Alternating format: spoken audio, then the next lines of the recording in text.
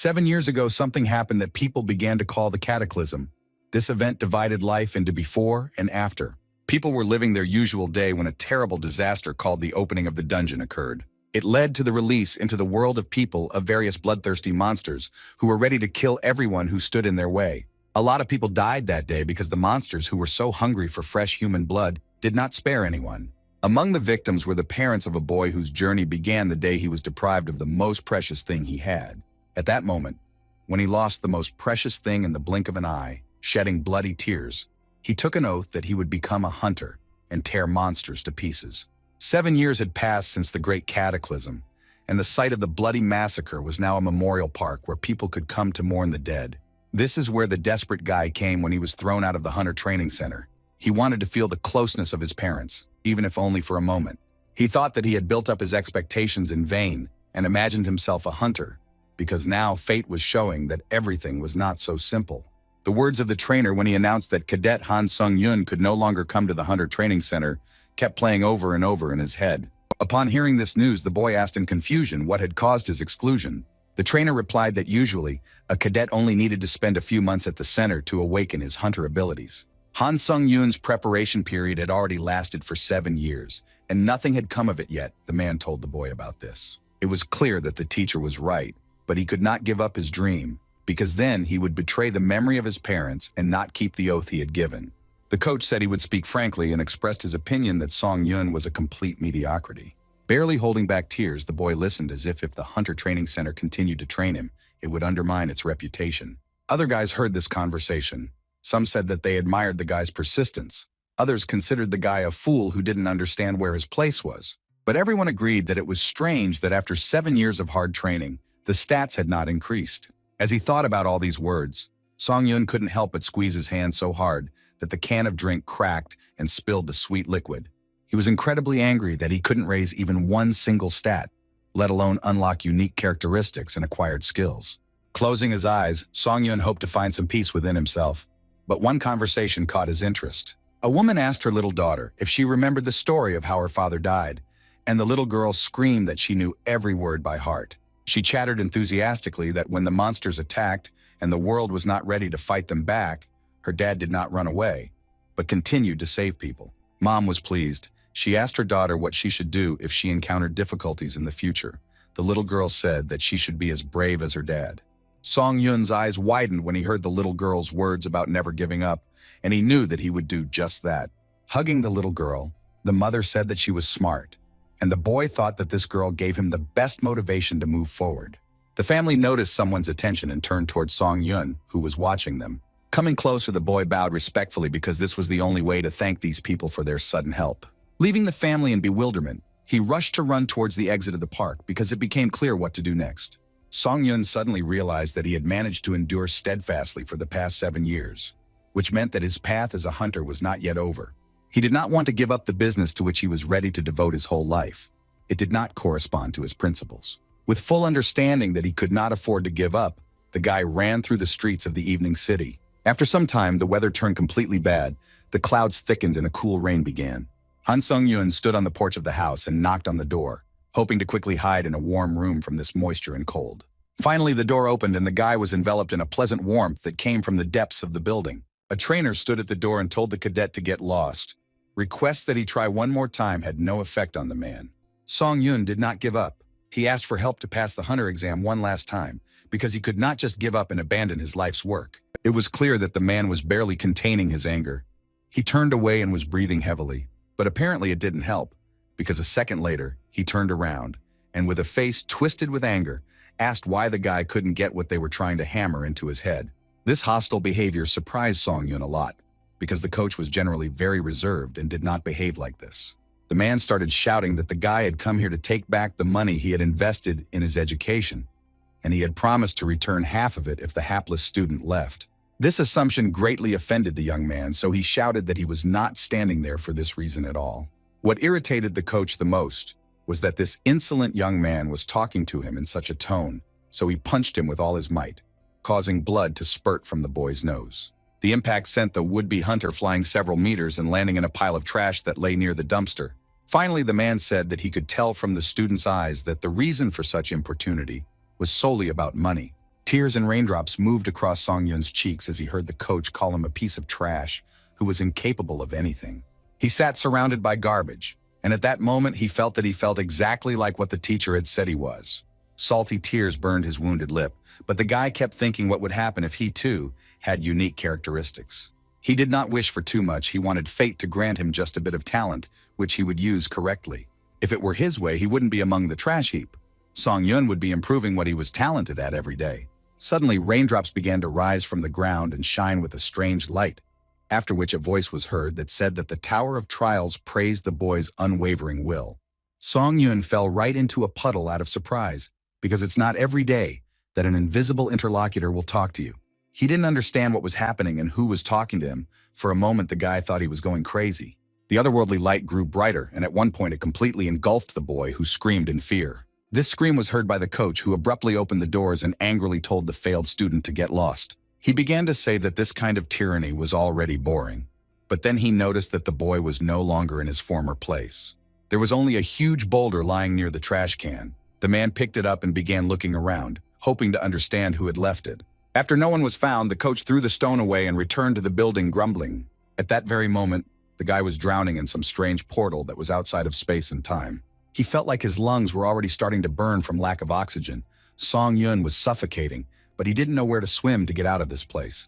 At one point, when it seemed to the boy that he had already reached the bottom, the water suddenly turned into empty space, and his body began to quickly fall down. A blue screen appeared in front of Song Yun's face, which said that the testing tower had selected all the strongest on Earth. The guy did not understand what this meant. His eyes widened even more when the screen asked him to choose a difficulty level, which would determine the reward. He had no idea in his soul what was happening, but his inner instinct was screaming at the top of its lungs. The guy had some kind of premonition that told him to grab this opportunity, despite the fact that it was all very suspicious. After he chose the difficulty level, he again began to fall into some other space. Song Yun saw the windows with information that in the next few seconds, the entrance to the first floor of the tower would be carried out. Opening his eyes, the boy saw that he was in the desert. All his wounds were healed, which meant that he needed to prepare for the upcoming trials. He was confused and didn't know what to expect because this whole situation didn't fit in his head. Some kind of shine appeared next to the guy and a weapon began to materialize. A second later, a sword appeared out of nowhere. The blade fell to the ground and got stuck in the sand. Song Yun did not dare to go and take it because everything seemed too surreal. After that, the guy received information that the theme of this test was survival, and for overcoming it, you can get unique characteristics. It was hard to believe that the unique characteristic he had been trying to obtain for the past 7 years, working hard for it, would be given out as a reward. He knew that if this was really the case, it was a real jackpot that he couldn't miss. The guy stood up resolutely and realized that first he needed to take the sword and figure out what was required of it. He hadn't even taken 5 steps when the earth suddenly shook and trembled, and it instantly became clear that it simply wouldn't happen. When Song Yun turned around, he saw that the sand had begun to rise and form a wave that was moving straight towards him. A notification appeared before his eyes that the training test had begun, and now the guy became truly scared. Since the difficulty was set to high, the sand wave formed a creature called Golem, and it was clearly not friendly.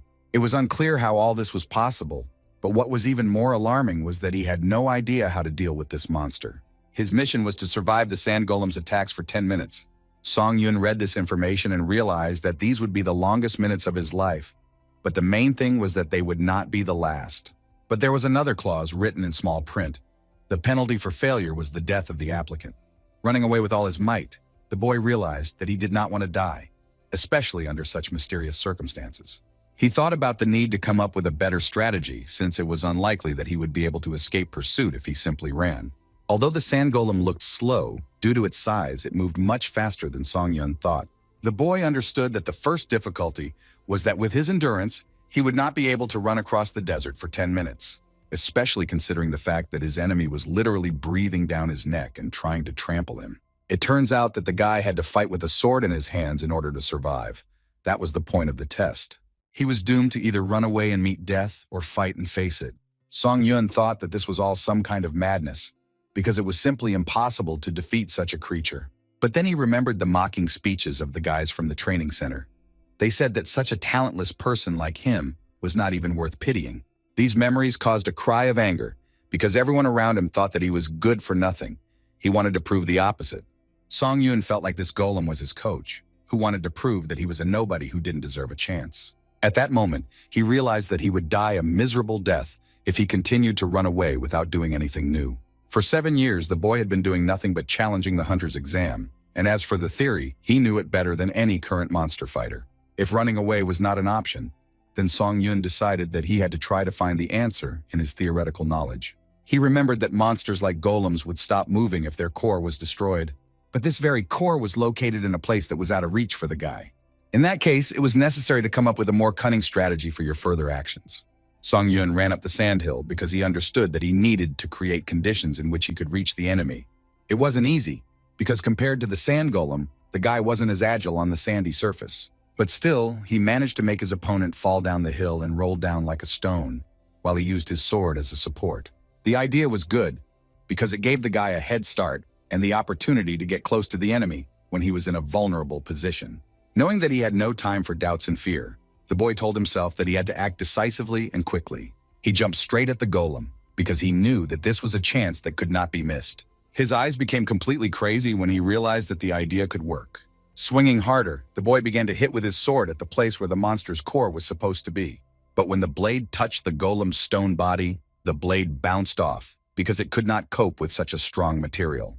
Song Yun never expected such a turn of events. He had only one plan in his head, and when it failed, the guy simply did not know what to do next. One section of the stone that made up the monster's body was bright red and distinguished by its durability. It was in that very place that the core was located, which turned out to be much stronger than expected. It was obvious that if they didn't immediately figure out what to do, the life of the novice hunter could end at any second. The stone began to give way little by little and crumble from the blows. All hope was that a couple more blows would be enough to destroy the most vulnerable spot. But the golem was not going to wait until he was killed. He went on the offensive and grabbed his opponent so tightly that he choked on his own blood. Song Yun realized that, as expected, his stone friend would not spare him, but would immediately finish him off. Looking into the monster's eyes, he heard all those voices in his head again, telling him that he was no good for anything. Such phrases awakened such anger in the guy that he found the strength to squeeze the sword harder and prepare for a blow. He screamed for the monster to immediately stop replaying painful and humiliating memories in his mind. The boy told the voices in his head to shut up, and then threw his sword towards where the monster's core was located. Finally, the weapon hit the target. Now the golem had no chance of salvation because his vulnerable spot was being destroyed. The sand monster screamed because he didn't expect that such a small bug could defeat such a giant like him. A moment later, Song Yun saw that strange notification again, which informed him that the sand golem's core had been successfully destroyed. The guy still had 7 whole minutes left, but the training test was over because he had completed it earlier. Sitting in the middle of the desert, the boy tried to catch his breath and comprehend everything that had happened to him, because it resembled a very strange dream. He couldn't believe that the sand golem had actually been killed by him. It all ended, and despite the fact that Song Yun was one step away from losing, he managed to overcome the first floor of the trial tower. His body began to shake with nervous laughter, happy that he had not only survived, but also succeeded. Notifications came one after another, informing him that a unique characteristic had been unlocked as a reward, and that he had also received accelerated regeneration. Song Yun's emotions were just off the charts, so he stood there and stared at the blue screen without moving. For the past 7 years, he had been putting in incredible effort, mixing sweat with blood, but in return he received only ridicule. And now he had discovered a unique ability called necromancy and could finally become a hunter. But all his efforts will be worth it only if the guy gets out of this strange tower of trials alive. The future hunter's attention was drawn to a bright light that appeared as always out of nowhere. Some strange force began to thicken around him and form unusual patterns in the air, from which it was impossible to take your eyes off. A black fog formed at the place where the golem died, and the guy found it creepy and very frightening. When he touched the mist with his hand, a blue window popped up asking if he wanted to absorb the spirit of the sand golem. Song Yun guessed that the fog was his unique characteristic that allowed him to do such terrible things as absorbing the spirit of a dead creature. Out of curiosity, he agreed to absorb the spirit, and now all this black smoke was flying towards him and wanted to penetrate right under his skin. As the fog began to penetrate every pore of Song Yun's body, he felt the darkness filling him and burning his insides with a cold flame. After the monster's spirit was absorbed, the future hunter's skill increased by 7%. The boy looked at his hands in bewilderment, which were shaking slightly, and could not believe that he was really capable of such a thing. But that wasn't the end. The golem's core began to penetrate under his skin, causing unimaginable pain that could be felt even in the guy's bones. After everything was over, Song Yun saw the information that he had one soul in his possession out of the 5 allowed. The spirit of the monster was keenly felt when the boy absorbed its ghost, but he still had a question about how these souls were stored. But there was a much more important question, such as how to use this dark power that he now possessed. The new notification lifted the veil of secrecy a little. It turns out that using spirits you can increase stats. It remains to understand how exactly to use the absorbed ghosts. Song Yun felt very strange. He literally felt his power growing inside him, and his stats were actually increasing. Those same stats that have never increased over the years of hard training. It turns out that in order to increase them, you don't necessarily have to follow the generally accepted rules. Now the guy had mastered necromancy, which allowed him to absorb souls and use them at will, and he could also constantly increase his stats. But while he was moved to the waiting room of the trial tower, it was unclear what awaited him next, but such rewards were worth the little patience. Song Yun was tired and covered in blood, but he was very intrigued by what would happen to him next. A portal appeared before his eyes that led into a frightening unknown, but the guy had no choice but to go there. After entering this strange space, Song Yun felt a tingling sensation all over his body, after which he began to feel cold. He floated in zero gravity for a while, but then the portal roughly threw him out into some new place. Landing on the cold concrete floor, the guy felt with his whole body that his injuries were more serious than it seemed before, because literally everything hurt. But the strange events did not cease to end, because a moment later he was overcome with heat. Blood began to collect in drops around him, and all this was accompanied by a strange glow. Song Yun stood up and realized that all of his wounds had miraculously healed. Most likely it was something like his body recovering after passing the test. Looking around, he noticed that in the middle of such a huge room there was only one single bed, but he had to be grateful even for that. Without thinking, the tired boy plopped down on the bed because he felt simply deathly tired, which was not surprising after the fight that took place. But sleep did not come to the guy. He was tormented by thoughts about what would happen next, and whether he would be able to get out of this tower of trials, which had called him for an unknown purpose. Suddenly, an information window appeared in front of Song Yun, informing him that from now on, he could not use the 5 commands that were executed automatically when spoken. This concerned commands called information, store, community, inventory, challenge. The guy had no idea what they were talking about. All he knew was that right now, he had to think only about how he could survive and get out of this strange and dangerous place. A notification came that the second floor test would begin in a day. This was to be expected, because it was obvious that there were still many dangers ahead. Somehow, Song Yun managed to enter the community. As he understood, the participants of the test could correspond in it, and right now, everyone was worried that their stats had been reset. There was real chaos in the chats, but the boy was still able to draw one conclusion. Not only hunters, but also ordinary people were drawn here. All disputes and conflicts were stopped the moment the administrator entered the chat, and correspondence became prohibited. The guy was alarmed by the existence of the administrator, because there was a feeling that they were controlled and directed where some influential being needed. The administrator wrote in the chat that he had a message for the candidates who had passed the training test. Song Yun thought that they might be told how to get back, so they needed to concentrate and remember everything they said. But the information concerned the points that participants received for completing the training test. These points were the main currency that could be transferred and exchanged in the community. He listened to all this in suspense, because it turned out that without this resource, it was impossible to get even a drop of water in the tower, and points could only be earned during trials. Simply put, everything indicated that it was necessary to adapt to the current conditions and accept the rules of the game as quickly as possible. The words that without glasses they couldn't even quench their thirst suggested that they were left with no choice but to take part in the test. When the administrator finished his instructions, he left the chat, and at that very moment the ban on correspondence was lifted. Song Yun thought that if he were given the opportunity to return home, he could become a hunter and develop his talents without unnecessary obstacles. But the reality was different. It made you afraid of every sound and wary of even your own shadow. And the guy was not at all pleased by the fact that he was armed only with a sword, which did not possess any special power. He began to think that the hunters who were drawn to this place had lost all their stats because of the tower. But they must master much faster those skills that they once managed to learn. In fact, they started their journey from scratch, but at the same time, they had all the necessary skills. The boy understood that he shouldn't deceive himself and think that he was on the same level as the hunters. He decided that he had to train systematically to have at least some chance of winning, but all this was very difficult. Song Yun exhausted himself so much that each time an unknown force had to restore his body, because he literally exhausted himself. But the guy was glad that he could train like this. So knowing that the waiting room would help him regain his strength, he prepared for the next test as best he could. He stretched his stiff arm muscles and realized that he was very hungry, since food had not entered his body for a decent amount of time. There were sad thoughts in his head that the waiting room could have saved him from the feeling of hunger, and out of despair he decided to go into the inventory.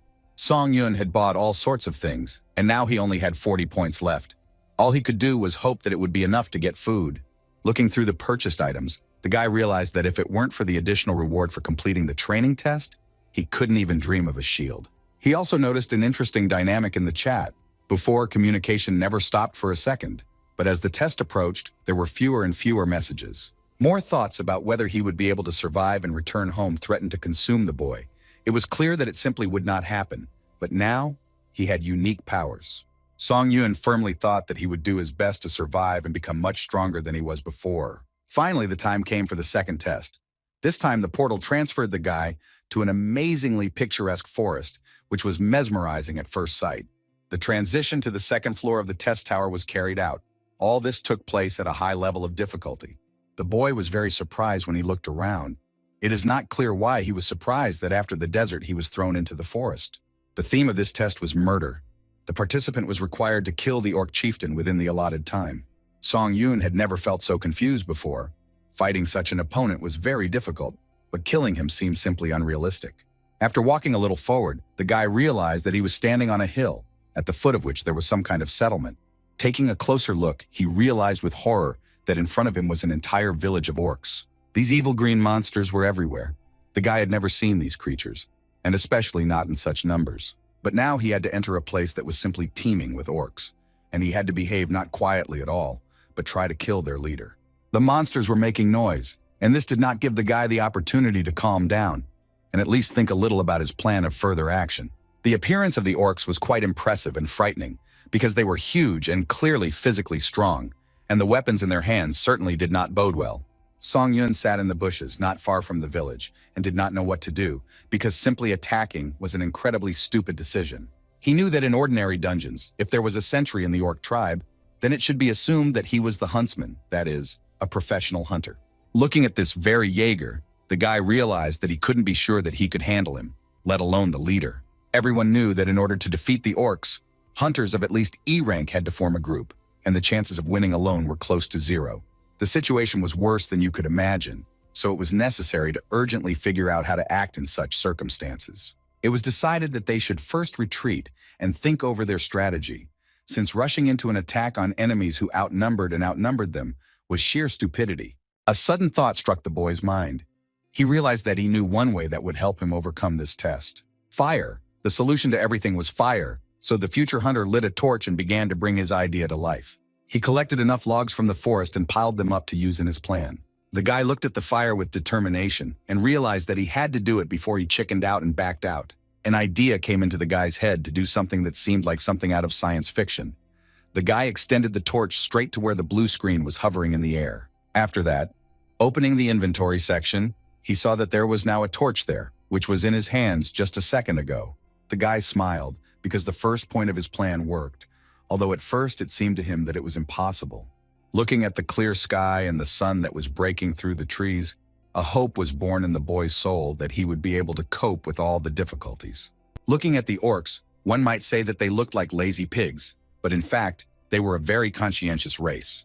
It is known that the Ajeri were supposed to go hunting in the morning and return by sunset, so there was plenty of time to carry out the plan. He had only one means to break through the numerical superiority that was the greatest difficulty of this test. This means was fire, and the guy was going to use it to achieve what he wanted. The orcs were calmly going about their daily business in their village and did not suspect that an attack was being prepared against them. According to the Hunters Association, the orc sentry does not stand guard all the time, but returns to the village during mealtimes or rest breaks. Therefore, it was worth taking advantage of the absence of the sentry at his post and starting to use his main weapon. Song Yun didn't waste any time and threw a fire torch at the location he considered necessary. Dry grass and leaves on the trees quickly caught fire, and the fire spread further and further through the forest. The orcs immediately noticed that a fire had started, so they grabbed buckets and began carrying water to where the fire was. It wasn't hard to guess that once the fire engulfed the entire village, he wouldn't have to worry about running into orc rangers returning from hunting. It followed that he needed to manage to catch at least 2 orc workers before the flames engulfed the settlement. Without even thinking that an assassination attempt was being prepared against them, the green monsters ran to the river to collect water and put out the fire. The orcs were confused and scared, so they didn't even notice how Song Yun deftly approached them from behind. When the green-skinned creature turned around, it was already too late to somehow defend itself. The guy took advantage of the orc's confusion and attacked. He thrust his sword straight into the enemy's neck. He began to cough up blood from the unexpected pain. Having killed the first enemy, the guy activated his necromancy skill and decided to absorb the spirit of the dead orc. He smiled widely as he felt the power fill every cell of his body. The young man had waited so long for such power that he was now overjoyed when he saw the notification that his skill had increased to 9%. But all this jubilation dissolved when he felt someone's powerful presence behind him. He didn't need to turn around to understand who was standing behind him. Gritting his teeth in tension, the boy realized that now he would have to deal not with an ordinary orc worker, but with a sentry. Song Yun barely had time to put his sword forward when the orc attacked with such speed and force that the boy had a hard time holding back the blow. But the future hunter was not going to give up. He activated his new skill, which was called Absorption, and decided to try it out in action. This skill allowed to increase stats if absorbed spirits were used. Thus, the guy's strength was increased by 4 indicators, and agility by 2. It was nice to feel yourself getting stronger, and now Song Yun knew for sure that he had a real chance to defeat even such an impressive opponent. Meanwhile, the fire was consuming an ever larger area of the monster settlement, and even the treetops were already ablaze. Song Yun managed to defeat the enemy and separate his head from his body. Now he activated the accelerated regeneration skill, because it was risky to go into battle weakened. Notifications came from the tower, informing that the sentry had been able to increase his endurance, strength, and agility. This was very good news because now he did not risk being killed if he met another sentry. The orcs saw the guy approaching and began to run away in different directions because they knew how he treated their hunter and did not want to risk their own lives. Song Yun quickly realized that there were 3 orc workers in front of him and another sentry who was more of a problem than the others. Besides these opponents, there was also the old chieftain who could not be discounted, so in total, there were 5 monsters to deal with. The boy thought that if he could carefully get around the sentry, he would be able to reach the leader without any problems. Now that he had absorbed the spirit of the sentry, ordinary workers posed no threat to the guy. Confidently entering the fight, Song Yun began to cut down the enemies with his sharp blade. The orcs didn't know which way to run because danger lurked everywhere, and blood had already soaked the ground where the clash with the guy had taken place. But then another sentry entered the battle, who hit hard the one who disturbed their peaceful existence. Song Yun was saved by the shield, which he miraculously got out in time. The enemy's onslaught was so strong that the boy could barely stand on his feet. He was 5 times smaller than the enemy, so it was not easy to withstand it. But this attack by the sentry meant that he had moved away from the leader, and this meant that there was no one near the leader who acted as a bodyguard. In essence, this orc sentry was the last obstacle to completing the mission. When the guy realized that defeating him would open the way to victory, he began to attack even more actively than before, because his future was at stake. This motivation was the strongest driver that pushed Song Yun to fight like it was his last time. The fire was as fierce as the one who lit it. The flame was unstoppable, which was to the advantage of the future hunter. Having dealt with the sentry, the guy silently looked at his corpse and his bloody sword for a while. If he wanted to win, then sacrifices were needed, and he was ready to make them. The one whom the orcs considered the most important among the representatives of their people made his way through the wild flames. The leader, step by step, overcame the raging elements. It was unexpected that the head of the settlement would decide to personally go to the destroyer of the village. The guy expected to use the moment of surprise and kill him, but everything went a little wrong. The orc raised some strange staff up and then pointed it at his opponent. A flame burst out of the weapon, which went straight to Song Yun. The guy barely managed to put up his shield, which, fortunately, was able to withstand such a strong blow from the fire element. The head of the settlement laughed, seeing that his enemy had switched from attack to defense. He knew that it was difficult to resist his strength. But nevertheless, the guy came out of the smoke and was safe and sound, except that he was coughing a little due to such an abundance of fire. The orc did not expect such a turn of events. Usually, none of his enemies survived such an attack, and here such a fragile little man was still on his feet. Song Yun wasn't feeling his best, but he got the achievement He Who Endured Flames, and now had the burn resistance skill. Gritting his teeth in uncontrollable anger, the young man told the orc that now he would definitely not survive this battle. But the head of the settlement did not take the little man's threat too seriously, so he began to slowly approach the guy, grinning at him with his rotten teeth. He decided to use the flame attack again, so he concentrated his powers into the staff and directed the energy through it at the boy, creating fire out of nowhere. While Song Yun was recovering from another fire blast, the orc took advantage of his confusion and got close enough to hit him. When the boy fought off this attack, the head of the settlement screamed furiously because this boy was starting to really irritate him. The scream was not only from anger, but also from pain, because Song Yun managed to cut off the hand of the orc, who considered himself simply invulnerable. Unable to bear such humiliation, the leader began to run back to his tent, hoping that he would be able to lick his wounds before he was attacked again. But Song Yun was not going to let his opponent go just like that, because the orc's death meant his victory, and he planned to win no matter what. Therefore, the young hunter resolutely walked across the scorched earth towards the tent of the head of the settlement. He wanted to end this ordeal as soon as possible. He cut the air with his sword, as if warning that he was already approaching and would not leave alive those who separated him from the long-awaited victory. But what the boy saw in the tent made his heart stop, because the confidence in the correctness of this murder dissipated. The head of the settlement sat on the wooden floor, tears streaming down his cheeks, and on either side of him were small children who did not want to see the death of their relative. One of the cubs ran up to Song Yun and raised his trembling hand in a pleading manner, as if asking the cruel guy not to touch his family. The baby cried and looked at him with his huge eyes, as if asking if the boy valued the sacred bonds of family. Song Yun's face was emotionless. Deep down, he felt sorry for these creatures, but his priority was to successfully pass this test. But then a memory popped into his head that he too had been deprived of his family by monsters who had invaded the family nest just as unexpectedly as he had now. But the orcs were not defenseless, as he was then. The little boy who looked so sad and inconsolable took a dagger from behind his back and was ready to use it. Very quickly, the tears of grief turned into a furious grin, and this little orc child no longer looked like a harmless victim of circumstances. This sobered up Song Yun very much. He instantly realized that these creatures were not at all like him. They were not defenseless, like he was on the night when his parents were killed.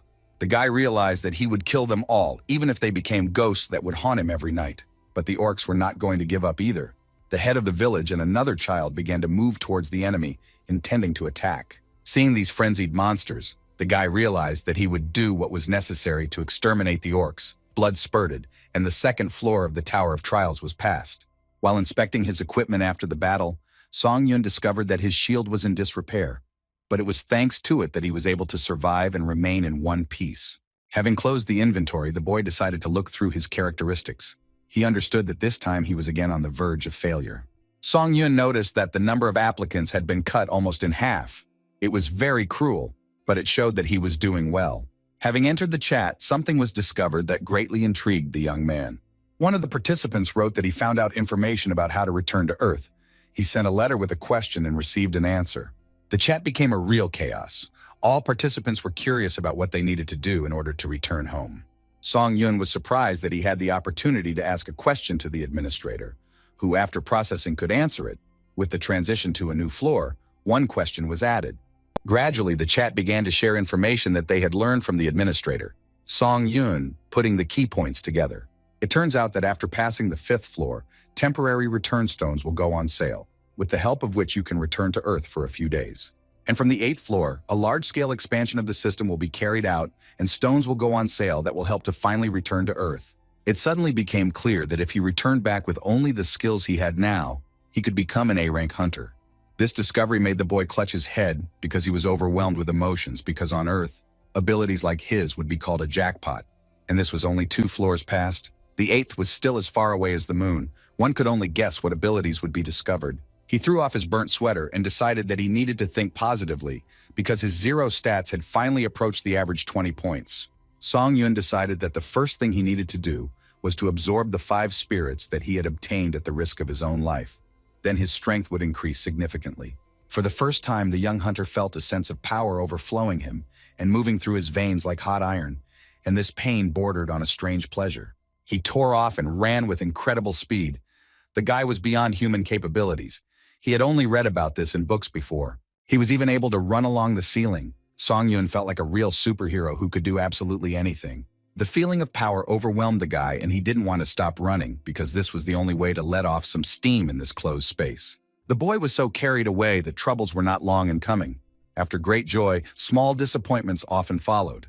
The wall turned out to be closer than the future hunter thought, so, miscalculating the distance, He crashed into it with such force that his silhouette remained on the gray slabs. It was obvious that due to the sharp increase in strength, the body had not yet had time to get used to the new sensations, which is why such unpleasant things could happen. The store was so tempting to visit because you can buy some equipment there. First, he took the shield of a dead giant, which was created by a dark sorcerer. Then he went into his inventory and took out a black iron sword that was imbued with dark magic. Song Yun also donned an assassin's cloak, which increased his agility and sensitivity and made the guy even faster than he was. When he stood in this gear, he felt like a real hunter who was simply incredibly strong and did not need to prove his worth. The guy hoped that he would be able to get used to this equipment before the next test, because it would be very useful to him in battles. He tried to accelerate and run a couple of meters. He managed to develop simply unimaginable speed. The cloak worked 100%. Song Yun knew that if he put in the effort, he could become so fast that his opponents wouldn't even be able to keep up with him, let alone catch up. Time passed, and now the guy was standing in a cold and damp place. The cave was gloomy, and the drops that fell on the floor irritated with their sound. I would like to understand what kind of place was on the third floor of the test tower, because the previous floors seemed like paradise compared to this one. The situation escalated when Song Yun saw the notification that the theme of this test was a duel, and the question immediately arose as to who he would have to fight this time. Because there was no one in the cave, and this gave rise to very disturbing thoughts, Song Yun looked around, but still did not notice a single living soul. His question was answered by the next notification, which announced that a dark guardian would appear here in 10 seconds. The guy understood perfectly well that his mysterious enemy, like the sand golem, could appear from anywhere, so he needed to be on the alert. Suddenly, the cave became even colder, and Song Yun realized that there was some very dark and powerful creature standing behind him. He tensed up, because he had never felt such power before. It became clear that this battle would be much more difficult than the previous two. The enemy approached so unnoticed that he managed to draw the first blood, because Song Yun was unable to notice that the enemy was already very close. The dark guard looked like some kind of shadow monster that crawled out of the underworld. His eyes glowed with red fire, and his sharp teeth stretched into a mad smile. It dawned on Song Yun that he would have to defeat his dark counterpart, and it was a very difficult task. The guy quickly attacked with his foot, but his enemy managed to jump back. This was surprising, because Song Yun was incredibly fast in the cloak, but the monster was even more agile. The future hunter looked at the creature he needed to defeat and didn't know what to do yet, because no matter what move he made, it seemed the enemy was one step ahead. The monster smiled even wider, as if it had heard the thoughts of the one who had come to this cave to kill it. Having activated the accelerated regeneration skill, the boy realized that if he had not reacted in time, his spine would have broken in half. He took a closer look at the monster and was surprised by one thing. The enemy's pose was terrifyingly similar to his own. The guy suddenly realized that his enemy was imitating his movements, which made the task more difficult, because in that case it was some kind of shadow boxing. But to confirm this guess, it was necessary to engage in battle, which is exactly what Song Yun planned to do in the near future. An idea came up to deceive the enemy. At first, the hunter moved towards him, making it clear that an attack would be made, but at the last moment he dodged and went around the monster from behind. This action greatly irritated the monster. It hissed and loudly clicked its teeth as if disappointed that its prey did not fall into its mouth. But this was not the last surprise for the creature, because a moment later, the cave was filled with a thick, metallic smell of blood. Song Yun was pleased with himself because despite the fact that the enemy was very strong, he managed to let his foul blood and weaken him at least a little.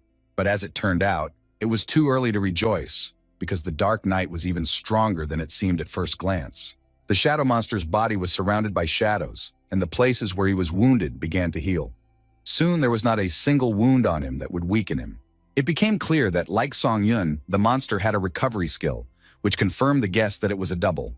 Once all the wounds were healed and the shadows dispersed, the monster rushed into the attack with incredible speed, trying to inflict damage on the enemy.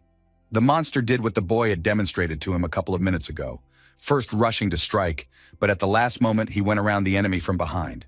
Song Yun had predicted this because he noticed that the knight was repeating his attacks. Well, this theory turned out to be correct.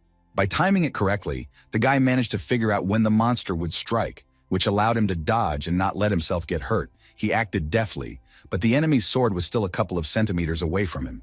It became clear that in order to defeat the monster, one had to use one's own weaknesses and shortcomings that were in one's fencing skills. The guy's new attack made it clear that his thoughts about his weaknesses were correct because he managed to throw the enemy back a few steps. He was glad because he decided that at this rate he could win. It would not be too much of a problem for him. But everything turned out to be not so simple because the enemy seemed to even think exactly the same as the guy. So the Dark Knight managed to go on the attack and point the blade at his opponent. The swords clashed and the force of the blow sent both combatants flying back several meters. The young man did not immediately understand what had happened. He only felt pain in his hands, which testified to the incredible power of their collision. But the shadow monster had no intention of giving his enemy a break, and a second later, he was already attacking. And he did it so quickly that Song Yun barely had time to put up his shield.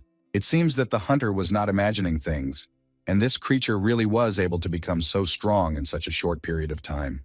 Song Yun was ready to meet a new attack, but for some reason the monster jumped back. This did not mean anything good. Most likely he was thinking about a more cunning strategy. The monster looked at him with its bright red eyes and was clearly thinking about something.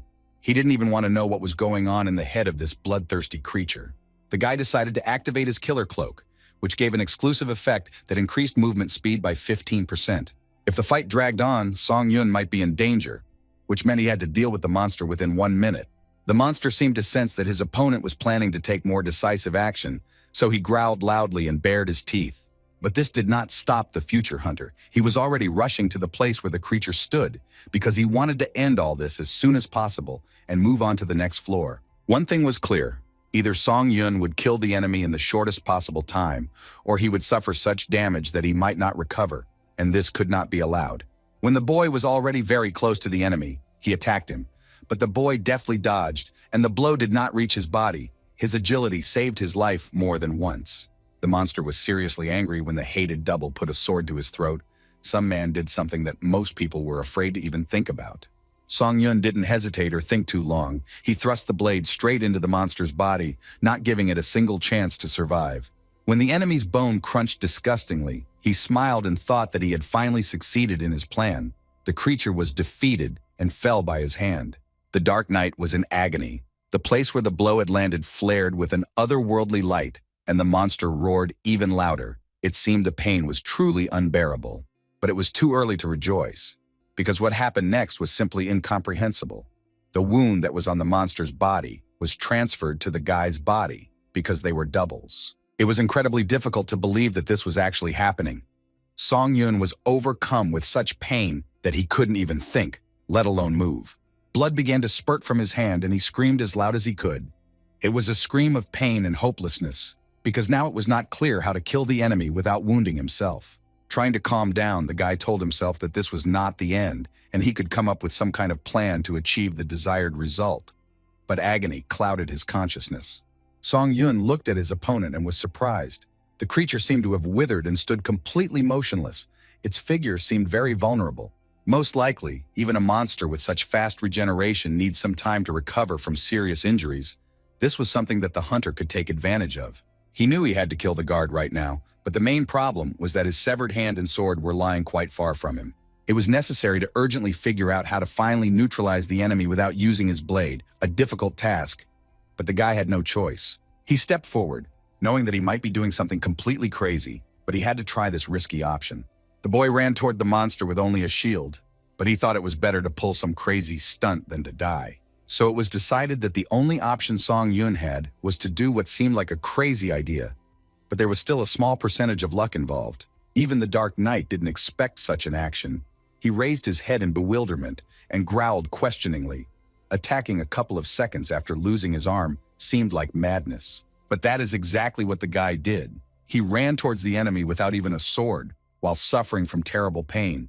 But in his soul there was hope for success, and faith in himself is a step towards victory. The monster wasn't going to just stand there and wait for his death either. He raised his sword with the hand that was intact and, with a growl, rushed to fight off the attack. Song Yun gained maximum speed and thrust his shield forward. What he was planning to do was a risky move, and he only had one attempt. He thrust the shield with all his might straight into the enemy's side, breaking through it and breaking a couple of ribs. Because a wet crunch of bones was heard, the monster growled and began to convulse. The guy pushed his shadow enemy away and he flew away helplessly. It seemed that he no longer had the strength to give any kind of resistance. The Dark Knight's body began to smoke. Black shadows enveloped his crippled limbs, and from his appearance one could tell that he would no longer fight. But the monster's eyes were still open, and they burned with such hatred that even in this helpless state he inspired horror. Therefore, it was decided to finish off this creature that did not want to die. He raised his shield, swung it, and began to hit his opponent with all his might. Blood splashed onto the future hunter's face, but it made him smile even wider because every new drop meant that the monster was about to die. He got so into it that he couldn't stop even when the shadow monster's body turned into a bloody mess. Calm returned to the guy only when the severed head of the enemy fell with a wet thud onto the stone floor of the cave, after which a notification announced that the third floor of the tower had been successfully passed. After a short period of time, Song-Yun had already been transferred to the waiting room on the fourth floor. All of his wounds had been healed, and he was fully prepared for a new battle. He found himself in the familiar gray space, which this time was very depressing to him. He ran his hand along the empty wall and felt some kind of emptiness. Then Song-Yun decided to hit the gray wall because he didn't want to beat around the bush, but he simply needed to let off some steam. The wall gave way easily and collapsed from just one blow. Perhaps it was a stupid decision, but the boys felt a little better. The bruised fist began to hurt badly, but Song-Yun decided that he would not tolerate the pain and used flawless healing. The notification stated that the boy possessed one soul. It was the spirit of a doppelganger that he had acquired in the cave on the third floor of the trial tower. His core was now inside the future hunter and was enhancing the boy's basic skills. These tests definitely had their benefits. The consistency of the spirit was so thick that it couldn't be compared to the monsters that the boy had previously absorbed. Another notification announced that the skill level of the necromancy characteristic had reached 100%, and the uniqueness rank had increased by 1 level. Song-Yun guessed that he had another ability. He could adopt the skills of the absorbed spirits that were imprinted on their souls. Skills never came easy, as he only received accelerated regeneration after being on the brink of death. In his entire life, the guy never even thought that he would be given such a unique characteristic, of course. Now he will try to master it completely. This was already Song-Yun's third time returning to the waiting room, so the atmosphere seemed so familiar to him, as if he was at home. But this emptiness around him was quite irritating. Entering the fourth floor community, he noticed something strange. Correspondence was going on all the time, but some attracted special attention. In the chat, he noticed that there was information about the next test. One of the participants wrote that it would not be individual, but combined. The guy wondered if the players would really be united in a joint test and form teams that would fight either with each other or against a common enemy. One of the participants was clearly alarmed and said that he might be exaggerating, but he was sent a response saying that the theme of the next challenge would be competition. And since it was about a competition between hunters, this man assumed that this could mean killing each other. This information was not at all to Song-Yun's liking. He did not want to become a killer of people like himself. These were not bloodthirsty orcs, but ordinary people. He didn't want to think about the fact that in the next test, there was a possibility that he would have to kill a person. Some time passed, and the selection of candidates was completed. The day of the test on the fourth floor began. The condition for successful completion was defeating the Goblin King. The condition for failure was the destruction of all candidates selected for the team. The penalty in case of failure was death. Song-Yun was transported to some dark space and looked with interest at the people who stood in front of him and were his allies in this test. They stood in the center of some strange, huge pentagram. No one dared to take a step. Everyone looked at each other with anxiety, not knowing what to do. The guy had even forgotten how to communicate with normal people, because lately he had only crossed paths with monsters. One of the participants said that since they had become one team, it would be nice to introduce themselves to each other and talk a little. The offer came from a cute dark-haired girl who said her name was Lee Ha-yeon. She looked very cute, although first impressions were not to be trusted. She revealed that she specializes in providing support to the team and is also an E-rank hunter outside of this space. Another player said that the presence of the huntress was very good news, because he thought their team would be a bunch of scum. The man who spoke such harsh words called himself Lee Sung-hoon. He specialized in close combat and was a D-rank hunter. Song-Yun wondered why this man suddenly decided to poke him, because on Earth, D-rank hunters always behaved with restraint and politeness. The boy also gave his name, said that he specialized in close combat, and outside of this space, he was not a hunter, but was only undergoing a training course. Song-hoon grimaced and asked contemptuously if they really only had a cadet who had never even seen a real fight.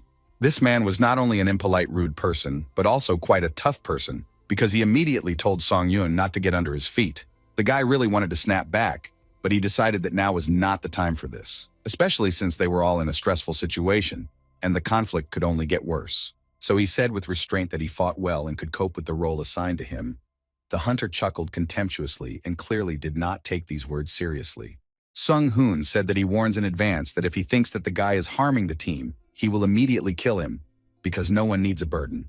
The boy immediately remembered those mocking looks that accompanied him every time during training. Unfortunately, he was used to such an attitude. Being in this space, Song Yun had already forgotten what it was like to be disrespected and have everything you do devalued. The man said that the guy should just not bother him. The future hunter remained silent, but inside he was seething, because he knew that he could make the scoundrel answer for his words. 3 players approached some tower, and the boy thought that in the Tower of Trials everything was decided by skills, and not by who you were before. As mentioned before, the theme of this challenge was competition. You had to cooperate with your team members and complete the task before your opponents. As soon as the main gates of the citadel opened, 3 goblins immediately jumped out and began to attack the uninvited guests. Lee Sung-hoon immediately took up the fight and began to fight back with his huge sword, but the creatures were very agile and easily dodged the blows. The man didn't understand how the goblins could move in such a battle formation. He shouted at Song Yun if he was going to fight. The guy was very outraged by the fact that this arrogant character did not even look in his direction. He clearly did not expect any valiant deeds from him. But the young hunter still chopped down his opponents because now the priority was to win and not to get the approval of some unknown person. Lee Ha-yan used a support spell and said that its effect wouldn't last too long, but Sung-hoon wasn't very interested in the details and demanded even more support. Song-yun understood that no matter how nasty his ally was, he needed help now, so he told the girl that he would leave her for a while. The brunette indignantly asked where he was going. Apparently, she also needed help, but the boy had already rushed forward, intending to enter the battle with the goblins and show that he was capable of more than his allies expected. Ha-yan shouted after him that if he just left like that, then no one would cover her from behind when she used the support spell. But as soon as the girl noticed what was happening, she immediately fell silent, because it seemed that there was no need for her spells. Whole crowds of goblins lay in rows in pools of blood, and just as many more were potential corpses. Ha-yan couldn't believe her eyes, because it was hard to comprehend that one inconspicuous boy, who wasn't even one of the hunters, was capable of such a thing.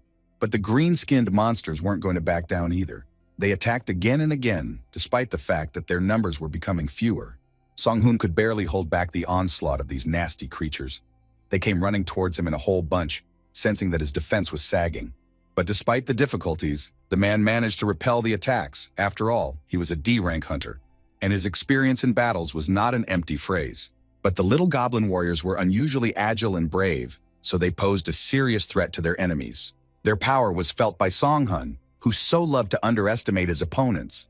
The mace on the chain knocked the weapon out of his hands and left him defenseless in the face of the enemy. When the second blow came, he managed to dodge, but such frequent attacks made it impossible for him to reach his sword. One of the goblins took advantage of his predicament. The monster jumped on him and swung its weapon, making it clear that it was not going to let the enemy go alive. The monster managed to wound the man, and he screamed, blaming all his troubles on the cadet, who ended up on the same team with him. But it was this cadet who saved the ungrateful hunter from certain death. The boy was able to drive away the goblin and cut him into pieces. Song-hoon opened his eyes and couldn't believe what he saw. He had already accepted the fact that he wouldn't be able to fight off the ill-fated goblins, but he clearly didn't expect this outcome. That same weakling cadet, whom he considered a worthless thing, was able to deal with the monster that almost killed him. And what's most surprising is that the guy didn't just drive it away, he killed the creature. The hunter didn't know how to behave. He tried to thank the young man, but his tongue was tied, and he couldn't squeeze out an articulate sentence. Song-yun decided to tell the man the same thing that he told him. The boy asked the experienced warrior to stand aside and not interfere with the test. Song-hoon realized that his arrogance had not gone unnoticed, and now he felt embarrassed about the way he had behaved towards this cadet. But the fact that he regretted it didn't matter to the guy, who angrily warned him not to get under his feet. Otherwise, the conversation would go differently. The man was stunned, so he watched without moving as the young man began to chop down his enemies with such force and speed that they simply did not have time to run in different directions. Such active work did not go unnoticed, so after a couple of minutes, a notification appeared that the guy had received the Goblin Hunter achievement. Seeing this bloody massacre that the youth had caused, the man screamed because he had never seen such power even among experienced hunters, let alone cadets. The shadows thickened around Song-yun. The spirits of the dead goblins beckoned him to absorb them and improve his skills, but he was in no hurry to do so. The boy realized that the black haze was a sign of his unique characteristic, and it was invisible to outside eyes, so he could easily absorb as many souls as he wanted. He was intrigued by the message that he had absorbed one of the skills of the Goblin Guard, and immediately became curious about what skills had appeared in his arsenal. As it turned out, thanks to the acquired skill, the guy's field of view increased and allowed him to easily notice approaching subjects. Song Yun immediately wanted to test this skill and concentrated on his strength, wanting to get what he needed from its depths. Then something happened that greatly surprised the future hunter. His vision suddenly sharpened, and now he saw the world from a wider angle, catching every movement around him. He chuckled contentedly as he realized that he had won another jackpot that the Tower of Trials had given him. When the showdown with the goblins was over, the three participants began to approach each other, because it was necessary to decide what to do next. Lee Sung-hoon decided to somehow justify his failure, so he said that despite the fact that Song Yun was only confronted by weak goblins, he did well. Both the boy and Ha-yeon looked at the man as if he was an idiot, because even a stupid person would have understood that none of their opponents were weak. Song Yun chose to ignore the hunter's words, so he only said that from now on, he would lead the operation. Moving in the vanguard, it would bring more benefits. After these words, he turned his gaze to Song-hoon and asked if any of the team members had any objections. The man was tensely silent because he was ashamed that such an inexperienced youth was superior to him in strength, and no one could deny that he would be a better leader than him. Sung-hoon sighed and said that he didn't mind, then asked what the first instructions would be. The new leader replied that the man just needed to protect Lee Ha-yeon. He asked the girl to provide support and orientation on the terrain. She beamed and said that they should work productively in the remaining time. After that, the young huntress immediately began to fulfill her duties and resumed the search for the target because they needed to defeat the Goblin King. While she was busy, the boy was informed that he had absorbed all the goblin souls, and now his skill was 12%. The team moved deeper into the goblin village. It was suspiciously quiet. The only sounds were the howling wind and the creaking of the old mill.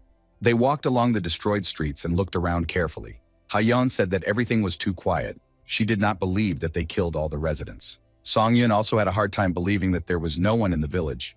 Most likely they were heading into some kind of clever trap right now. He decided to test his theory, so he quickly ran towards the direction where he thought there might be danger.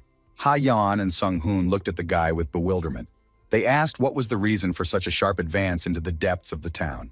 But soon everything became clear to the brunette, because what she saw explained everything and made their situation more difficult.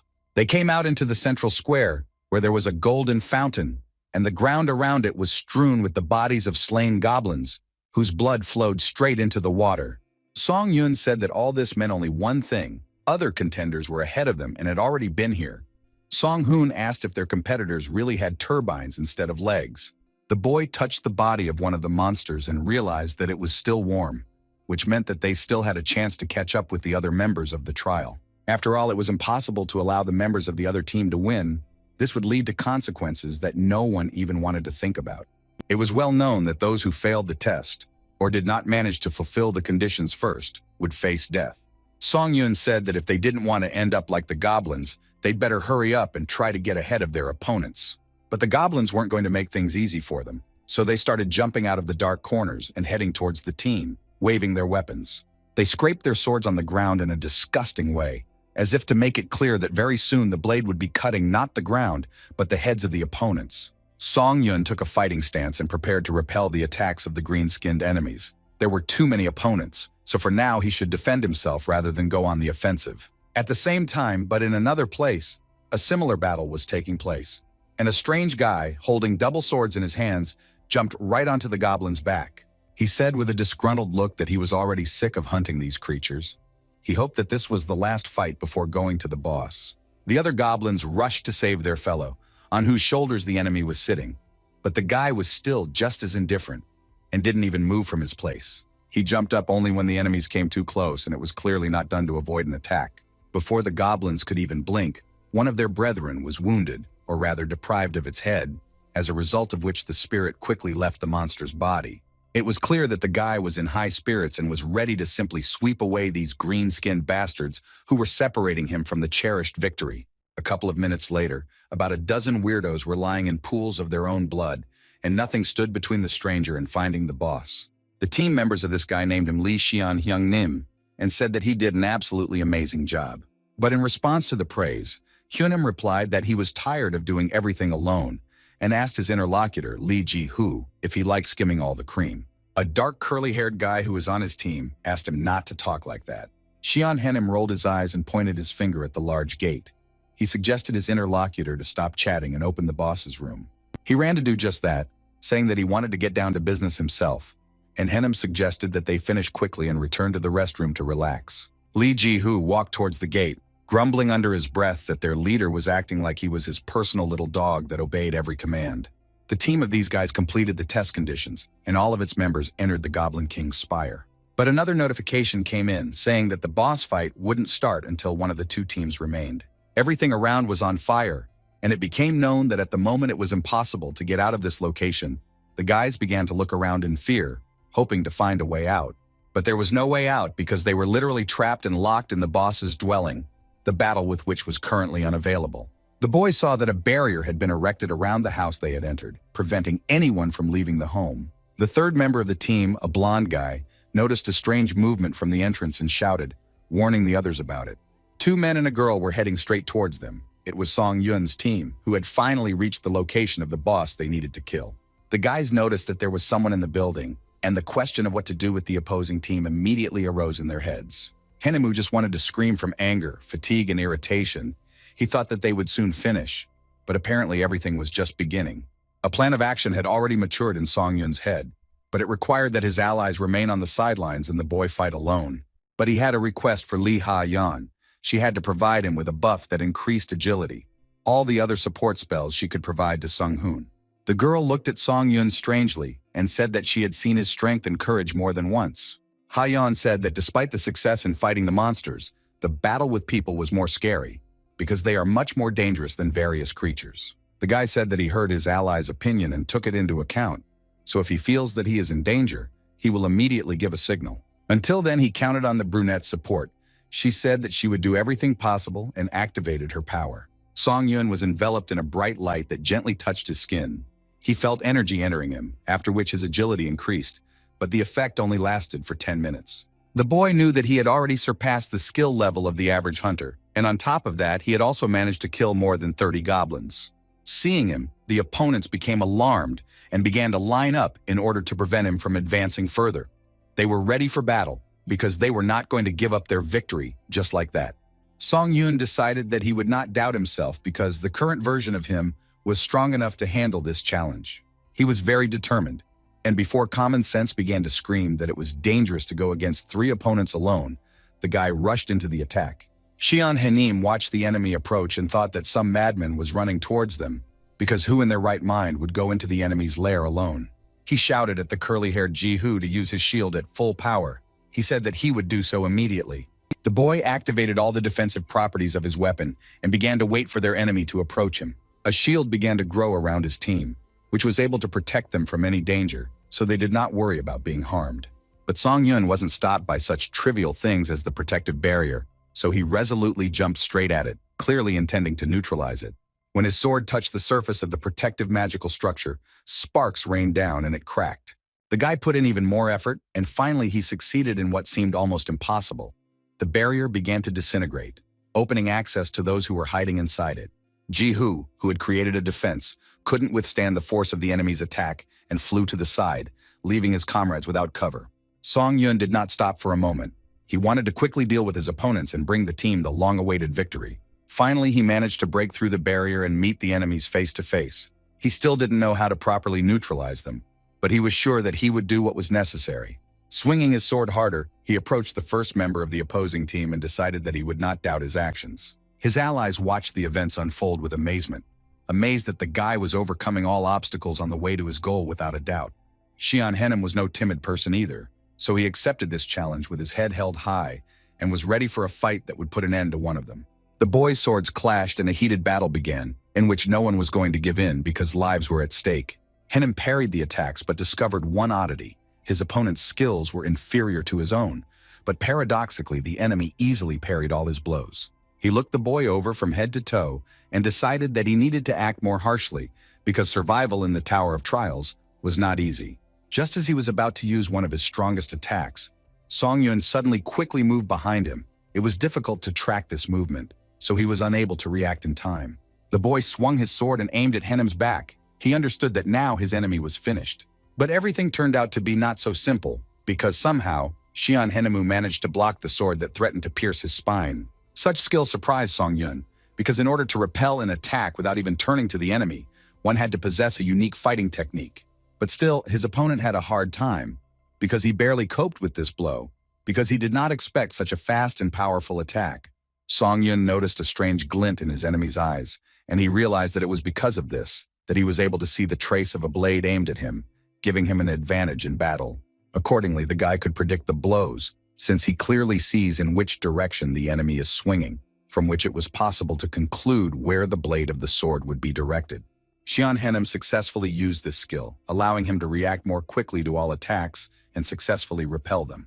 But this time his skill somehow failed, because he felt his eyes begin to burn, and his supernatural vision became clouded, limiting his field of view and making the enemy's sword trail elusive.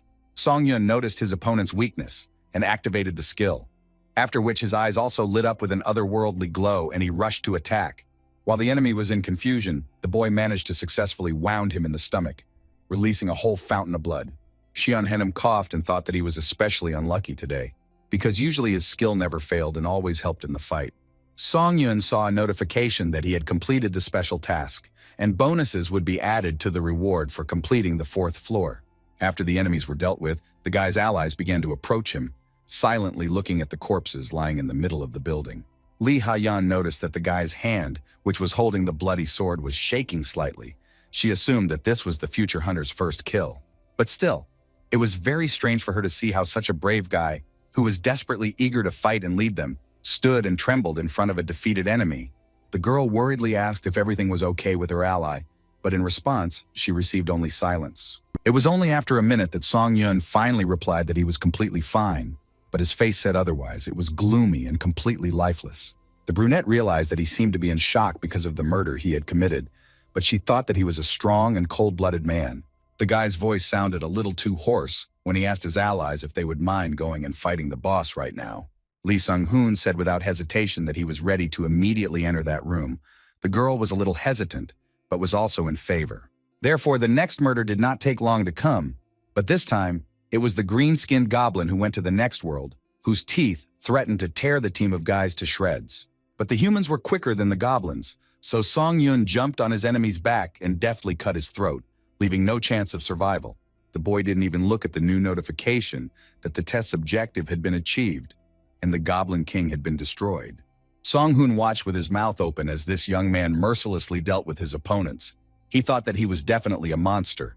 When the notification appeared that the guys would be moved to the waiting room, the man said that he would leave them first, and looking back at the guy, walked away.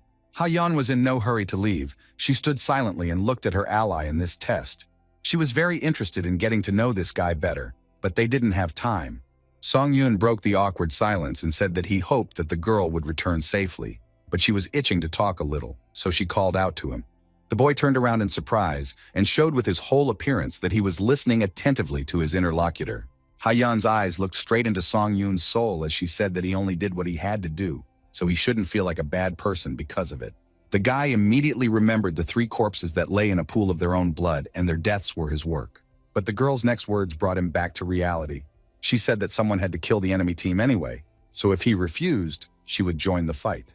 After saying this, Song Yun's heart really became lighter because someone was destined to die, and if he had not killed the enemies, then his team members would have been dead.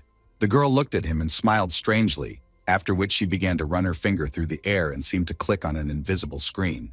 Her strange actions led to the guy receiving a notification that the applicant Lee Ha-young had sent him a friend request. The brunette said that the 4th floor test was completely passed due to his strength, so she felt like she was indebted to him. She felt uneasy about it. Ha-yeon asked to find her when they returned to Earth. The girl was a member of the White Guild. This information will help in the search. Song Yun looked at his newfound friend and thought that making useful connections was another bonus of being in the Tower of Trials. After these words, the girl entered her portal, which should transfer to the waiting room, and left the guy alone with his thoughts. Song Yun understood that he was left alone, which meant that he had to make an important decision. He looked at his fallen enemies, and his necromantic powers activated, stripping the souls of the dead and literally pulling them out. The guy had to decide whether he would absorb a human soul. It was difficult to comprehend that this was even possible, but now he lived in such a reality. When the boy became convinced that he was capable of something like this, He postponed the absorption process for later, as he felt that he was about to cross an irreversible line. But still, the temptation to gain even more power was present, and it was very difficult to restrain these impulses. His hands shook as he made his decision within himself and decided what he should do.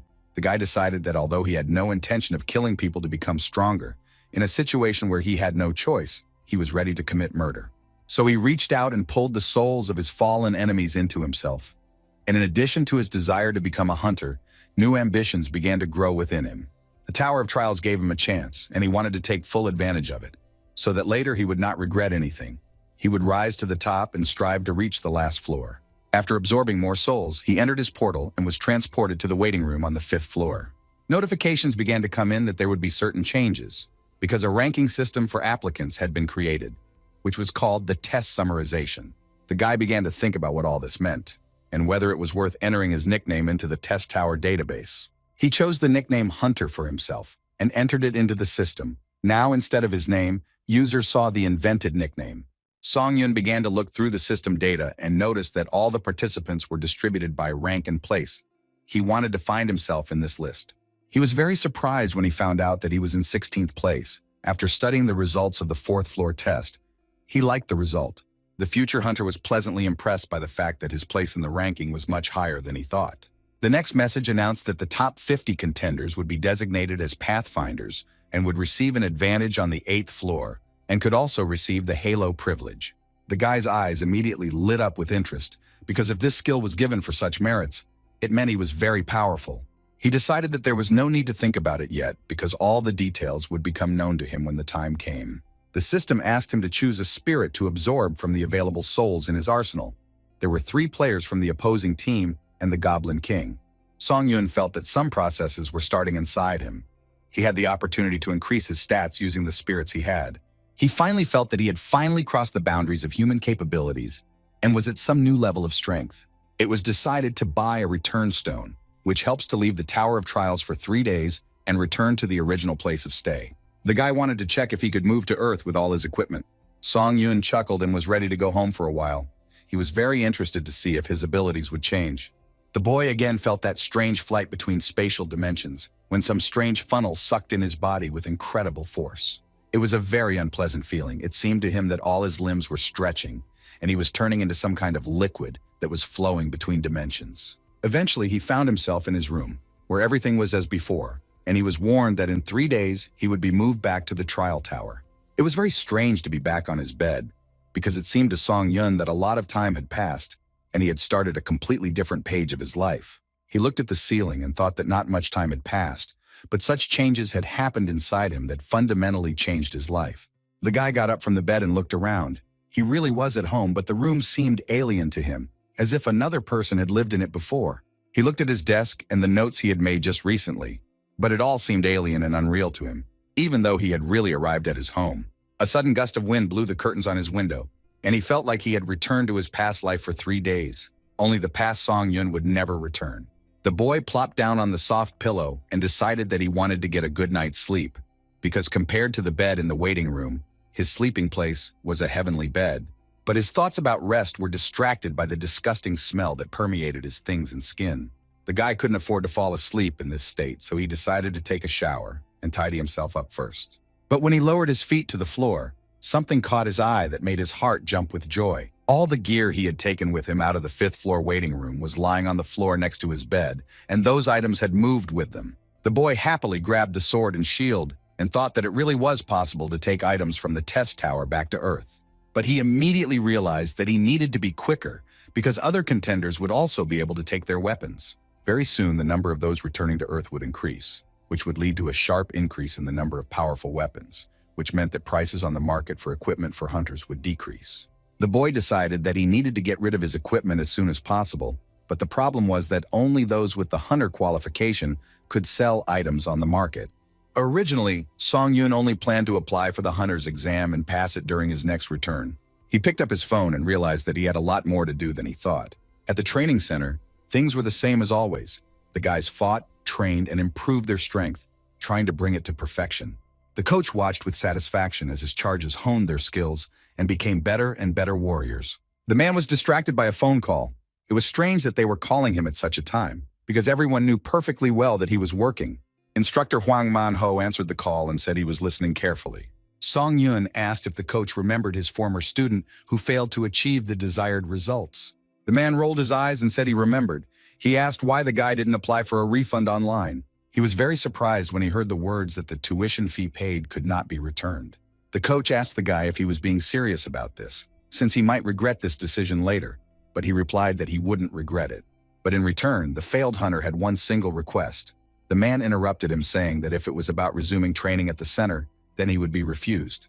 Huang Manho's eyes narrowed and he became wary when he heard the boy want help in passing the hunter exam.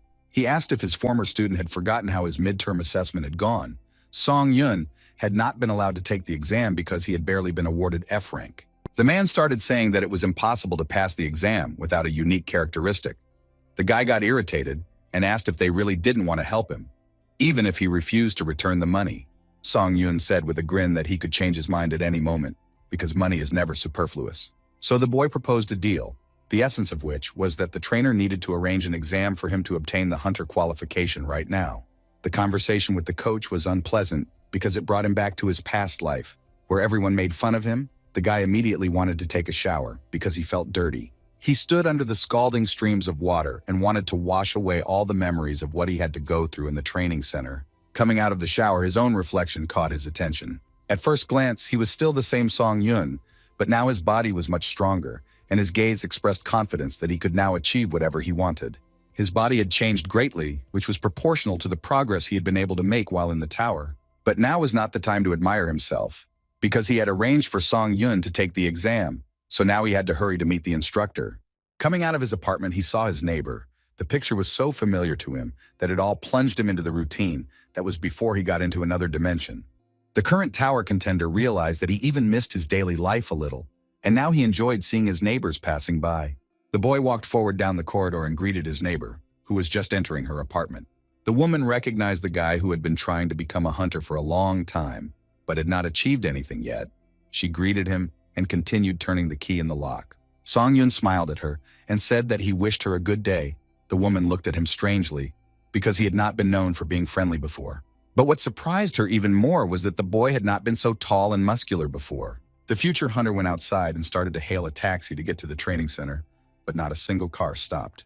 He was already starting to get a little worried because being late for such an important meeting was at least impolite. But when it became obvious that he wouldn't be able to catch a taxi, the guy jumped onto the nearest roof of a building and began to move quickly, jumping from one house to another. He decided that running to his destination was not a bad option either. It could be considered a warm-up before the exam. So very soon Song Yun will already be there and no transport will be needed. After some time, he finally reached the luxurious glass building that housed the Hunters Association. When he entered, two men were already waiting for him, who were supposed to escort him to the right office. Coming closer, Song Yun recognized his former coach, who was looking at him with an arrogant expression. The guy didn't want to stir up a conflict, so he smiled kindly and told Huang Manho that they hadn't seen each other for a long time. The man laughed and said that in his opinion they had not seen each other for too long, and he did not miss the worst student in his practice at all. The boy said that it really hadn't been that long since they last met, but he had been through so much that it felt like 100 years had passed. The instructor was very surprised by this phrase, because he did not understand what could have happened to the boy, but he only said that the last few days had not been easy for him. Another man came closer to them, introduced himself as Kim In-hoo, and said that he was the examiner who would be taking today's test.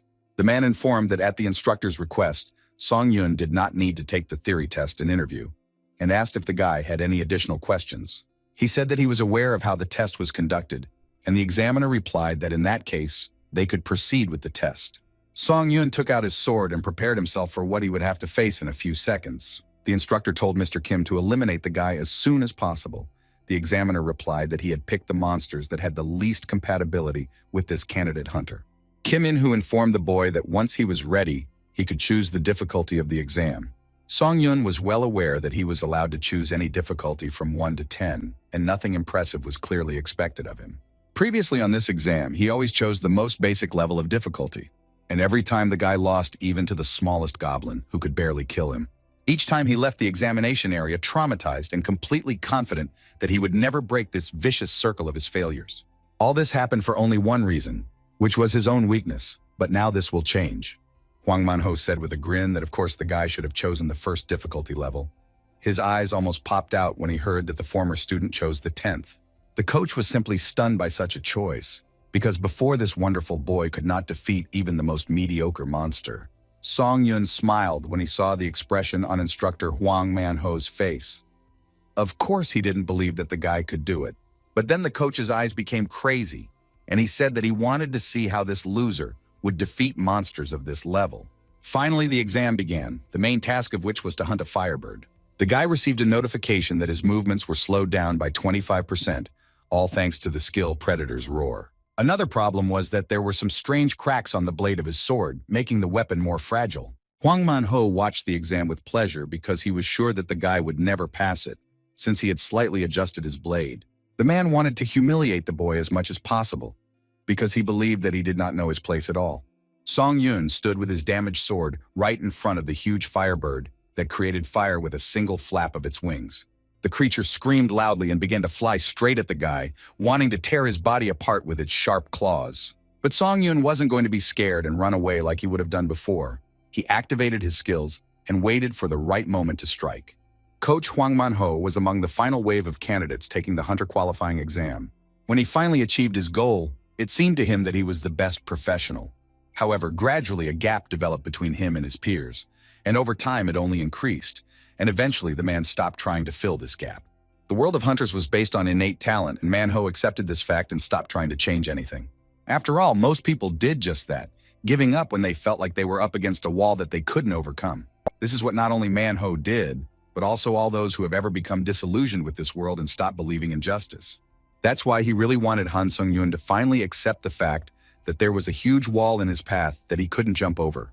When the boy's sword broke from the bird's strike, the coach chuckled and quietly said that it was his time to give up. Song-yun looked at his blade, which had literally shattered into small pieces from the claw strike, and didn't know what to do next, since he was left unarmed. He knew that even a low-level weapon couldn't crack so easily. It was obvious that he had been set up. The guy didn't want to believe that the coach was capable of such meanness, but he alone had access to the weapons that were used in the battle. And the interest with which the man watched what was happening from the balcony only confirmed the correctness of this assumption. Huang Man. Ho couldn't help but smile maliciously. He knew that this boy wouldn't be able to do anything with a broken sword, and he wouldn't see victory. It was already difficult to defeat an opponent like the Firebird, and with the obstacles he had created for his former student, it was even more difficult. This creature created fire with just one movement, and had such a strong beak and claws that it could tear off pieces of the flesh of its victim. But Song Yun was even glad that everything turned out this way, because he could test his new skills, which he received on the 4th floor of the test tower, in extreme conditions. The guy decided to first activate a skill called instant acceleration. He wanted to move to a safer distance so that he had room to maneuver. When his fiery opponent struck with a stream of flame, Song Yun instantly disappeared from the area of impact, jumping to the side. He jumped so high that he reached the ceiling. The force of the impact was so powerful that it left cracks in the flooring. Song Yun was overjoyed when he realized that this skill was much better than the movement speed increase from using the assassin's cloak buff. But the bird was not going to wait for her opponent to play with his new skills. She screamed loudly and formed a ball that could kill with its heat alone. Song Yun decided that he would not wait for an attack, but would rather attack first, so he jumped up and headed straight for his feathered enemy. He found a use for what was left of his sword and plunged the blade straight into the bird's eye. The fire monster screamed in pain. Blood flowed from the wounded eye like a river, and the guy had already jumped back to a safe distance. As expected, the sword was too short to kill the bird by reaching its brain, but the future hunter managed to at least temporarily disorient the enemy. Another idea appeared in his head, which at first glance might not seem very successful. The guy took one of the fallen slabs and decided to use it as a weapon. He swung the heavy building material and aimed at his opponent's body, hoping that his plan would work. The guy was lucky, because he hit the target straight on. The concrete slab cut the bird's skull in two and moved even further. The building material flew straight into the balcony, where the instructor and examiner were standing. The men barely managed to dodge it to avoid being splattered across the wall. Huang Manhua yelled at the guy, asking what he was doing, because if he were just a couple more centimeters, his and the examiner's brains could have ended up on that balcony. The bloody corpse of the dying Firebird fell to the floor with a loud thud, after which everyone saw and noticed that the exam was completed. Song Yun laughed sheepishly and told the man that he had slightly miscalculated his strength and never thought that the slab would fly towards them. But this was only in words. In reality, the guy really wanted to teach a lesson to the arrogant instructor, who, among other things, had ruined his weapon. After some time, a pretty woman came to him and handed him a hunter's ID. The guy was assigned C rank and a close combat specialization. Finally, the coveted document was in his hands. Song Yun only half listened to the woman's words that he could now officially engage in hunting activities. The guy asked if he could now enter the dungeons and sell items for hunters. The woman smiled and said that he was now allowed to do such things. But not everyone was happy that day. Some people were angry and slapped their hands on the table in irritation. Instructor Hwang Man-ho asked Mr. Kim how something like this could happen, and he sat silently with his head down. The examiner nervously adjusted his tie when he heard the question of why it was that the guy had been given a license when he had been promised that he wouldn't last 10 seconds. Kim In-hoo said that he did everything in his power, because based on the data provided, Cadet Han Sung-yoon would never have been able to pass this test. But the coach didn't calm down. He asked why the guy wasn't given a lower rank. The examiner asked where else could he go lower with such abilities. This heated argument was interrupted by Song-yoon himself, who came in to announce that he had received a hunter's certificate. In-hoo congratulated him with a forced smile. Not in a hurry to leave, the guy slowly approached his former instructor and asked if everything was okay with him, because he didn't look very good. But the man only grinned, and with a hint of sarcasm congratulated, now not the cadet, but the hunter on successfully passing the test. Song-yoon said that if his memory serves him right, Hwang Man-ho had reached C rank before he retired. The coach turned pale and asked what the guy meant by that.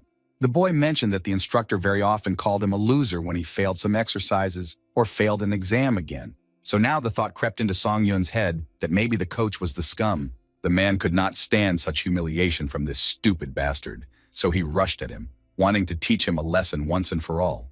The boy could hardly contain his smile, because contrary to his expectations, the coach easily fell for this provocation. Song-yoon managed to avoid the punch that the coach wanted to hit him right in the jaw. The guy turned out to be much more agile because he was able not only to avoid the attack, but also to counterattack, hitting the enemy in the stomach. He said that he was now acting in self-defense, which meant that Song-yoon would not bear any responsibility for this blow. The boy hit the hapless coach on the cheek with all his might and said that this was his response to the man's aggressive actions. Coughing up blood, Hwang Man's son could only think about how such strength could come from an ordinary C rank. When the boy left the Hunters Association building, it was already late evening. Kim In-hoo went to see him off. The man offered Song-yoon a job as a direct employee of the Hunters Association, which surprised the guy very much. Mr. Kim said that if he accepted the offer, his salary would be 1 billion won. So by agreeing to this condition, everyone would benefit. The guy understood that receiving such money was a very good start for his career. The man began to nod his head in agreement and say that he had managed to see potential in the young hunter. But his joy turned to worry when he heard Song-yoon suggest that the difficulty level of the exam had been adjusted arbitrarily. The guy promised not to make a big deal out of it, but added that he wasn't going to make a deal with someone he didn't trust one bit. So he threw away the business card that Kim In-hoo gave him and left the Hunters Association building. 2 days had already passed since then, which meant that Song-yoon would soon need to return to another dimension. The guy was standing in his room watching the news. A journalist was telling him that a mysterious phenomenon called the Trial Tower was observed among hunters. He chuckled, although it was not at all funny, because the interest in this place had grown too much. Song-yoon spent these 3 days very productively, received a hunter's license, and also got rid of his equipment, and got a very good price for it. He looked at the time on his phone and realized that very soon he would again face various challenges, and would be able to gain amazing skills if he succeeded. The long-awaited blue screen appeared in front of him, which notified him that in a few seconds the guy would be transferred to the tower. This was very good news for him, as he was looking forward to his further progress and strength growth. When he returns to Earth, he will have a lot of things to do again, so he should try to acquire new skills. This time, the teleportation was more painless. Song-yoon almost no longer felt that terrible muscle stretching, which meant he was getting used to it too. He was thrown straight onto the hard bed of the waiting room. He looked at the familiar gray walls and realized that he was back in the tower. Song-yoon was glad that, as expected, it was possible to freely move objects between this place and the real world. He put the things he took with him from Earth into his inventory. They would still be useful to him in future battles. After that, he decided to stretch his body a little, so he began jumping and running around the room. The travel between dimensions made his muscles ache a little. While stretching his numb limbs, the boy saw a system notification that he had received the first return achievement and that the Eye of Truth skill had also been created. He became curious about what new skill had appeared in his arsenal, and before he could do anything, his eyes lit up purple and everything became clear to him. The Eye of Truth helped to obtain information about the target being monitored, but in order for it to work, mana had to be used. This skill also allowed one to determine whether the opponent's words were truthful or whether he was blatantly lying. Song Yun decided that such a skill would be very useful to him, especially if he had to cross paths with other candidates in the next tests. He thought again that he had hit a real jackpot, and it was hard to argue with that statement. The guy bought himself a new sword, which was called Thunder, and cost a whole 5,500 points. They also bought a Hunter Scout shield, which will help protect against many unpleasant creatures, including people. Even though Song Yun had paid a lot of money for the sword, he was very pleased with its options, which ensured that the weapon would pay for itself. This sword gave a 10% chance that when it hit an enemy, the lightning effect would be applied. Before he had time to rest, the system already asked whether the guy was ready to move on to the test on the 5th floor. Song Yun didn't hesitate, because he felt like he had already spent too much time traveling to Earth. So now he wanted to quickly begin the test. The theme of the current test was hunting. The condition for successful completion was defeating the werewolf boss in the Wolf Gorge. The condition for failure was, as always, death. It was also possible to receive a reward for a successful breakthrough in the form of a werewolf headband. I would like to say that the conditions are quite simple, but when Song Yun saw the abundance of red eyes and sharp, deadly fangs, he realized that he would have to sweat. The werewolves didn't think long about whether to attack or not. They rushed straight at the guy with a growl, and it was obvious that the huge wolves didn't want to play at all. Song Yun also didn't hesitate and immediately put his brand new sword into action, which had successfully passed the test of strength and lethality. The guy chopped his enemies and their blood poured onto the snow-white sand. With such a weapon, he could easily defeat the boss. But some strange doubts were arising in the hunter's soul because these wolves seemed very weak. He expected something grandiose, but received mediocre dogs, which did not pose a strong threat at all and ran away at the first raising of the sword. Song Yun began to think that everything couldn't be that simple. There was a catch somewhere, but it was still unclear what exactly it was. But after a couple of minutes, everything fell into place. A snow avalanche began to approach the guy, but when he looked closely, he realized that it was not snow, but huge white werewolves. Their mouths were simply huge, and their sharp teeth threatened to tear the boy to shreds for offending the younger brothers of these monsters. Looking at such creatures, the blood ran cold and the hope of survival became completely illusory. But Song Yun decided that he would fight as long as he had the strength. Now that he had become a hunter, the motivation to live had once again settled in his heart. He wanted to generate some kind of plan in his head, but looking at the werewolves, only one thought came to mind: escape. But this would not help him get out of the test alive, let alone win. So the guy grinned and decided that he would accept this fight, because the Tower of Trials had never disappointed him in the difficulty of its tasks. The snow-white wolves seemed to sense his fighting spirit, because they howled and rushed to attack in unison. Song Yun eagerly jumped into battle, accepting this challenge, and now he even found it fun to go through such trials. He thought that being in this place was slowly driving him crazy, since he began to enjoy risking his own life for the sake of strength. He swung his sword in all directions and successfully cut the throats of his furry enemies. Apparently, even the system understood how successfully the guy was coping, because he received notifications that the hunter's dagger and accelerated regeneration skills had been increased in rank. The hunter's dagger skill that the boy had obtained on the 3rd floor had almost reached its growth limit. Song Yun now wanted to master the swordsmanship skill. 2 wolves, who apparently had not yet had time to get punched in the face, rushed at the young hunter, but he had something to answer the impudent creatures with. Song Yun even wanted them to attack without stopping, so much did he get into the spirit of battle. The guy got so carried away that literally in a couple of minutes, almost all the white wolves were lying dead. He had already managed to hunt 3 times, and it turned out that the sword's lightning effect manifested itself even less often than one might think. Song Yun used his necromancy skill and absorbed almost all the spirits of the mad wolves he killed, causing his skill to increase by 16%. The guy was pleased that his unique characteristics were steadily growing, because if he gave it his all, he would be able to achieve an increase in the rank of his special skills. He had overcome many obstacles and had almost reached the middle of the Wolf Gorge, which meant that he would soon meet the boss of the 5th floor. What he saw ahead shocked him because the guy never expected that such a picture would be before his eyes. About a dozen crazy wolves lay dead. There were 2 options here.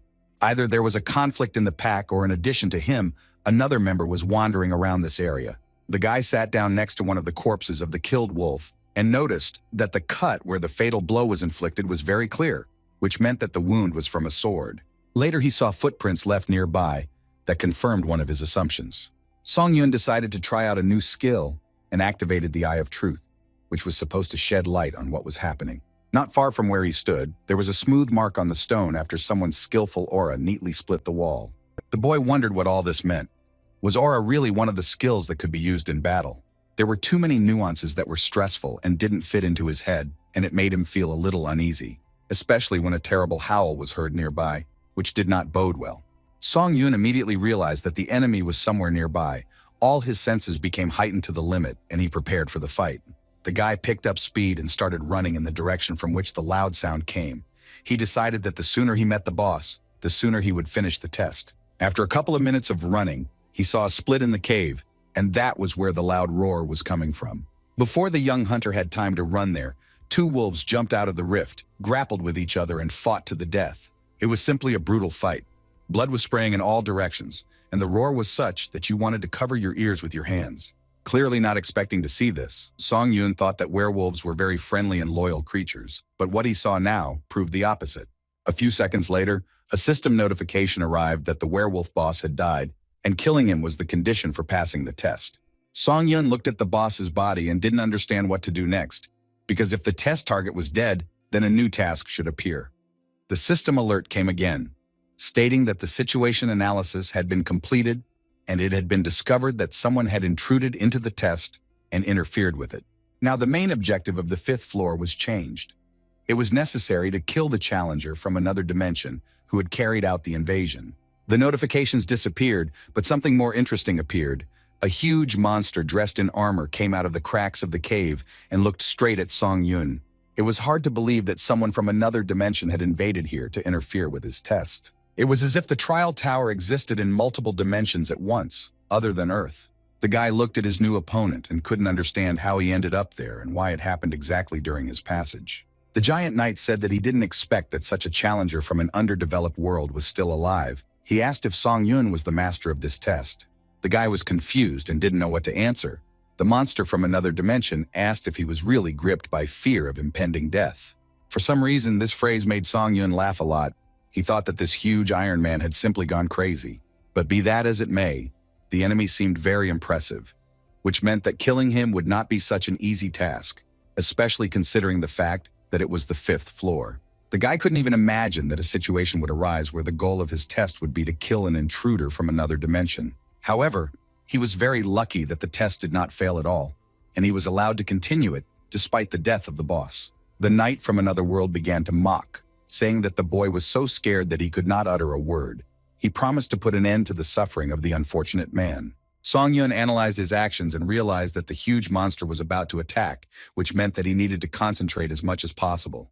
The monster ran towards him, and the guy got into a fighting stance while he decided to simply defend himself in order to follow his opponent's combat tactics. When he realized that his enemy would try to gain the upper hand solely by physical force, a plan formed in his head.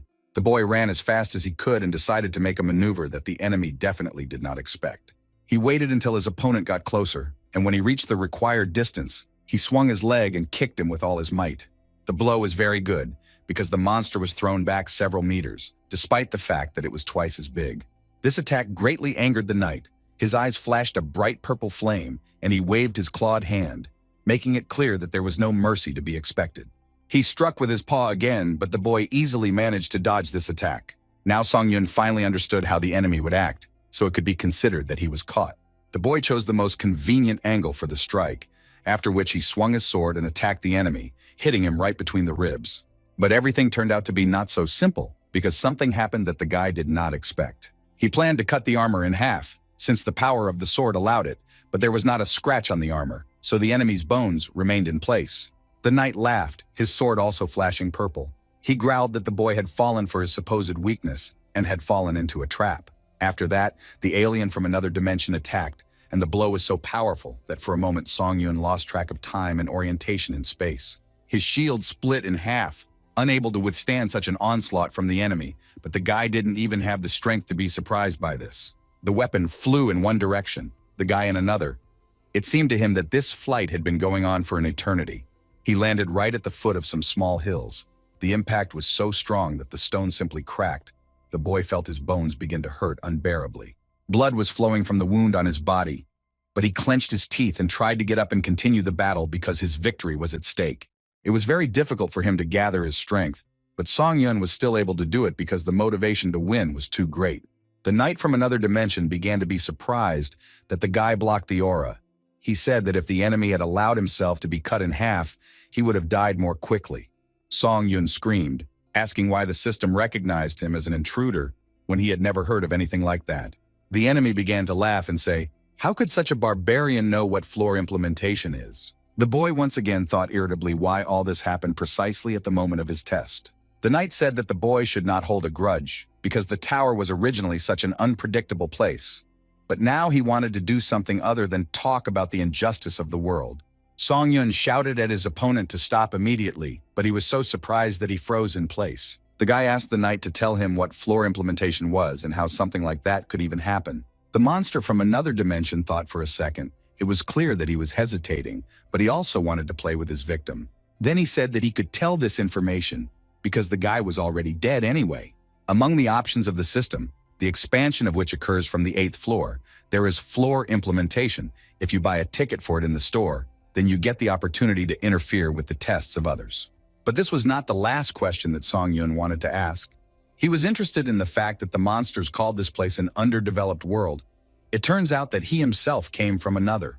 The knight chuckled and asked if the boy really thought he came from another world. Song Yun nodded uncertainly. Before his opponent could begin his story, the boy used the Eye of Truth skill to immediately detect lies. The eye showed that so far all of his opponent's words were true, which surprised the young hunter a little. The knight didn't like having his words questioned, so he said that Song Yun had done something extremely unpleasant. The boy grinned and said that he couldn't help himself, because he was very interested in knowing the truth about this place. But these words angered the monster even more, because he perceived them as insolence and wanted to teach the naughty boy a lesson. But Song Yun said that since he had obtained the information, he could now repay the monster in kind and share one funny fact with him. The guy said that thanks to his pain tolerance skill, his injured arm doesn't bother him at all, which means that he wasn't holding it because it hurt. He jerked his hand sharply and set the bone back into place, saying that if he had let go of it earlier, the plan would not have worked because his hand would have healed with the help of accelerated regeneration. But now he had no need to hide this information, so he used a healing skill and restored his arm so that it could function normally again. The knight's eyes widened when he heard that the boy had done so, because he thought that the only way to get information was to make him look pathetic. This made the monster very angry. He said that he would make the boy pay for such tricks, and if his powers were only what he demonstrated, then he was finished. Hearing this, Song Yun chuckled, saying that his strength only continued to rapidly grow and gain momentum. His eyes lit up brightly, and he said that he would not be easy prey for monsters from other dimensions. He was a tough nut to crack. The guy used the spirits he absorbed on the previous floors, and his agility, stamina, and mana stats increased dramatically. The knight looked at his opponent with different eyes, because it turned out that in addition to the healing skill, he also had a unique characteristic. The boy activated the exclusive effect of the killer cloak, and now his movement speed was increased by 15%. In addition to this, he also used instant acceleration, so now he was simply elusive. At this moment, his opponent became seriously tense, because he did not understand why the challenger from the 5th floor had so many skills. But the guy didn't answer this question, because he was busy with something else.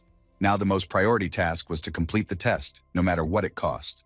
A heated battle began, swords rang, sparks flew into the air, but neither of the participants in the duel gave up or intended to give up the victory to the enemy. The knight said tensely that the 5th floor simply couldn't have such outrageous stats as his opponent.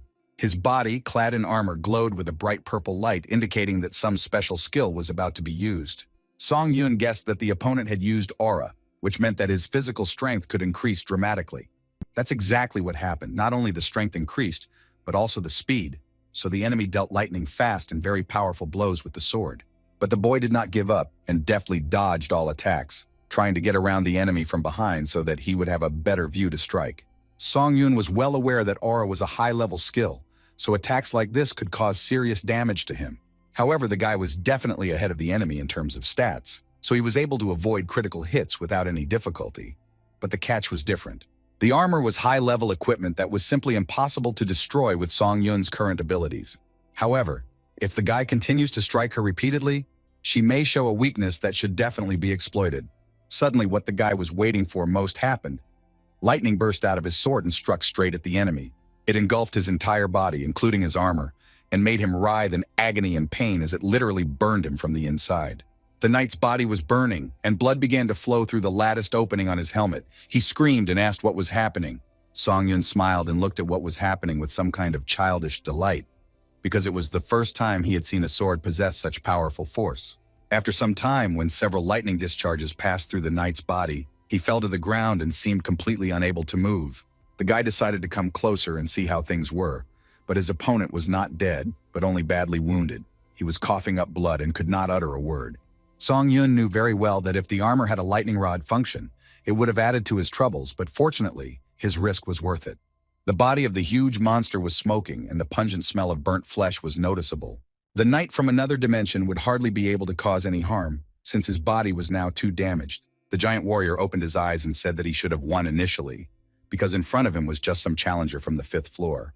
Song-yun said that his opponent was very stupid because he relied entirely on his one high-level skill in armor and also significantly underestimated his enemy. The boy swung his sword and said that now the monster must meet his end, but he asked him to stop because he could give answers to all the questions of interest. Previously, this proposal might have interested Song-yun greatly, but now he realized that there was no need for it, and he would find out everything at the right time. So he attacked the enemy, aiming straight at the eye hole that was in the helmet, a sharp blade that was the last thing the guest from another dimension saw. His bone was already too strong, so the guy had to put in some effort to pierce it and break through his skull. After this, the knight's hand fell loudly to the ground, which meant final death. Song-yun noticed that it was becoming easier and easier for him to kill each time. It was a useful skill, but the main thing was not to cross the line and not become the monster he was fighting against. But if he felt awkward when piercing someone else's flesh, it would be a much more serious problem, because then the risk would be for his life. The enemy's dead body was enveloped in purple light, after which a message was received that the guy had passed the 5th floor. He activated his necromancy skill and absorbed the soul of the lying knight, because he was so strong that his abilities simply could not be let out of his hands. As he drew in the last of his soul, he received a notification that it was the spirit of the challenger Cade Adrax, who helped raise the boy's skill to 15%. But there was one strange thing. Before the guy began to absorb the soul, it threatened to dissipate like a mirage. This meant that if you die in another dimension, you can simply disappear. The boy began to turn around in search of a new notification, because a message about a reward should arrive, but the blue screen did not appear. Finally, the messages appeared, but their content was very strange. They said that the difficulty level and the reward do not match. The content of the reward has been completely revised. Now, as a reward for the breakthrough, the 3 absolute skill was obtained, and 7,500 points were provided as a bonus. The reward he received was even better, because instead of the promised C-rank bonuses, the guy received A-rank privileges. The invading knight must have been strong enough that the system judged the difficulty of the challenge to be much higher than originally stated. The boy couldn't get enough of his new A-rank abilities as he moved to the 6th floor waiting room. Now his progress would be visible on the test results board. After exhaling and taking off his cloak, Song-yun decided to immediately check his inventory, since it was unknown how much time there was until the start of the next test. In his arsenal, he found the Cloak of Assassination, the Thunder Sword, and a shattered shield that had been destroyed by the knight's blow. Either way, Song-yun was faced with an invasion from another dimension. The Tower of Trials, as always, knows how to catch you off guard. He tried to save as many tickets for sending questions to the 8th floor as possible, but now there were more and more incomprehensible things, and the information would not be superfluous. The guy decided that he needed to ask about what floor infiltration was, and whether it was possible to somehow find out about an impending invasion in advance. He formulated this question and sent it to the administration to get a detailed answer. A moment later, the answer came. Song-yun was surprised that it happened so quickly. With trembling fingers, he began to open the email that had been sent to him. For some reason, it was very exciting to learn such details. He was informed that the floor implementation allows one to enter the test of a candidate with whom there is a gap of no more than 10 floors. Only personal tests can be interfered with. These functions were accessible from the 8th floor, and the guy immediately wondered if it was possible to break the stairs while climbing. But when he entered it into the system, he was informed that this information was not available on the current floor. The guy was very surprised that the ticket for sending questions was also not all-powerful, and the floor restrictions applied to him as well. However, the boy's ticket remained intact, since his request was only half satisfied. Song-yun realized that while he had time between tests, he wanted to use the items he had brought with him from Earth. The guy opened his inventory and took out some kind of chest, a broken shield, and a stone. If you use the restoration chest of the Croken Magic Tower, you can repair the Secret Hunter's shield. By using this function, the shield was safe and sound in just a few seconds, and looked even better than before. After that, he picked up the Stone of Purity and decided to try it out too, because at first glance this purchase might seem like a waste of money, but it was not. It was important for Song Yun to feel fresh and energetic, like after taking a shower. And it was not at all a pity to pay a couple $1,000 for this feeling. There was still a whole hour left before the start of the new challenge, so the guy had time to check the challenge summary board and look into the community. He found that he was now in 3rd place in the ranking. This was a very good result, which pleased the boy quite a bit, because he made a jump from 16th place straight to 3rd. The boy wondered if this had brought him any closer to gaining the pioneer advantage, but he would have to go all the way to the 8th floor to find out. When he entered the community, he saw a bunch of messages about applicants looking for achievements related to killing. Some of the participants condemned this, but most were not against it. He realized that the once informative chat had turned into a field of chaotic madness, where people swear and insult each other, while others try to trade some skills. The guy knew that the mental resistance skills that were now being actively traded had the attractive effect of reducing psychological shock. But at the same time, they were not so clear-cut, because if you use the skill every time to let go of mental pain, then the essence of the problem will not change. The next message caught Song Yun's interest. One of the participants wrote that the person who leaked the information about the tests on the 4th floor was named Sudi Gong Yu. The guy remembered that this was the same challenger who had spoiled the atmosphere in the 4th floor community chat. It felt like he was inciting everyone to fight each other. Song Yun thought irritably, would it really be the same this time? He wanted to somehow protect himself from such psychological attacks. He decided that he needed to remember Sudi Gong Yu's nickname well and look for some information about him. But these thoughts were distracted by the announcement that from this moment on, the test on the 6th floor could begin. The goal of this test was occupation. Within the allotted time, it was necessary to capture one of the strongholds in any direction. When the guy opened his eyes, he discovered that he was in some strange place. He was in the sea, on which platforms were built so that one could move along them. Song Yun thought that such a limited space made the task much more difficult, as it made the strongholds quite impregnable and easy to defend. New notifications informed you that you need to work together with your teammates to complete the challenge. The guy began to wait for his allies to appear, but they did not join him for too long, and his soul became a little anxious. But he became much more alarmed after he saw a spear flying straight at his head. He managed to get his bearings in time and intercept the weapon so that it did not pierce his skull. The hunter began to pull the spear towards himself, and an unfamiliar guy fell out of the nearest portal, to whom, apparently, the weapon belonged. The stranger was slightly frightened and surprised at where he found himself and that a supposed ally stood before him. Song Yun didn't help him up when he fell to the ground and hit himself hard. He approached and asked if the stranger really thought that attacking his own team was the right way to start cooperation. The unfamiliar green-eyed guy looked at him angrily and asked if he really didn't visit the community at all and didn't know what was going on. Song Yun guessed that his interlocutor meant that killing was the easiest way to get achievements that would help pass the trials. He asked if his potential ally was really trying to tell him that his main goal was to earn as many achievements as possible and to do so at the expense of someone else's life. The stranger's eyes turned wild. He said that Song Yun's hypocrisy was going beyond the pale. He wanted him to look around before playing the role of a conscientious person. The green-eyed boy began to justify his actions, saying that he was not guilty of anything, and if anyone should be blamed, it should be the tower. After these words, he rushed at Song Yun and said that he should die as quickly as possible because he needed to earn an achievement. But the hunter was not going to sacrifice his life so easily. He wanted to deal with his unfortunate ally, but he was stopped by the cries of some people asking for help. The green-eyed man said that everyone around him was trying to earn rewards, and the guy should finally understand what was what. There was some kind of madness going on around. Instead of fulfilling the conditions of the test, the participants tried to kill each other. The platforms on which the contenders stood were covered in blood and strewn with corpses, and screams and sword blows were heard from each end. At first glance, it might seem that some people began to form alliances in order to join forces in such a difficult situation. The participants shook hands and said that they were glad to meet those who shared their opinion about the fact that one should not betray one's allies. One woman said that applicants should come to their senses and not sell their conscience for a reward. Her interlocutor shook her hand and said that she completely agreed with this opinion, but then her smile turned into a grin, and she hit her so-called ally right in the stomach.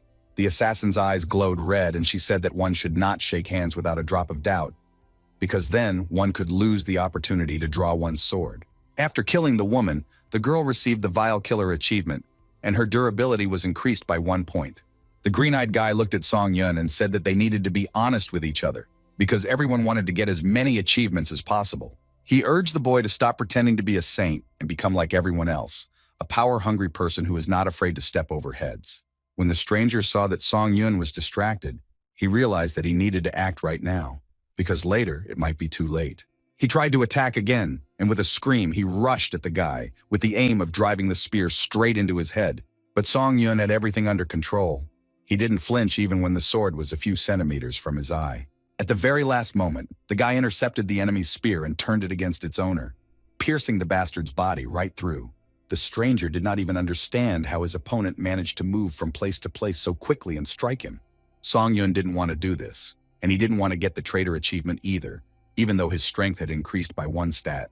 He suddenly realized that the test was somehow too weak, since the participants had time for such internecine slaughter. All these announcements about a special combination test now only caused laughter, but at the same time, this battle could safely be called an event especially for Song Yun. After all, here he will be able to improve the mastery of his unique characteristics, and if he's lucky, he will be able to add a couple of new skills to his collection. However, the guy had no intention of attacking other contenders.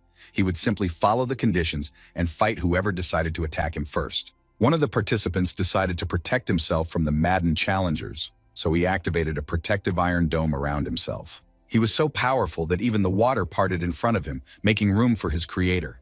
This test was perfect for the man, who had previously studied water magic and was able to construct such a barrier. The challenger's attention was drawn to the fact that one of the participants was quickly approaching him. Some boy was running as fast as he could along the nearest platform, splashing water around him. When he reached the water barrier that the man had built around himself, he simply jumped over it, not intending to attack. Song Yun's gaze met with the man who was clearly expecting a brutal attack from him, as the two candidates had become disillusioned with each other and no longer trusted each other. The man began to think how he could save himself from this crazy bastard who was about to attack him. And he thought so for a reason, because Song Yun decided to live up to this man's expectations. So he hit his barrier, intending to break through it. But the guy didn't succeed, so the man started laughing and shouting that he would never be able to break through this iron dome. But Song Yun was able to neutralize the defense, so when he managed to get inside, he immediately attacked. He didn't just hit this stranger, he beat him so brutally that he was unable to even resist. After several blows, the man flew several meters to the side and fell dead. The boy's actions were very cruel, but at that moment, the most important thing for him was the end result. In his eyes, the end justified the means. Seeing this guy's behavior, the other players thought that he was an awakened one who occupied a very high position. Some of them began to run away, believing that this applicant resembled a monster that was best left alone. Song Yun was able to instill fear in his opponents with his actions, but still, the guy wanted to earn achievements without committing unnecessary murders. After some time, the guy captured the stronghold. Now he needed to hold out for 10 minutes and not let members of other teams into his territory. The guy knew that the high-ranking candidates were already beyond the 6th floor, which meant that most of the people around him were low-ranking, which made the task much easier. The test on this floor made one think about many things, such as how mistrust of others was a reality for low-ranking participants. Haunted by the darkness and gloom that the Tower of Trials fostered, they were doomed to die in fear. But feigned sympathy is real hypocrisy, even if the guy managed to drive his rivals away from himself by switching their attention to another stronghold. It was clear that in the end, someone would die anyway, and Song Yun would do everything to avoid being that person. A couple of minutes later, the guy received a notification that the enemy had entered the territory of his stronghold. He noticed movement to the side. It wasn't just one enemy approaching him, but 4. They were grinning and slowly approaching him. The blonde boy told Song Yun that he had a very confused face, because he probably expected to see a team of 2 people, but suddenly there were 4. Song Yun put the most arrogant note into his voice and said that everything was obvious to him, even without the blonde's explanation. He believed that 4 notorious bastards got together and formed a squad of assassins in order to earn more achievements. The blonde said that the boy was not stupid and immediately grasped the essence, and now he would like to carry out this sentence and kill the one who was stopping him. The blonde boy smiled and now looked like a madman who wished death to everything that moved. He did not act on his own, but sent 2 henchmen to do the dirty work so that he would not get his own hands dirty. Song Yun prepared himself for a fight. It would not be easy to defeat 2 at once, but he was not going to give up his stronghold and victory to this arrogant idiot and his gang. The guy standing next to the blonde activated his unique characteristic called heart fusion, and purple light began to spread around him. Song Yun felt uneasy when he saw the notifications that came to him through the use of heart fusion. From that moment on, he shared the pain of the challenger, Kim Jin-hyun. After that, the blonde's henchman smiled and grabbed his sword. This action clearly meant more than it seemed at first glance. That's how it was, because this Kim Jin-hyun pierced his palm, which was not at all logical because they were about to go on the attack, and with a sore hand, it was extremely problematic. But a moment later, it became clear to Song Yun that this was not just a crazy act because a wound began to appear on his hand as well. The sharp pain made him release his thunder sword from his hands. He didn't expect that he would be able to feel such sensations from an object that didn't even touch his body. He quickly activated the pain tolerance skill and reduced the discomfort by 15%. Taking advantage of the fact that the enemy was in confusion, another member of the blonde's gang decided to attack. The bald man surprised the boy even more, because instead of attacking with a standard weapon, he simply spilled water around. It landed on Song Yun, and he immediately received a notification that he had touched the seawater of the 6th floor of the test. This should have meant something, but the guy couldn't figure out what exactly. But a second later, everything became clear to him. Because his strength, agility, and endurance were reduced by 10 points, the duration of the penalty lasted for 3 whole minutes. Song Yun understood that there was a penalty for contact with water, but it was surprising that he was not warned about this at the beginning of the test. When the guy was at his most vulnerable, 4 of his opponents decided to attack at the same time. He looked at it all and was surprised that this was now his reality. He understood that all these circumstances were clearly not in his favor. But despite this, the guy began to think about his plan of further actions, because he was not going to lose. A couple of thoughts came to his mind, so he chuckled and said that an ordinary player might be confused, but he was a hunter who could handle anything. But his enemies did not take these words seriously, so they rushed towards him with great enthusiasm to kill him and get the achievement. When the first enemy was already very close and swung his sword, Song Yun quickly and very easily dodged the blow. He didn't even have time to understand what happened. The guy said that the strategy of depriving the enemy of weapons and reducing his stats was pretty good, but the 4 scoundrels made one fatal mistake. Now the attacker was seriously scared, because he realized that they had gotten involved with a very difficult player, and even 4 of them might have a hard time. Song Yun grabbed his enemy and said that the guys had chosen the wrong victim, because he would not timidly watch as they tried to take away his victory. The guy from the blonde's gang flew back a few meters and landed painfully in the middle of the platform, causing it to crack from the weight of his body and the force of the blow. His 3 comrades watched this with their mouths open, because they did not expect at all that this weak-looking guy would possess such strength.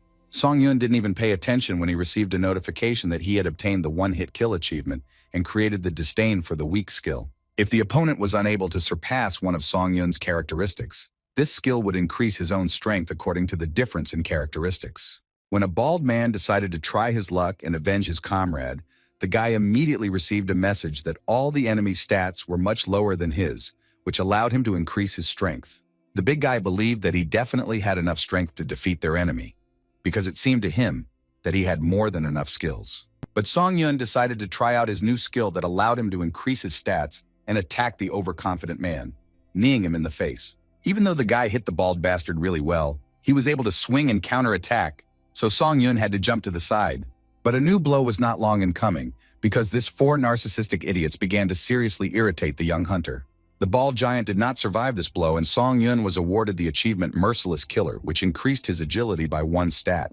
The blonde and his last henchman watched as the enemy skillfully dealt with their comrades. They already regretted that they messed with this guy. But the fair-haired guy had such strong pride that he simply could not allow someone to treat him like that. But Song Yun didn't care about this at all, because after dealing with 2 guys, he slowly approached the remaining 2. The brunette who had the heart fusion skill asked what they should do now. He suggested attacking simultaneously, as it would increase the chances of success. But his ally did not respond. Instead, he silently drew his sword and showed his readiness to engage in battle. Then he did something that no one expected, not even the boy standing next to him. The blonde hit his ally in the leg, covering the poor guy's body with blood, and all this was done so that Song Yun would also feel wild pain, which is what happened. The pain was so sharp that the guy couldn't stay on one leg.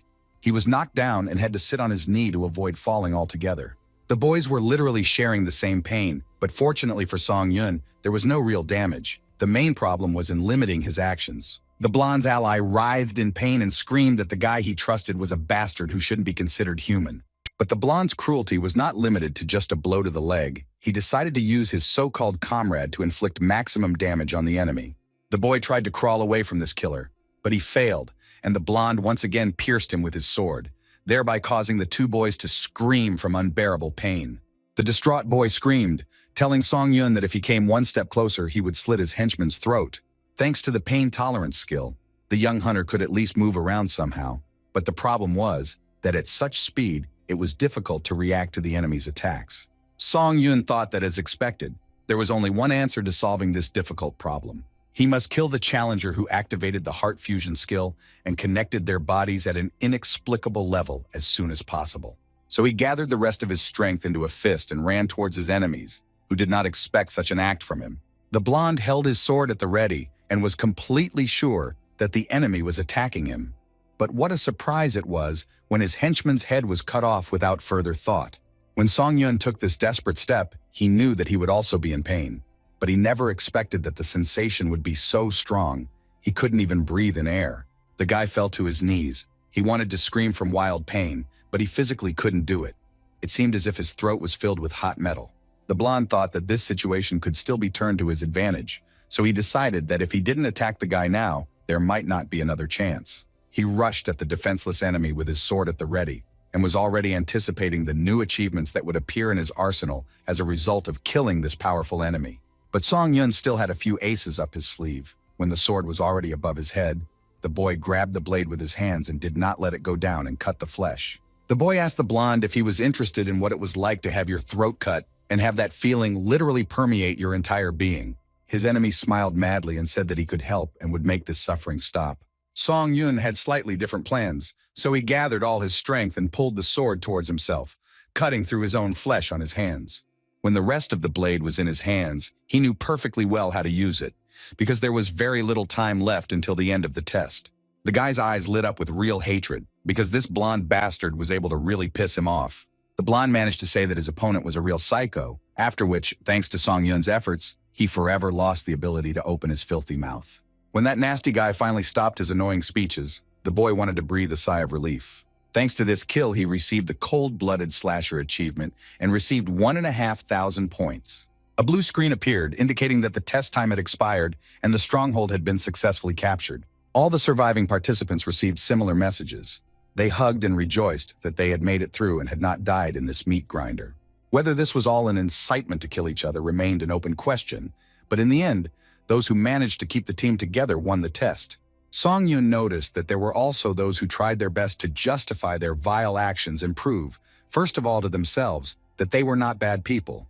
One of the guys sat in a pool of blood that was flowing from the corpse and kept saying that he was not guilty of anything, because it was his opponent who was unable to dodge the blow. This picture made the guy think seriously about who he was in the eyes of other candidates. Did he really look like the same monster as those who mercilessly cut down everyone in a row just to get an achievement and increase some indicator by 1%? Finally, a portal appeared that took him to the waiting room. Song Yun passed the 6th floor and received a random draw box as a reward. But before entering the portal, the guy stopped. The souls of the dead participants beckoned him, so he decided not to refuse them. He activated the necromancy skill and absorbed the souls of 4 guys who thought they could kill him just because there was a chance to gain some power. The rank of this unique characteristic has increased by 1 level, as the mastery has reached 100%. When the guy finally returned to the waiting room, a screen appeared in front of his eyes and informed him that the achievement viewing function had been activated. Song Yun carefully read the information and was surprised that he had obtained so many achievements, especially the first return, which was as high as C rank. He clicked on the screen and wanted to learn more about the benefits this achievement provided. Based on the information the guy learned, he concluded that if a player earns an achievement, he will receive various rewards, points, or stat increases. Opening his inventory, he found a random draw box, from which he could get one of the items from F to D rank. The guy took it out and realized that it was a reward for breaking through the 6th floor. He did not expect something grandiose, because the rank of the possible gift was not high at all. He decided that out of idle curiosity he would look at what was inside and then begin to absorb souls. The box opened and a bright light poured out, causing Song Yun to squint. The guy didn't expect to see what was inside at all. Some small green body jumped out into the room. Everything happened so quickly that Song Yun didn't have time to see the creature. This lump began to rush around the room at incredible speed. It must be admitted that the baby was very agile. When this thing froze in place, the guy finally managed to get a good look at it. The creature resembled a tiny goblin with sharp little fangs and glowing yellow eyes. They looked at each other with the same curiosity. It seemed like the baby was also trying to figure out who Song-yun was. The boy suddenly felt so happy that he almost burst out laughing. Now he needed to catch this Pokemon, but the task was more difficult than it might seem. He tried to jump sharply on the mini goblin and try to grab it because the room was not that big, which meant that sooner or later he would be able to drive the creature into a corner. But nothing came of it because the green prankster decided to make fun of his new friend and play tag. At first, Song-yun was amused, but when he couldn't catch his gift even after the 10th try, he became a little annoyed that such a small lump could fool him. After some time of running, falling, and choice curses, the guy finally managed to achieve his goal, and the mini goblin was in his hands. Song-yun's happiness knew no bounds. He had never been so happy even when he managed to pass the test on a new floor of the tower. But the joy did not last too long because the creature, in addition to its fast paws, also had very sharp teeth.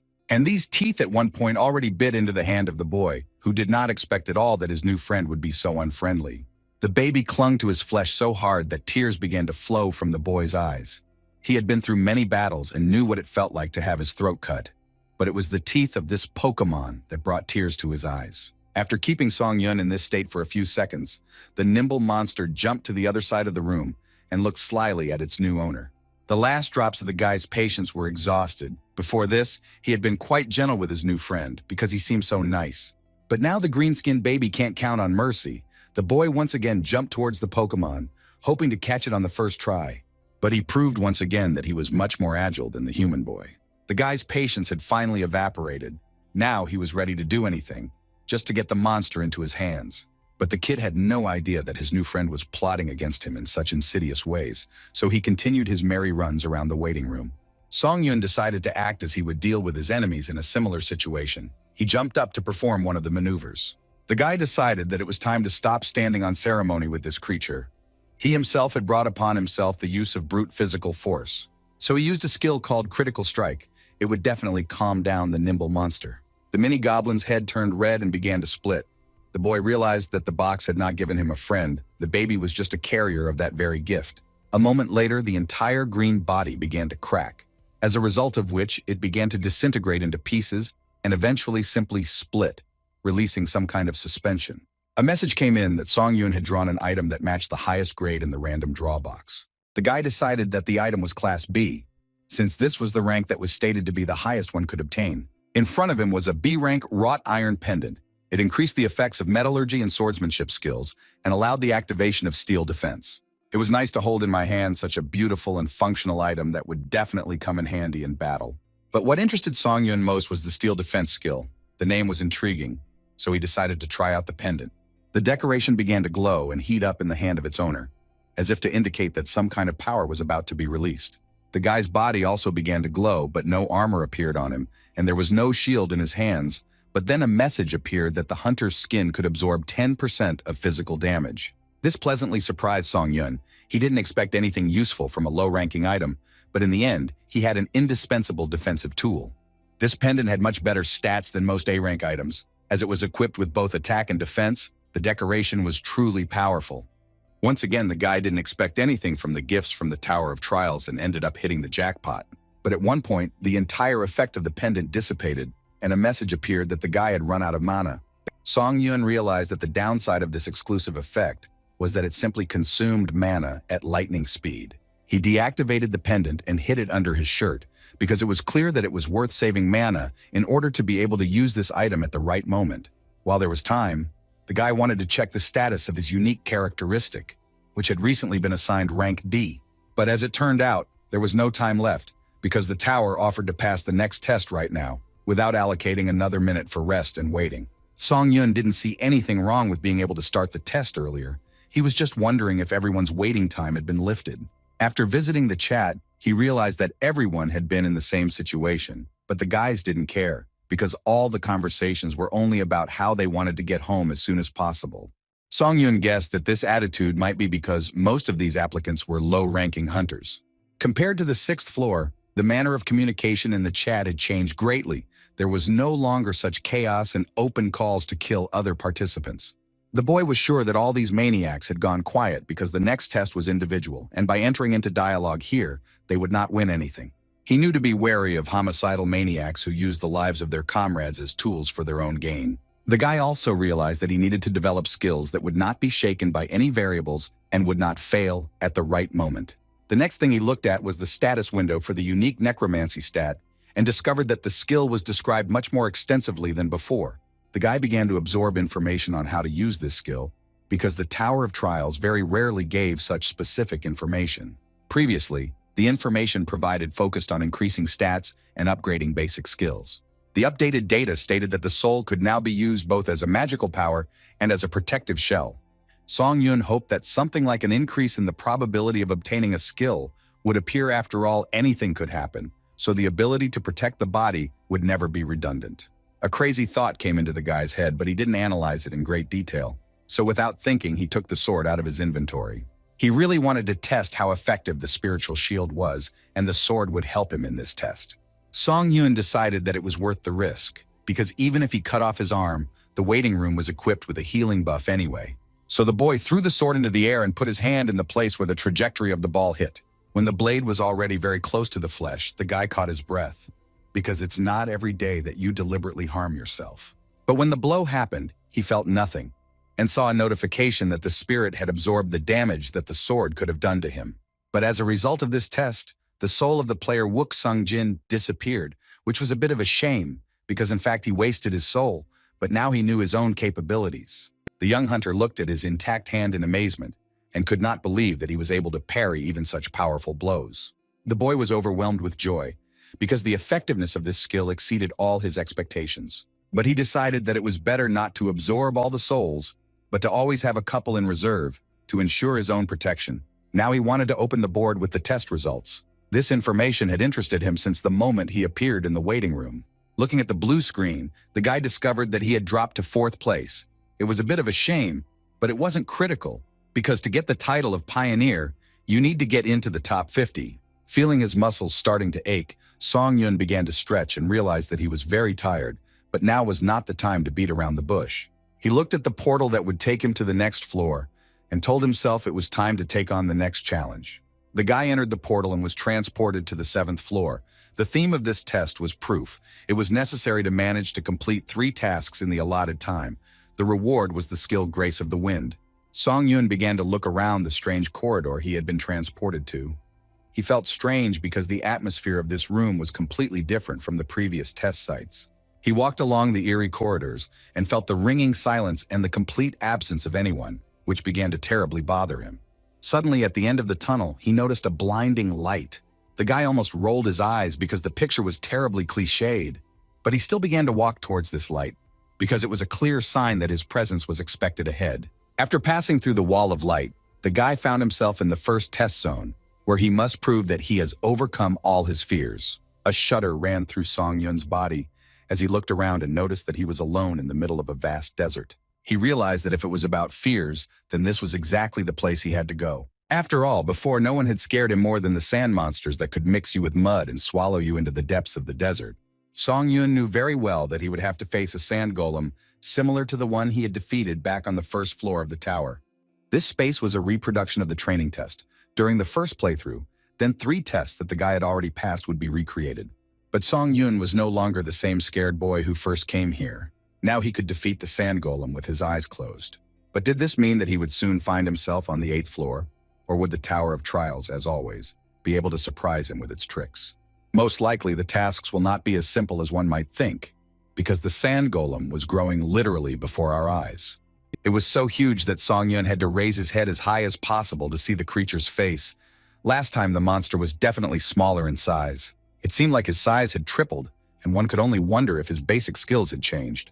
But the guy was ready to accept this challenge with pride, because now he accepted the battle as a gift, and not as a punishment. This was his main change. The golem didn't wait long, so he immediately swung his huge stone fist and aimed it at the guy who had already put up his shield. He took his weapon from his inventory and decided that he would try to hit his opponent on the head, even though the guy looked like a toy soldier compared to him. But a soldier like Song Yun could easily inflict damage on anyone. The guy understood this perfectly well inside himself, so he rushed into battle without any doubts. As he approached the monster, he began to calculate the trajectory of the blow, which would inflict as much damage on the enemy as possible, because the correct blow was the key to a quick victory. Song Yun jumped up as the monster's fist almost crushed him. Now he could easily run up the golem's arm and reach its head. He finally managed to jump on the monster's head. It couldn't do anything about it, so the guy had space to examine his opponent. Song Yun noticed a very strange thing. The weak point of the sand golem is the core, but on this particular monster, it was nowhere to be seen. The boy suggested that it could be hidden somewhere very deep. Perhaps the more massive the golem, the more hidden the weak spot was. The guy had time to look around and think, and the golem only now realized that his opponent had climbed onto his head and was feeling comfortable there.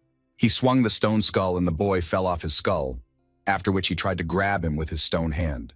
The attempt was quite successful because the monster's palm slammed shut, trapping the boy's body inside. To make sure that the annoying little man was dead, the golem clenched his hand into a fist, leaving the guy no chance of survival. But this insidious plan did not work, because Song Yun had unique skills that helped him free himself from the monster's grip without any problems. The stone vise could not withstand the guy's strength, so it literally exploded from such an onslaught. At this time, Song Yun was able to escape. He was safe and sound, so attempts to kill him were futile. The guy realized that he wouldn't be able to deal with the enemy with one blow, so it was decided to simply cut him into pieces. This is exactly what he started doing. The sand golem was getting hit in every part of his body. There was no living place left on him, but the guy continued to attack. Song Yun was already tired of chopping the stone flesh, but he knew that if he didn't do this, he wouldn't be able to proceed to the next test. Finally, the golem began to give way. His body began to crumble and his head literally split in half. The guy just cut the sand over and over again. He understood that he had to find and destroy the core at any cost. But for now, this tactic only enraged the monster, which made the task much more difficult, since he was now too active. The stone monster attacked more and more furiously, sweeping away everything in its path. But Song Yun still managed to stay on his feet despite the real sandstorm that raged around him. The boy was surprised that the golem was capable of creating such chaos, but it was obvious, because the monster was of such a size that anything could be expected from it. But when the sand monster jumped, the guy suddenly wanted to be in a completely different place, because he did not expect such a turn of events. At that moment, he became truly scared, because the ground began to shake under his feet, and it seemed that even the sky was not visible because of the sand. It was no problem to dodge the enemy's blow, but if a sand wave fell on the boy, he could be considered dead. Song Yun barely managed to jump back from the new attack. The monster, although huge, acted very quickly, so it was necessary to always be on guard. It all turned into a real sandy nightmare. The guy kept dodging attacks, not being able to land a single blow. If you looked at this battle from the outside, it might seem as if some powerful bomb had exploded right in the middle of the desert. The golem continued to create a real sand madness, hoping that he could finally kill the annoying little man who hurt him. But this guy was not so easy to kill because despite all the efforts of the monster, he was still alive. The guy wasn't just angry, he was in a real rage, which he wanted to take out on his sworn enemy, who had fed him plenty of sand. The sandstorm carried him to a very advantageous position, which was above the monster's head, so the guy had an excellent view and room to maneuver. He took out his thunder sword and decided that he needed to act right now, because the enemy was in a very convenient position for his attack. Song Yun quickly descended onto the sandy ground and was already looking around for where to strike. But the enemy had discovered him too quickly, and clearly had no intention of simply standing still. The boy decided to use a skill called 3 Absolutes. Activating this skill, his eyes lit up with a blue light, and lightning began to crackle around his body. The effect of this skill was to strengthen 3 sword attacks using mana, and it also increased the cutting power of swords by 2.5 times. Without thinking twice, the guy attacked, and this time the monster had a hard time because he received a wound to his torso. The golem's limbs began to fall off. The first to lose was his arm, and he roared in rage. But that was not all that the monster had lost. After all, the guy didn't even think about finishing hitting him with his thunder sword, which cut through even such a durable material as the body of the sand monster. His own strength surprised Song Yun himself, because he didn't think that he would be able to blow off the arm with just one blow. It was simply an amazing effect. When he encountered the so-called floor infiltration, he was angry. But now he realized that he should probably thank that night for intruding on his trial. Even though the golem was restored with the help of sand, the boy must still continue to slash with his sword until he finds the core inside its body. Song Yun decided that he would deliver the most powerful blows, after which it would be very difficult for the enemy to restore his limbs and make them function again. He dealt one cut after another, preventing all attempts of the monster to regenerate. This made the enemy almost defenseless. The guy felt that such actions were starting to bring him pleasure, especially the fact that his enemy was looking at him with fear in his eyes. His attacks bore fruit, and the golem could no longer move his limbs normally because they simply did not have time to restore their activity. But despite the fact that he had already almost completely cut the golem to pieces, the core still could not be found. But still, the continuous blows did their job and affected the monster in the most unexpected way. The monster significantly decreased in size. The guy grinned and asked when the golem managed to become such a cutie.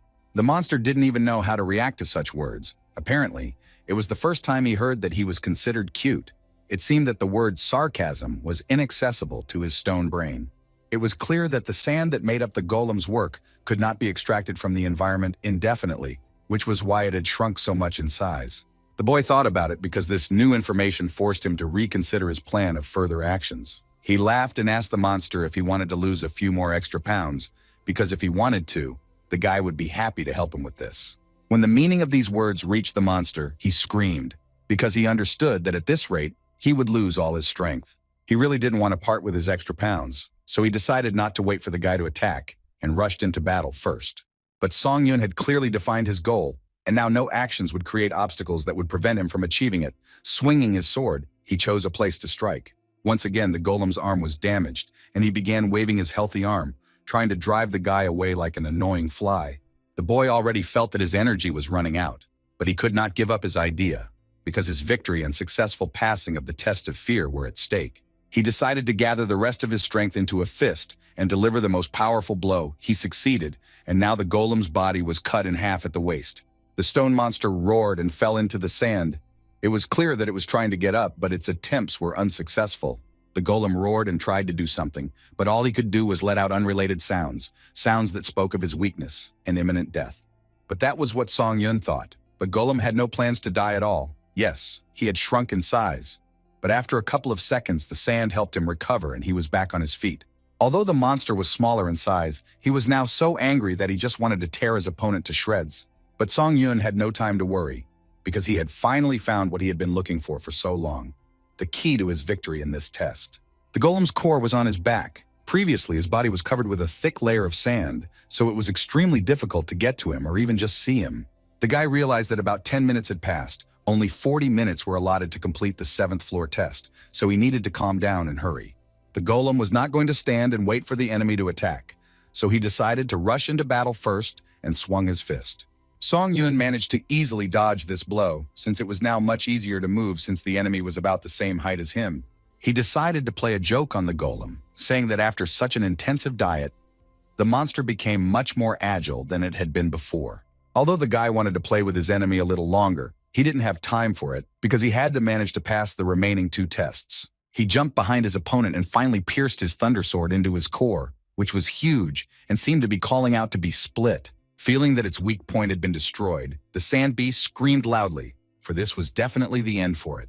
The red core shattered into 1,000 small pieces, and finally, it could be considered that the first stage of testing the 7th floor had been completed. Song Yun saw a notification from the system that he had proven his ability to overcome fear and had successfully completed all the conditions of the first test.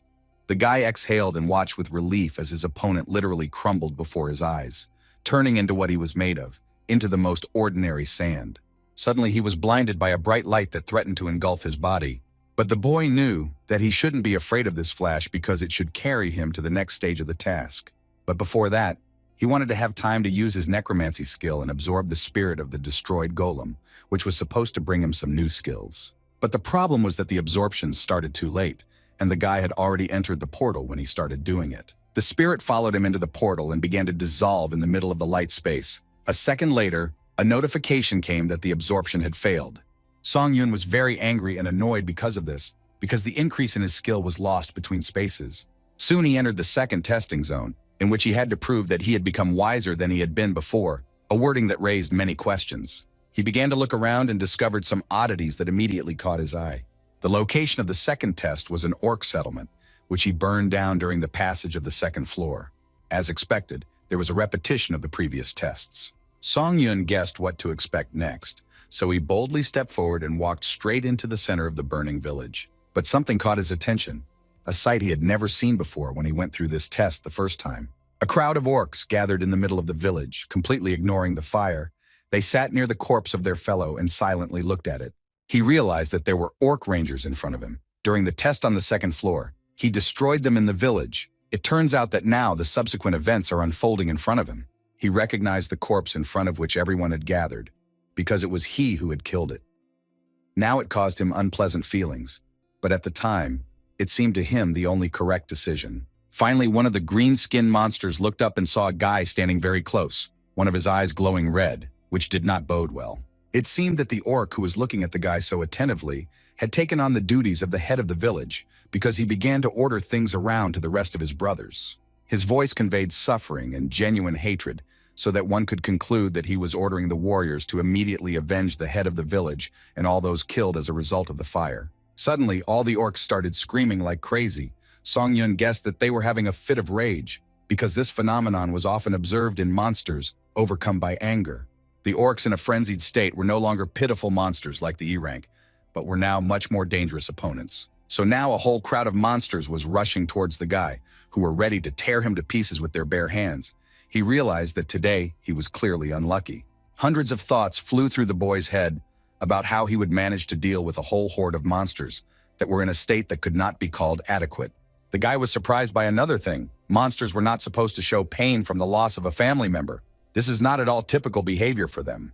He decided to activate the skills Instant Acceleration and 3 Absolutes. Feeling a little more confident, Song Yun rushed to attack. It seemed that this fight was unequal, because a bunch of monsters were rushing at one weak little man. But everything turned out the opposite, and the boy managed to bring the enemies to their knees. When only one orc remained alive, he looked around and saw only the scattered body parts of his brothers, and decided that the best solution would be to surrender. The orc simply saw no point in fighting, since his entire village had been burned down, and his friends and relatives were lying in pools of their own blood right in the middle of the street. The guy asked what it was like to stand there and just watch your family die, unable to do anything because he knew those feelings all too well. These words caused another fit of rage in the monster. His eyes glowed red, and his mouth twisted with anger and unbearable mental pain.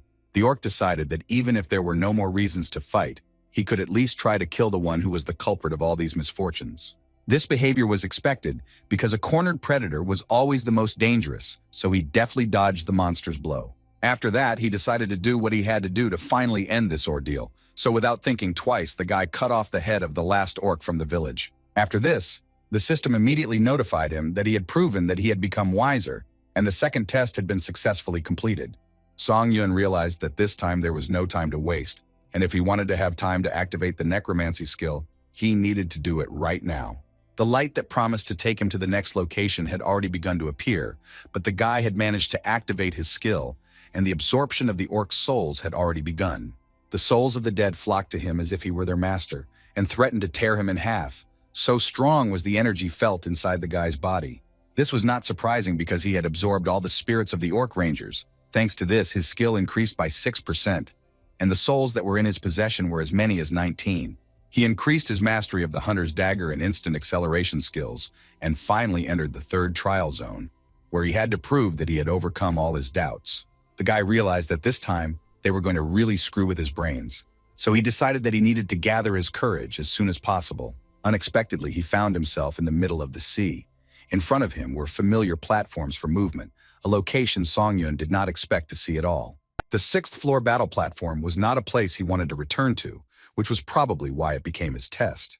Based on the logic of the tower, the guy thought that he would end up on the 3rd floor landing, since he had previously been to the reconstruction of the 1st and 2nd floors, but upon closer inspection, he noticed that the layout of the slabs was different. Song Yun sighed and realized that there was no point in looking for common sense in the Tower of Trials, because what was surprising if such an ignorant test with the orcs received the label of wisdom. Opening his inventory, the guy took out a life potion, which allowed him to restore 20% of his physical and magical strength. He uncorked the bottle and decided that he needed to have a drink before some pretenders jumped out at him with a manic desire to kill someone. Song Yun quickly swallowed the terribly bitter liquid, which burned his throat and caused a disgusting feeling of nausea. But when he drank the last drop, he felt much better, because literally every cell of his body was filled with energy and eager to fight. The boy decided that the Trials Tower deserved to be a little messed up, so he threw the empty bottle straight into the water. He clearly didn't expect such a reaction from the tower. The water suddenly rose and began to bubble, after which a wave formed and doused the guy from head to toe.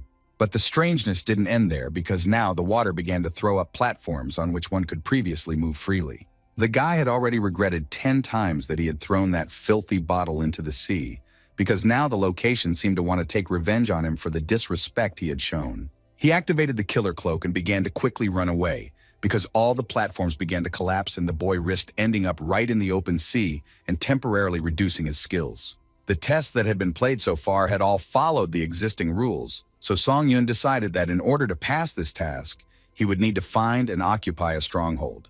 Until then, he needs to do everything he can to avoid coming into contact with the water here, as it will make him much weaker. The guy understood that his speed was higher than the speed with which the wave was approaching, so the water should not catch up with him. He already thought that everything was going more than well and he just needed to move in the same direction, but something went wrong. After all, the slab beneath him began to shake and then flew into the air, throwing the boy straight into the seawater. A notification came that Song-Yun had touched the water and he cursed under his breath in irritation because this could not be allowed to happen. Due to this failure, the boy's strength, agility, and endurance were reduced by 10%, and this will last for 3 minutes. There was hope that there was some common sense in the Tower of Trials. But when the slab beneath it began to take on a life of its own, those hopes were dashed. He had no choice but to adapt to the current reality, so he activated the instant acceleration skill and tried to save the situation. This helped the guy save the situation, because now he was able to quickly jump from one platform hovering in the air to another. Song-Yun ran and thought only that he never imagined that there would be a possibility of dying in such a place. It was becoming increasingly difficult to jump because the slabs were being thrown up by the water in a completely chaotic manner. It was simply impossible to predict how much this or that platform would be thrown up. But still, there was at least one piece of good news. Song-Yun finally saw the red platform, which was the very stronghold that needed to be captured. She looked as if she had been waiting for the boy for a long time, standing out against the restless surface of the sea. The boy gritted his teeth and began to tell himself that this annoying ordeal would soon end. But the tower was not going to make things easy for its challenger, because now the water began to form a funnel that threatened to swallow up everything that came near it. The plates also began to react to this chaos and began to tremble and fly even higher. Several streams of water formed waves that were just trying to cover the boy. Song-Yun wanted to scream from all this madness that the tower decided to arrange. It seemed that it was deliberately not allowing his victory and putting a spoke in the wheel. Despite the turbulent water currents, the guy still continued to move towards the stronghold. He could already see its red surface and told himself that he only had to hold out for a little while longer, and then there would be the long-awaited triumph. But his attention was drawn to the fact that streams of water began to appear behind him, moving, clearly repeating the trajectory of his movements. The guy didn't have time to test his theory, as it was immediately confirmed. The water was chasing him, and now it shot him in the back, knocking Song-Yun off his feet. The blow was so strong that it took his breath away, and he could not get the required amount of oxygen into his lungs, so he began to choke and lose consciousness. He was saved by a wrought iron pendant that activated the exclusive effect of steel defense, the protective layer absorbing 10% of physical damage, and the soul of one of the orc rangers absorbed all the damage that was done to the guy, after which it disappeared. Song-Yun felt the shockwave very clearly, but just before the water attack could do any damage to him, the shield blocked it. So now the guy was able to get out of this whirlpool and continue his way to the stronghold. He ran with all the strength he could muster, for it was clear that the tower was not yet finished playing with him, and it always had surprises in store for later. The guy had already jumped towards the stronghold, after which a notification immediately arrived that the time given for passing the test had expired. The exclusive effect of the killer cloak also suddenly turned off, so all that was left was to hope that instant acceleration wouldn't fail, since Song-Yun's mana was already at 0. He decided to do something that had just occurred to him. He materialized one of the souls in his hands and decided that this attempt was the only way out. The guy threw this red energy clot into his mouth and began to try to chew it. The power he felt was too unbridled, so Song-Yun covered his mouth with his hand because he felt like he was about to throw up. This action resulted in the guy being able to replenish his mana using the spirit of another orc. Now his strength had returned to him again.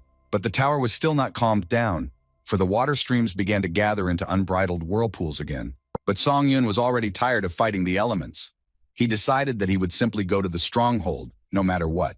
The red surface of the platform was already very close. A few more meters and the guy would step onto it. But suddenly the water surface in front of him exploded into thousands of splashes. and another platform flew into the air, blocking his path. Song Yun just wanted to howl in despair, because as soon as he approached his goal, 1,000 obstacles appeared on his path. This time, the water currents turned from whirlpools into giant tentacles that were just trying to grab the guy and drag him into their depths. But he decided to move on. Despite the fact that danger was literally everywhere, in order to create at least some safety, Song Yun took out a shield and began to hold it at the ready. After this, the guy took a desperate step and jumped straight into the water, which continued to bubble and threatened to drown the daredevil. Once in the sea, Song Yun felt a scorching cold so strong that he began to feel a severe shortage of oxygen and his insides twisted into knots. But the wrought iron pendant came to the rescue again and absorbed all the pain that the boy began to experience, thanks to which he managed to emerge to the surface. He was thrown so high that he didn't even notice the notification that the soul of another orc, which had also restored the guy's physical abilities, had disappeared. Falling from such a height was unimaginably scary, so Song Yun screamed at the top of his lungs when he saw that he was approaching the stronghold. When he landed, his weight seriously damaged the platform, and the guy only survived thanks to several orc souls restoring his body. Song Yun could barely breathe. He had never experienced such severe pain in his life, but his body was on the red platform, which meant that all the suffering was not in vain. When the boy opened his eyes, he realized that his suffering was not over yet, so the question of whether he would survive remained open. After all, the water currents were circling right above his body, and it was unclear what they were going to do. But Song Yun didn't flinch, even when the sea tentacles came right up to his face, after which a system message appeared, saying that the boy had proven that he had overcome his doubts. The water did not touch him, but began to return to the depths of the sea, and this completed the third test. But the Tower of Trials had a sense of humor, because at the end, one of the water streams doused Song Yun with ice water. The boy realized that the damn test was finally over, but the tower made him suffer until the very last second.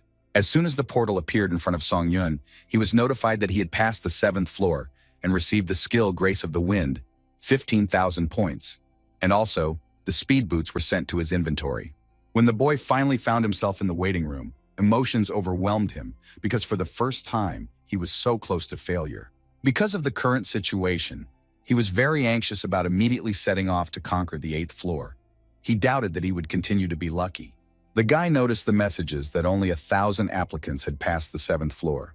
He was interested in the fact that the skill store was open, and floor implementation was also available. But the icing on the cake was that he was the contender called the Pioneer, and now Song Yun could choose the Halo. The Halo is an advantage that can only be obtained if the applicant has been awarded the title of Pioneer on all previous floors. The guy was surprised that the system warned that this phenomenon affected the unique characteristics and skills of the applicant, so it was worth choosing wisely. Song Yun was offered a choice of options, which included Ruler, Hunter, and Monk, but he did not want to rush and decided that he needed to read the description of each Halo first. The Ruler's Halo increased the potential for abilities such as combat, growth, support, and production, and was considered by the system to be the most suitable for Song Yun. But the boy did not want to rush into making a choice, and even more so, he was not attracted to listening to the advice of the tower, which a minute ago wanted to finish him off.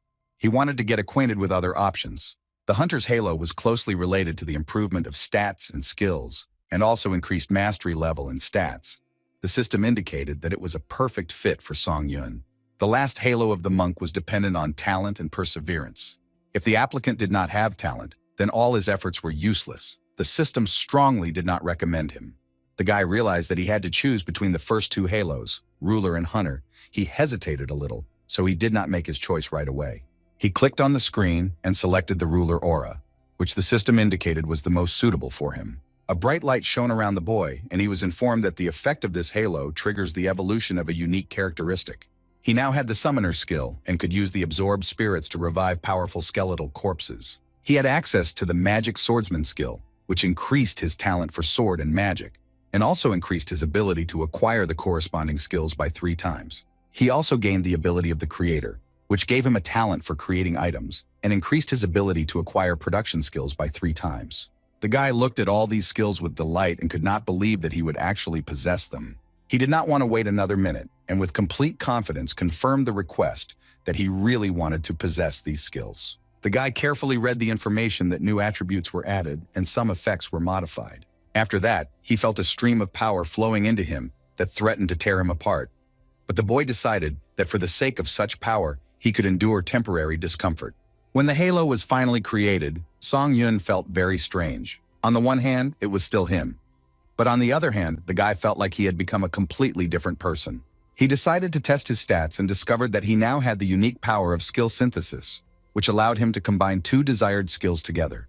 Song Yun realized that he could combine useless abilities and create something completely new from them. He decided to try out this interesting skill right away, so he began to choose two skills that could be combined. It was decided to choose two skills that he didn't use at all. They were called Contempt for the Weak and Continue the Battle. The boy clicked on the screen, confirming that he really wanted to generate a new skill from these two completely different abilities. The blue screen glowed bright yellow, after which the system announced that the synthesis of skills was complete. Song Yun felt very strange, as if something new had formed right inside him, which meant that he had managed to create a completely new skill. The skill created was called Forced Breakthrough and allowed one to break through unknown forms of containment. However, the user's magic must be higher than the magic of the one who tried to restrain him. The boy looked at the screen in shock and did not understand how he managed to do such a thing. The guy thought that he could breathe a sigh of relief if he got at least an E rank skill, but by combining two F rank skills, he got a D rank. So from that moment on, he had another truly mind-blowing ability in his arsenal. He was so interested that he decided to try to combine some other skills, because he was so curious to see the result. He again selected two F rank skills, which were Ranger Training and Burn Resistance. Song Yun decided that something interesting should come out, so he pressed the button with interest, which meant confirmation of the synthesis of abilities. The boy was eagerly awaiting the result of the synthesis this time, because the previous attempt had left him very pleasantly surprised.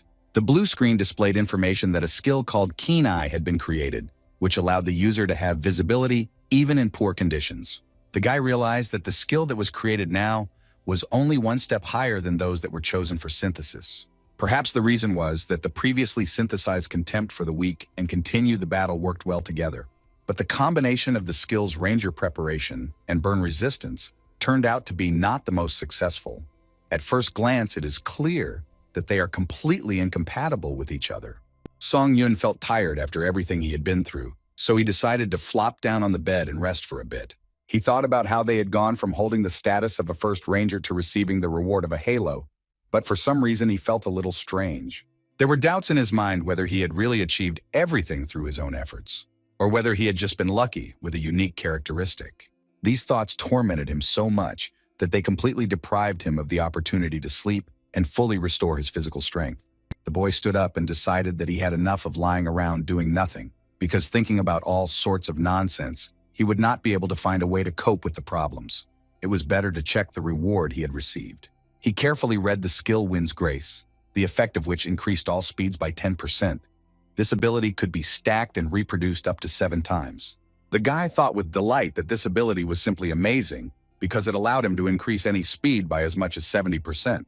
With such skills, he will become simply elusive and almost invisible to the eye of an ordinary applicant. In addition, this skill did not consume any mana at all, which meant that he could use it without any limits. In essence, the Mercy of the Wind was a skill that had absolutely no downsides, which was good news. Then the guy opened his inventory and noticed the speed boots, which he couldn't wait to try out. He didn't keep himself waiting, and immediately put them on to test them out by running around the waiting room. These boots increased attack speed and movement speed by almost 5%. All the rewards on the 7th floor were related to speed. This layout pleased the boy. Song Yun decided to check out the skill shop, and contrary to his expectations, the quality of the shop left much to be desired, and the prices were also quite high. For example, the instant acceleration skill was offered for purchase for as much as 8,000 points. However, the boy was really lacking a skill that was related to magic, so he clicked on the blue screen and selected the shopping section. Now Song Yun had a skill in his arsenal called Magic Chain, and it cost a whopping 15,000 points. Next, he bought the skill Magic Resistance for 12,000 points, the effect of which allowed him to create resistance to other people's magical abilities in his body. Song Yun remembered how on the 6th floor, one of the opponents used the Heart Fusion skill on him.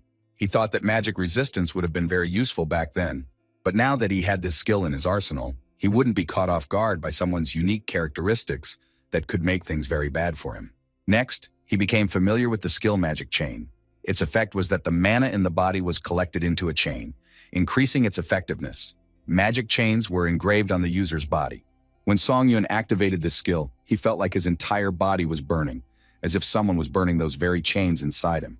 The pain enveloped his entire body again, but the guy knew that if he could endure it now, then this ability would be very useful to him in the future.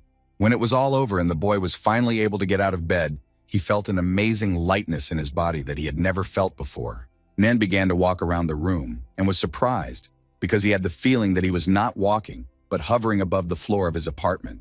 Song-yun decided to test his strength, so he raised his leg and swung it harder. When his foot hit the floor, the entire room shook from the force of the blow. It seemed like even the walls rang from such power. The boy himself was quite surprised because he expected less power, but it once again exceeded all his expectations. The tower really knew how to surprise, and the surprises were not always only bad. The boy wondered if mana used randomly could actually form a chain and enhance physical abilities. He smiled and realized that, as expected, his purchase had been surprisingly successful. The guy also had the ability to use the spirit of the deceased to resurrect a dead person nearby. He was incredibly curious about how it worked in practice, but it was decided not to activate it in the room, since there were no corpses nearby anyway, so it was a useless exercise. Song-yun closed his eyes and tried to control his emotions, because so much had happened recently that his impressions were simply spilling over. He understood that the time had come to make another very important decision. He had to decide whether he was ready to take on the next floor right now, or whether he should return to Earth and take a little time out. One hunter, who was on the ground and sitting on a bench in the Great Cataclysm Park, was waiting for someone to send him an application for a vacancy as a hunter. He was so intently looking at the messages that he didn't even notice someone approaching him. 3 men asked him with irony in their voices if he still couldn't assemble a team. They said they thought he should hand over the portal entry permission to them, since the 3 thought they were more successful. One of the men said that if the dungeon raid did not begin within the allotted time, the right to enter would be automatically revoked. The man sitting on the bench listened with irritation to the proposal to hand over the pass to the men for an appropriate fee. He replied that he had no intention of handing over his pass to anyone, so the annoying 3 could go away. But the men continued to mock, saying that there were so many hunters gathered in the park, but for some reason no one was eager to join his team. The cocky bastard said that it was all because the man was just an E-rank loser. He asked if such a weak hunter really thought that anyone in their right mind would want to be on the same team with him.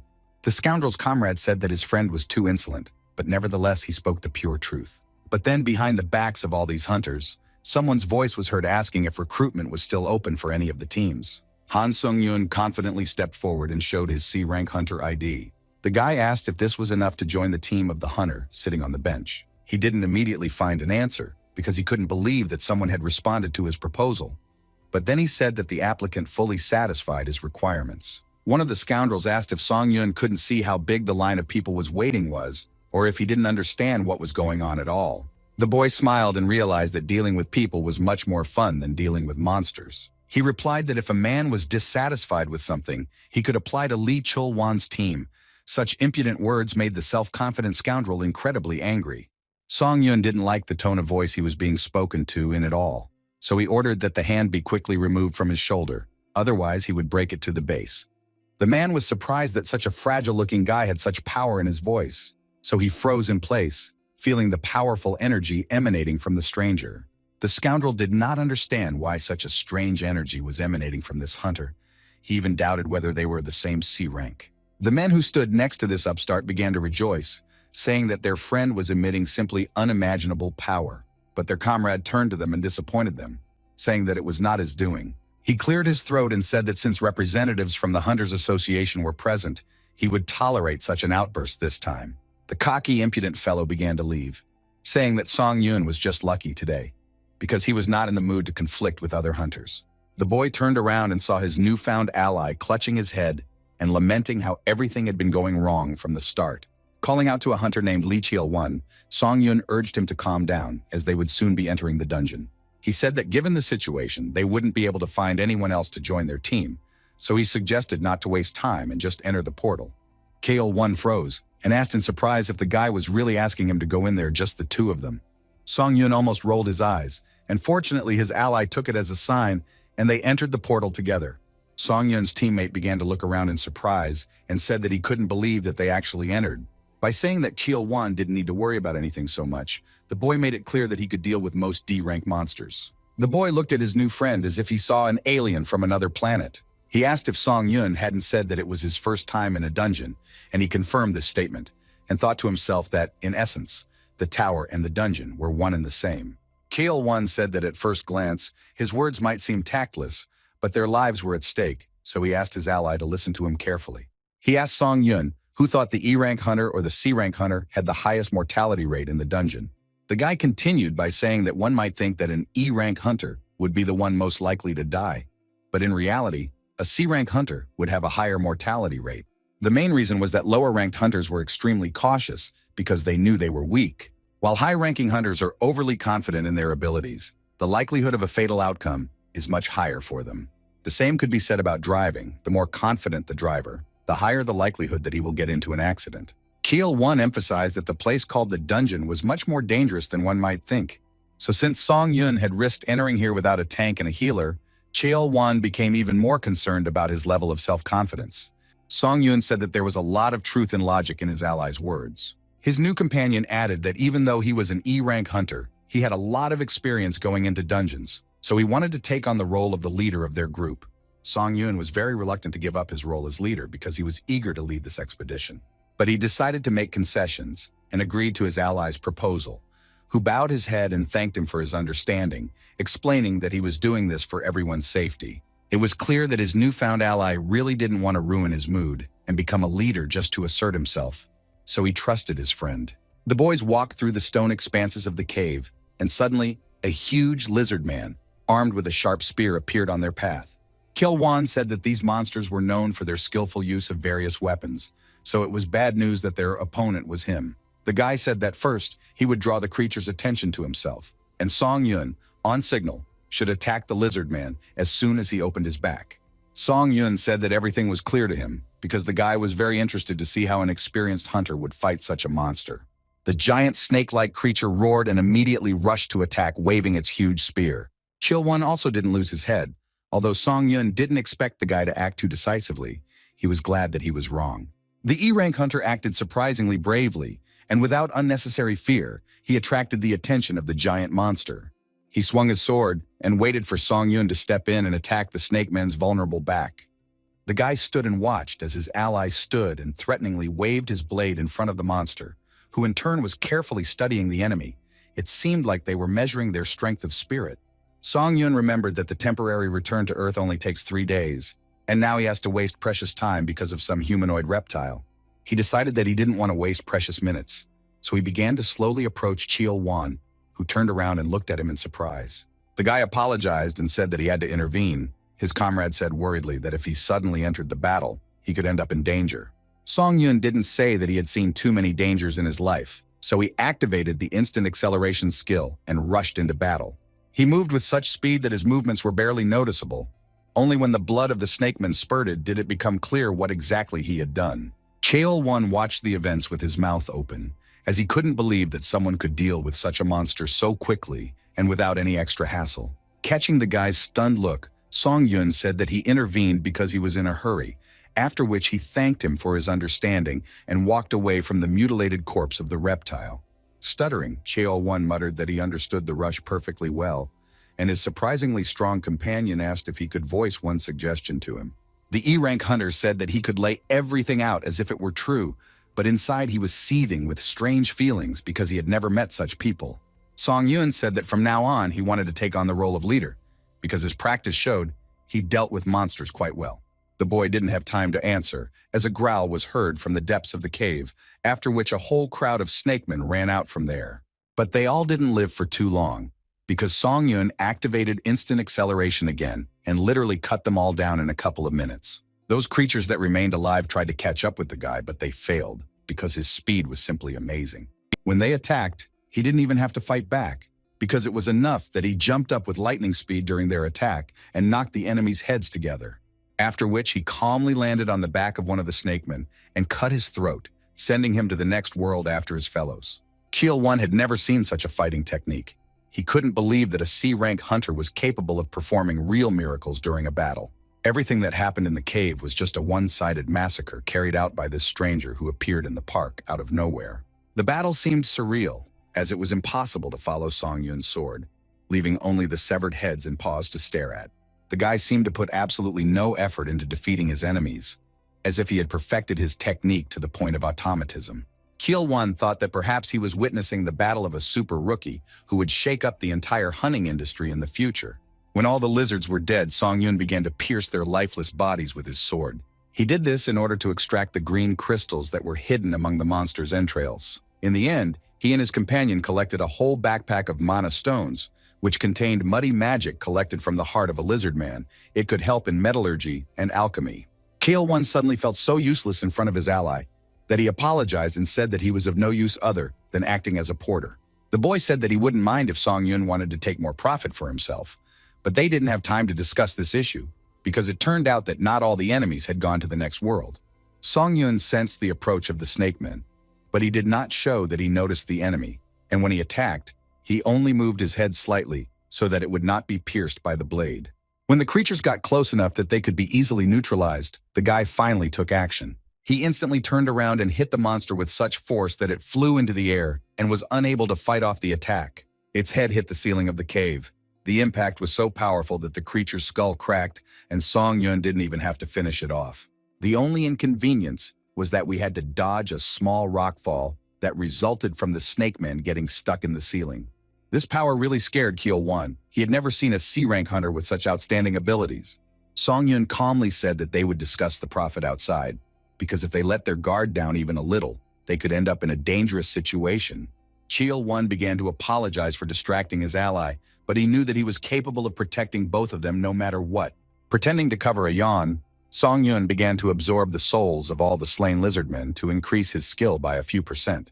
The killed monsters added only a little strength, so the guy realized that with such monsters, he would be increasing his unique characteristic for a very long time. But all thoughts faded into the background when a huge blood-red portal opened in front of the guys, literally drawing them inside. Song-yun realized that the door in front of them was the one leading to the boss's room. His ally was amazed that they were able to reach it with just the two of them. Keel-won didn't even think about raiding the boss, because he originally thought that if they got through at least half of the dungeon, it would already be a success. The boy realized that in front of him stood a man who could easily carry out a complete defense of the dungeon without a whole team of assistants.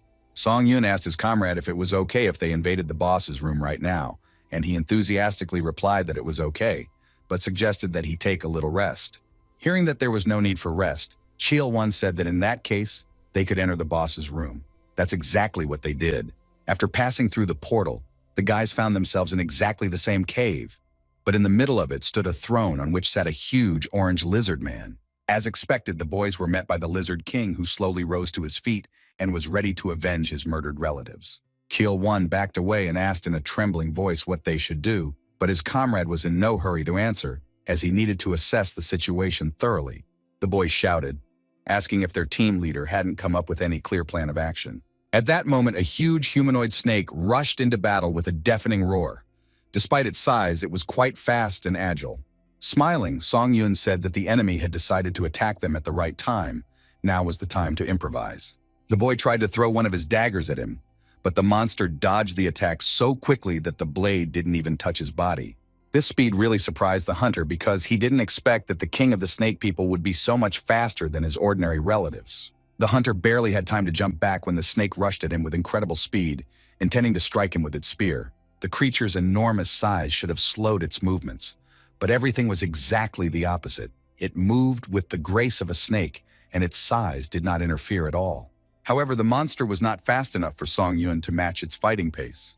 Although it wasn't without the fact that the guy missed his intended target more than once with his thunder sword. From time to time, the snake had the advantage, even managing to hit Song-yun with its powerful tail. This was not a simple opponent, having defeated whom, one can safely say that nothing more is scary. Lee Keel-won grabbed his head in panic when his comrade was thrown back several meters by the tail. He was afraid to be left alone with such a creature. But the guy had an ace up his sleeve, in the form of a spirit that absorbed all the damage the snake man could do to him, so he survived after such a strong blow to the stone wall of the cave. Rising to his feet, Song-yun began to slowly approach his opponent. He was quite tired of this game of cat and mouse, so he decided to move on to more effective action. With a sinister smile, he said that this situation was a good way to test the new skills that the trial tower had acquired. Keel-won almost cried with relief when he saw his ally alive and well, because he had already thought that he had died. The snake-like monster's eyes shone brightly, and its muzzle seemed to stretch into a sinister smile. Apparently, it was anticipating a very interesting fight. Adding as much irony as possible to his voice, Song Yun asked what happened to the Lizard Man King's throne. Was there really not a single stone left on it? He suggested that if a king's throne was destroyed, it was an ominous omen. For some reason, these words made the snake very angry, perhaps because they hurt his royal ego. Raising its head up, the monster screamed deafeningly. The sound was so loud that the entire cave shook, and small stones flew into the air. The monster didn't just decide to shout, but used a special force, because Song Yun received a notification that he was affected by the slow wave skill, and his entire speed was reduced by 25%. But the boy knew how to fight back, so he activated a skill called Forced Breakthrough. The guy's magic power level was more than twice that of the Snake Man, so the 25% slowdown on the entire speed was instantly lifted. The monster was so surprised by this that he could not restrain himself and opened his mouth, because no one had ever managed to do something like this before. The skill used was a result of synthesis, so Song Yun had doubts about it, but its effectiveness was excellent. The monster was angry and obviously scared because it began to hesitate before making another attack. He screamed desperately, but this scream did not take horror, but on the contrary, provoked some strange sympathy for the cornered predator. But it was again not an easy cry, because Keel Wan fell to his knees and said in horror that his body did not obey, as if he was bound by invisible chains. The boy screamed and began to beg Song Yun for help, because he felt completely defenseless and could not even get to his feet. The snake grinned, hoping to distract his opponent by attacking his defenseless friend.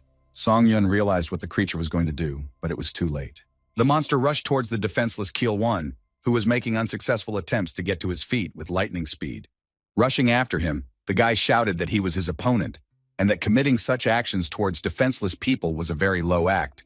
He chased the lizard with all his might, but this time his speed was not enough, because the enemy was far ahead. Song Yun understood that there was too much distance between him and the Snake Man, which meant that he was powerless and could not help his comrade. He watched with bated breath as this ruthless creature approached Keel Wan. The guy didn't know what to do, so he put all his hopes on the new skill and activated Summon the Dead. The ground around Keel Wan shook, and skeletons began to emerge from underneath it, taking up a fighting stance and swinging at the Lizard King. The boy couldn't believe his eyes because he saw literally living dead people who were now fighting to save his life. The creature had no problem throwing skeletons around and destroying already dead opponents, but still, it slowed down its progress a little. Of course, Song Yun understood that the living skeletons did not have enough strength to stop such a giant, but nevertheless, with their help, it was possible to gain time. These minutes helped the guy accumulate the skill Grace of the Wind and increase his speed by as much as 60%. He managed to catch up with his enemy, and this action saved the human life that the monster was so intent on taking. A few seconds later, a system notification arrived that the main monster of the dungeon, the Lizard King, was dead. Song Yun absorbed his soul, and by doing so, he permanently increased his stats. His strength, agility, stamina, mana, and durability were increased by several stats. Also, one of the skills of the main lizard was absorbed, which was called Spiritual Eye, and allowed one to recognize attacks in the invisible range when entering a battle. But not everyone was having as much fun as the guys in this dungeon. Some were sitting and yawning with boredom. The distinguished man in the suit said that other than all three portals appearing at once, nothing special had happened and he was bored to death. He turned his head and asked his colleague if he had noticed anything unusual. Receiving the answer that everything was as usual, his aimless sitting on the bench continued. The association representative knew that after the Vanguard hunters completed a partial raid in the open portal and came out, they would have to break into the dungeon and finish off the boss. The man thought with disappointment why his team did not receive a commission, since they always did the dirtiest work. If the advanced team had completely cleared the portals in the first quarter, then its control team would have been able to get their share as well. But all this was only in their thoughts, and in fact, right now they have to go into a damp dungeon and fight some kind of monster. After all, the ideal scenario he was thinking about was only possible with an A-rank hunter, but no high-class warrior would want to pull such a crazy stunt. Finally, someone began to emerge from the cave. Two silhouettes appeared, and it became clear that the hunters who entered the portal were able to get out of the dungeon without outside help. The representative of the association was very surprised that the advanced detachment of the third portal completed the cleanup on its own, and everything happened very quickly. He looked at the guys and didn't understand what kind of nonsense was going on. Did they really go on a dungeon raid, just the two of them? Most likely they couldn't even get halfway there. But what the man saw next shocked him even more. The portal began to dissipate, which meant that the guys were able to completely pass this location and defeat the boss. The man couldn't believe what he was seeing. a colorless portal that indicated that the main monster's room had been completely cleared. He ran as fast as he could towards the boys and asked them if they had really gone through the dungeon from start to finish. Song Yun looked the man over from head to toe and asked who he was to ask such questions. He straightened his tie and said that his name was Shim Woo Jin, and he was the leader of the portal control group from the Hunters Association. He said that he was monitoring the portals that suddenly appeared, but Cheol Won assumed that the man was there to buy the rights to occupy the portal. The representative froze and said in a trembling voice that his guess was correct because he wanted to make the guys a lucrative offer to sell. Cheol Won muttered that he was not the one who had the right to make a decision on this matter, and the head of the monitoring group looked at him with confusion. The guy explained that the hunter Han Sung-yun had captured this dungeon single-handedly, and upon hearing this, the association representative was simply dumbfounded. He couldn't believe that he could do such a thing alone, so he assumed that the person in front of him was an A-rank hunter. But Song-yun refuted this guess, saying that his abilities were C-rank. After asking how much Shim Woo Jin wanted to buy the right to occupy the portal for, the guy thought to himself that if it became known that he came from the Tower of Trials, he would have problems. The man cleared his throat and said that if we return to the main thread of the conversation, their portal control team wants to buy the occupation rights for 1,200,000,000 won. Hearing such a price tag, Song Yun was quite surprised, because it was simply an unimaginable amount of money that could not be obtained for the rights to an ordinary portal. While the park was full of talk about unimaginable sums, in some places the most ordinary routine work was going on, for which they paid a standard salary. The employee carried heavy papers and was indignant that after returning from the tower, all she did was work like a horse. Her attention was drawn to the smartphone, which lit up, notifying her of an incoming message. She took it in her hands and noticed a missed call. The girl involuntarily thought about who could be calling her at such a late hour. Seeing who the missed call was from, the brunette couldn't contain her surprise and looked at the screen with her mouth open. Lee Ha-yan was the leader of the Challenger monitoring team from the test tower. At first, the job was interesting, but now she has become completely absorbed in the routine. She remembered how her superiors had said that this incident with the tower would lead to revolutionary changes, and everyone had really gotten worried. Ha-yan was well aware that the applicants were hiding their identities, but it still never occurred to her that recruiting them would be so difficult. She didn't even manage to recruit 10 people, and all of these applicants were of low complexity, which was not enough to satisfy the top management. If you think about it, the girl had no idea what the man she was interested in did. Han Sung-yun was such a strong youth that it would not be an exaggeration to say that he cleared the 4th floor single-handedly. The brunette reproached herself for not thinking of proposing to him right away. Then she wouldn't have had to go through this unsuccessful search. But when she opened that very message, she saw the name of Han Sung-yun, who offered to meet her if the brunette had already returned back to Earth. The boy accepted the offer from the representative of the Hunting Association and earned almost 1,300,000,000 won. He still couldn't believe it. However, he felt just amazing. Song Yun went into a cafe and enjoyed his normal life, making plans for his future. When he turned his head, he saw a beautiful long-legged brunette entering the cafe and looking for him with her eyes. It was Lee Ha-yan, his ally during the 4th floor test. The guy raised his hand and waited for the girl to notice him. Seeing her former comrade, she quickly walked towards him. Song Yun noticed that the brunette was completely out of breath. It seemed like she had run here as fast as she could. He said embarrassedly that there was no need to rush like that. Lee Ha-yan sat down opposite him in irritation and reproached him for not even deigning to respond to her message. He became even more embarrassed when he heard that the girl had been waiting for his answer for a very long time. The boy began to make excuses and apologize, saying that he didn't have time to read it because he was in a hurry. Ha-yan sighed and said that she would accept an apology in the form of a cup of coffee and cheesecake. Sung Yoon smiled and said that his interlocutor could order whatever she wanted. When the order was brought, Ha-yan silently began to drink the aromatic drink. The guy was impatiently waiting for what she would say. The girl asked if he was planning to continue climbing to the upper floors of the tower. Song Yun said that he planned to hold out as long as possible. He said he contacted his former ally because he had one request of her. He needed to join a guild because then he would have the opportunity to attack dungeons during short returns from the Tower of Trials. His conditions were not simple. The first point he announced was the right to refuse the call to appear in the guild. The second point was that no one would interfere with his affairs related to the tower. And the third was a request for permission to use the guild dungeons at any time. The guy asked if there was any guild that would be willing to meet all these requirements. After these words, there was a long pause between the guys. Song Yun began to sense some strange atmosphere. He assumed that he had gone too far with his points. But then the girl spoke up, saying that the conditions he had named were absolutely impossible to fulfill, since from the guild's point of view, she would get nothing. The guy was noticeably upset and said that he probably asked for too much. But Ha-Yun put her hand on his palm, and he fell silent. She crossed their arms and began to rise from her seat, looking closely into Song-Yun's eyes, the intense eye contact making him feel a little uneasy. Ha-Yun began to very insistently convince him to join the White Guild, to which she also belonged.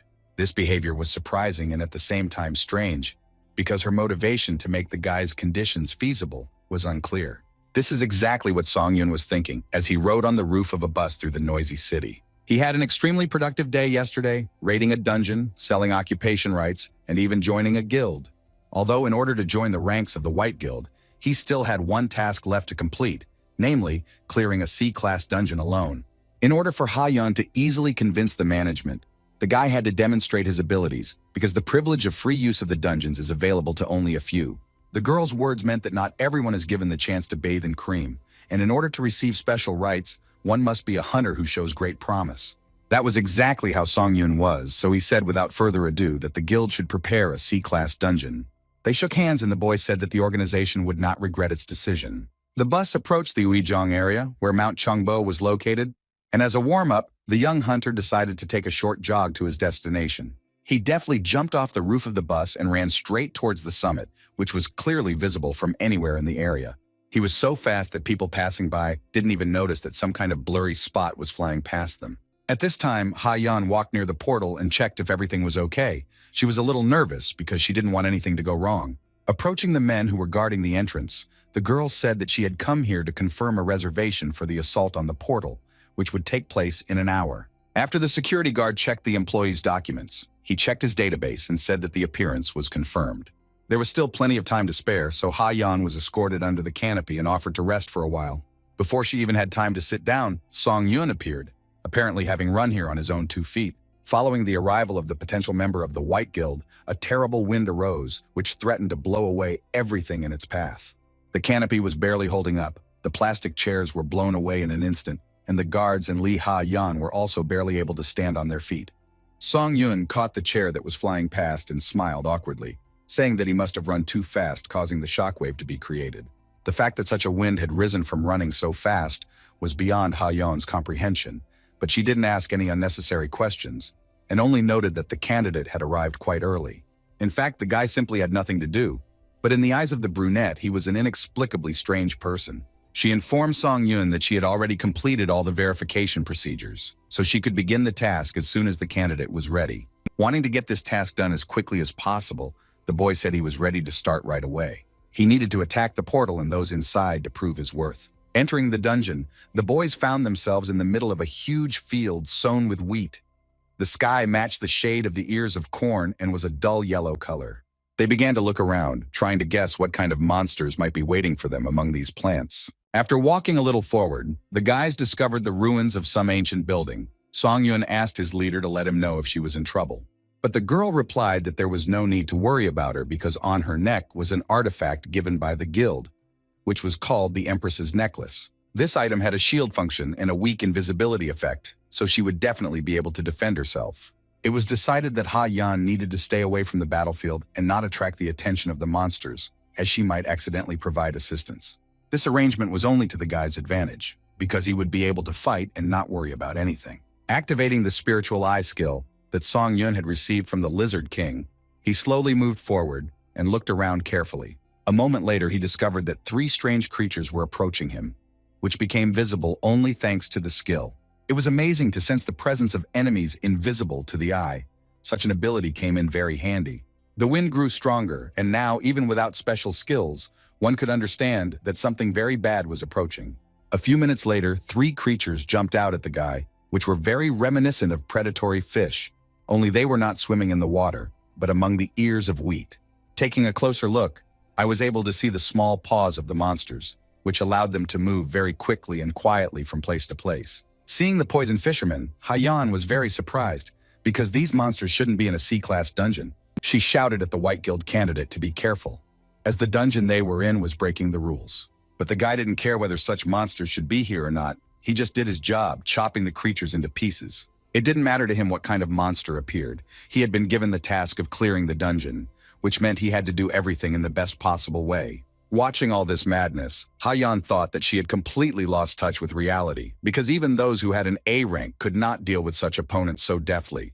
Her face broke into a smile, and the girl was finally convinced that she had made the right choice. Watching Song-yun deal with his opponents was a joy, as his skills and fighting techniques were simply superb. He delivered his blows so clearly and confidently that it could not help but arouse admiration. The ground literally burned from the power with which he carried out his attacks, leaving no chance for the enemy to escape. Song-yun had already forgotten about the existence of the lightning effect, since it was such a rare thing, but the Thunder Sword reminded him of it. But despite all the strength the boy demonstrated, the evil fish-like monsters were not going to give up so easily. When the fight with these creatures had been going on for some time, the guy finally understood why Ha-yeon said that they were not from this dungeon. These creatures were too strong and agile. He was so annoyed by these field fish that he grabbed one of them by the tail and swung it harder. Song-yun didn't want to waste so much time on these monsters, because he was only at the beginning of the dungeon. It was still unknown what awaited him ahead. Therefore, there was no point in standing on ceremony with the monsters. With these thoughts, the guy slammed the last of the enemies into the ground. Having reached the portal that was supposed to take him to the next location of the dungeon, the boy turned around to see where his companion was. He waved his hand at her and informed her that he had managed to tidy up the area so that she could safely walk across the field. But the girl couldn't move from the spot because it was hard for her to believe that Song-yun had managed to reach the boss's room in less than an hour, and even alone. But the most surprising thing was that they were in a dungeon that broke the rules, because there were monsters here that could not be taken lightly. The Poison Fisher was a monster that was recommended for group attacks by A-rank hunters, so she couldn't believe that anyone had dealt with it by themselves. She guessed that what the guy demonstrated was far from the limit of his abilities. What this novice hunter could show in the future is impossible to even imagine. By absorbing the souls of the slain poison fishmen, the boy's strength, agility, stamina, durability, and mana increased from 3 to 7. The current stats made the guy very happy, because now even the boss didn't pose much of a threat to him. Looking at the portal, he decided it was time to head straight to the room of the main monster of this place. Once inside, the guy and his companion found themselves in some strange place that looked like a swamp. But there was no reservoir nearby, but huge roots of various trees hung everywhere. They intertwined with each other and formed a kind of tunnel. It seemed to the boys that they had been wandering for an eternity, but none of them had yet discovered the presence of the monster. As soon as they said this out loud, some kind of glowing sphere began to fall on them. Ha-yeon froze in place and looked at it in surprise. Song-yun was also in a stupor, because this thing was simply mesmerizing with its appearance alone. But he quickly came to his senses and saw in the light a monster that was about to attack. The situation was extremely dangerous. Therefore, he had to act instantly. Grabbing Ha-yeon, he rushed to run, because now he could not counterattack the enemy. In some kind of total confusion, the girl could only look at the guy who, without thinking, rushed to save her, although he could have tried to kill the monster. The enemy was not going to let his prey just escape. He roared loudly and released a glowing sphere from his mouth. The small fireball turned into a whole stream of flame that caught up with the fleeing children. Finally, Ha-yeon came to her senses and screamed loudly, warning her savior that a wall of fire was rushing towards them. The air became so hot that it was simply impossible to breathe, but the guy found the strength to inhale and jump as hard as he could. Upon landing, Song-yun apologized to his companion for bringing her here without her consent, justifying this action by saying that the monster looked extremely dangerous. The girl rattled off that everything was fine and now she was indebted to the hunter. Looking at Ha-yeon, the guy said that he would leave her because it was necessary to deal with the creature that had already managed to crawl dangerously close to them. But the brunette had one suggestion. She said that she could use the enhancement skill on Song-yun and they would check his abilities later. It wasn't that the hunter was happy with this plan, so he said he didn't agree and jumped straight towards the creature crawling nearby. Finally, he said that he would not stay long and would return very soon.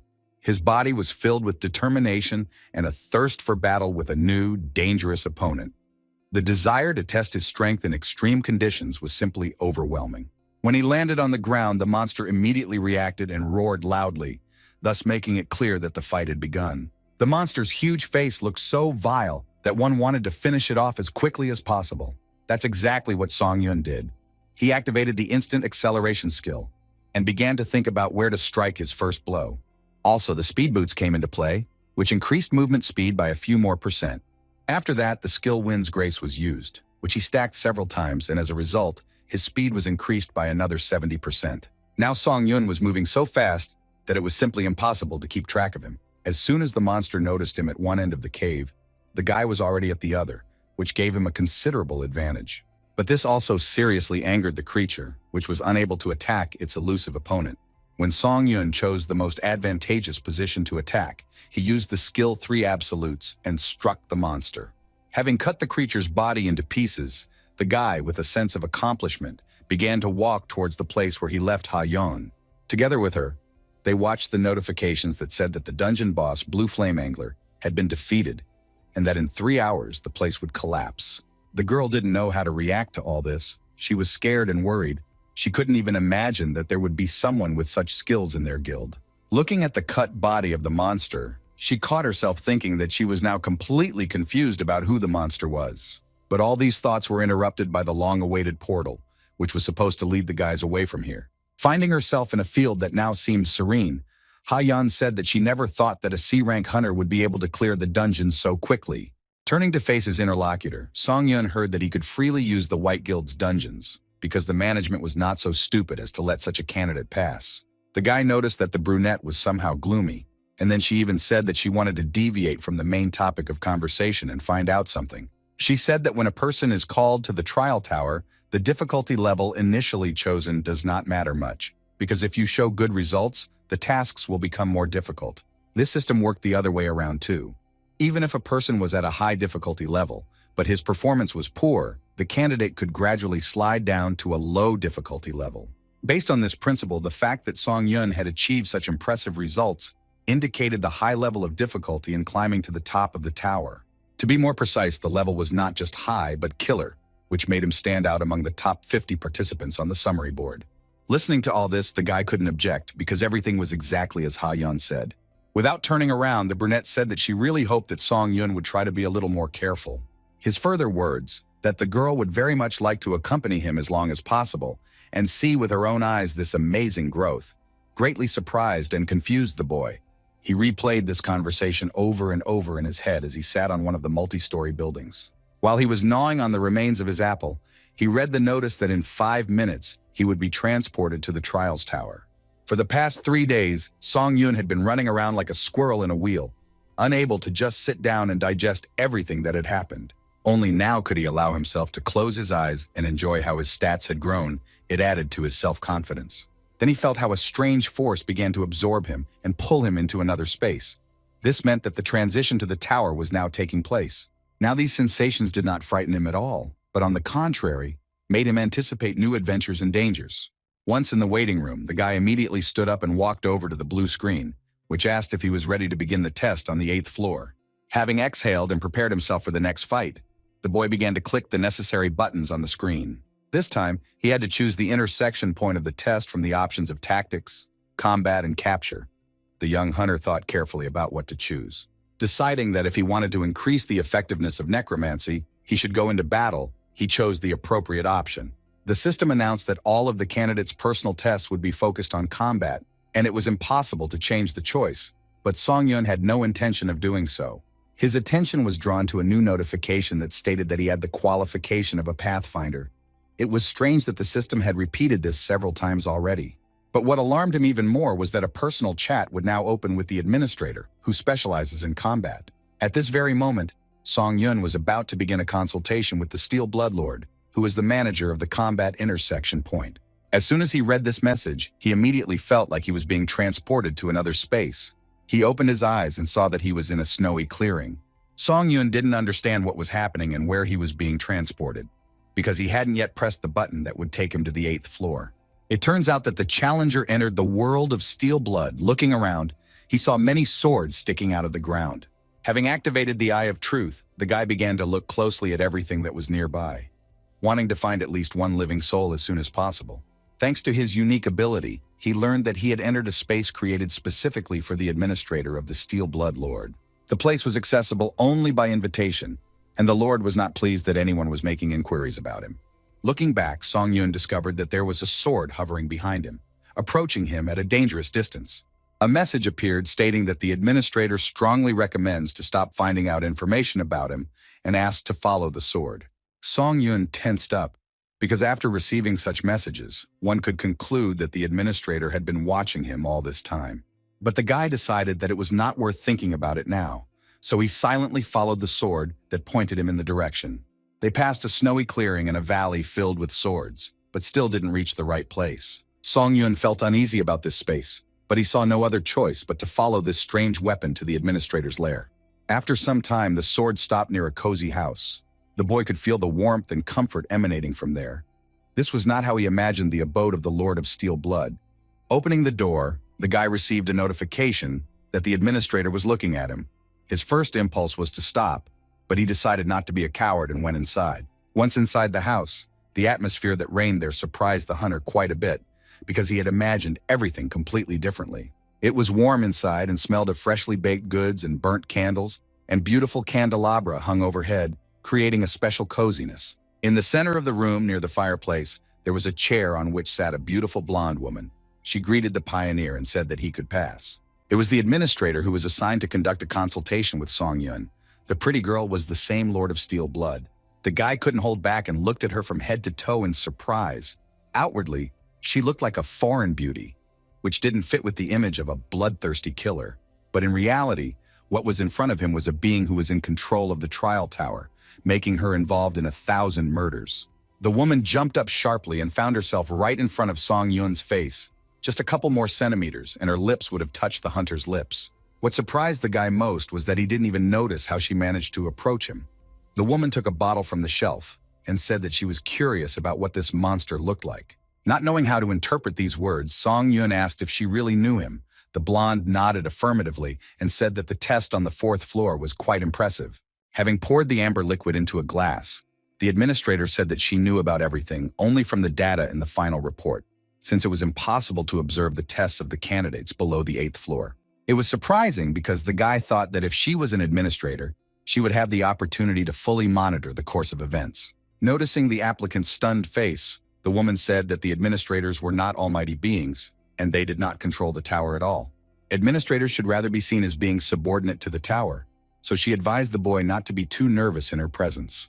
The words that as long as the Lord of Steel Blood obeyed the tower, he could not harm him, gave the guy some strange relief. The blonde said that this personal consultation was an earned benefit, so if Song Yun had any questions, he could ask them without hesitation. Having assessed the situation, the guy realized that he did not feel any hostility from the woman, so he felt more free and relaxed.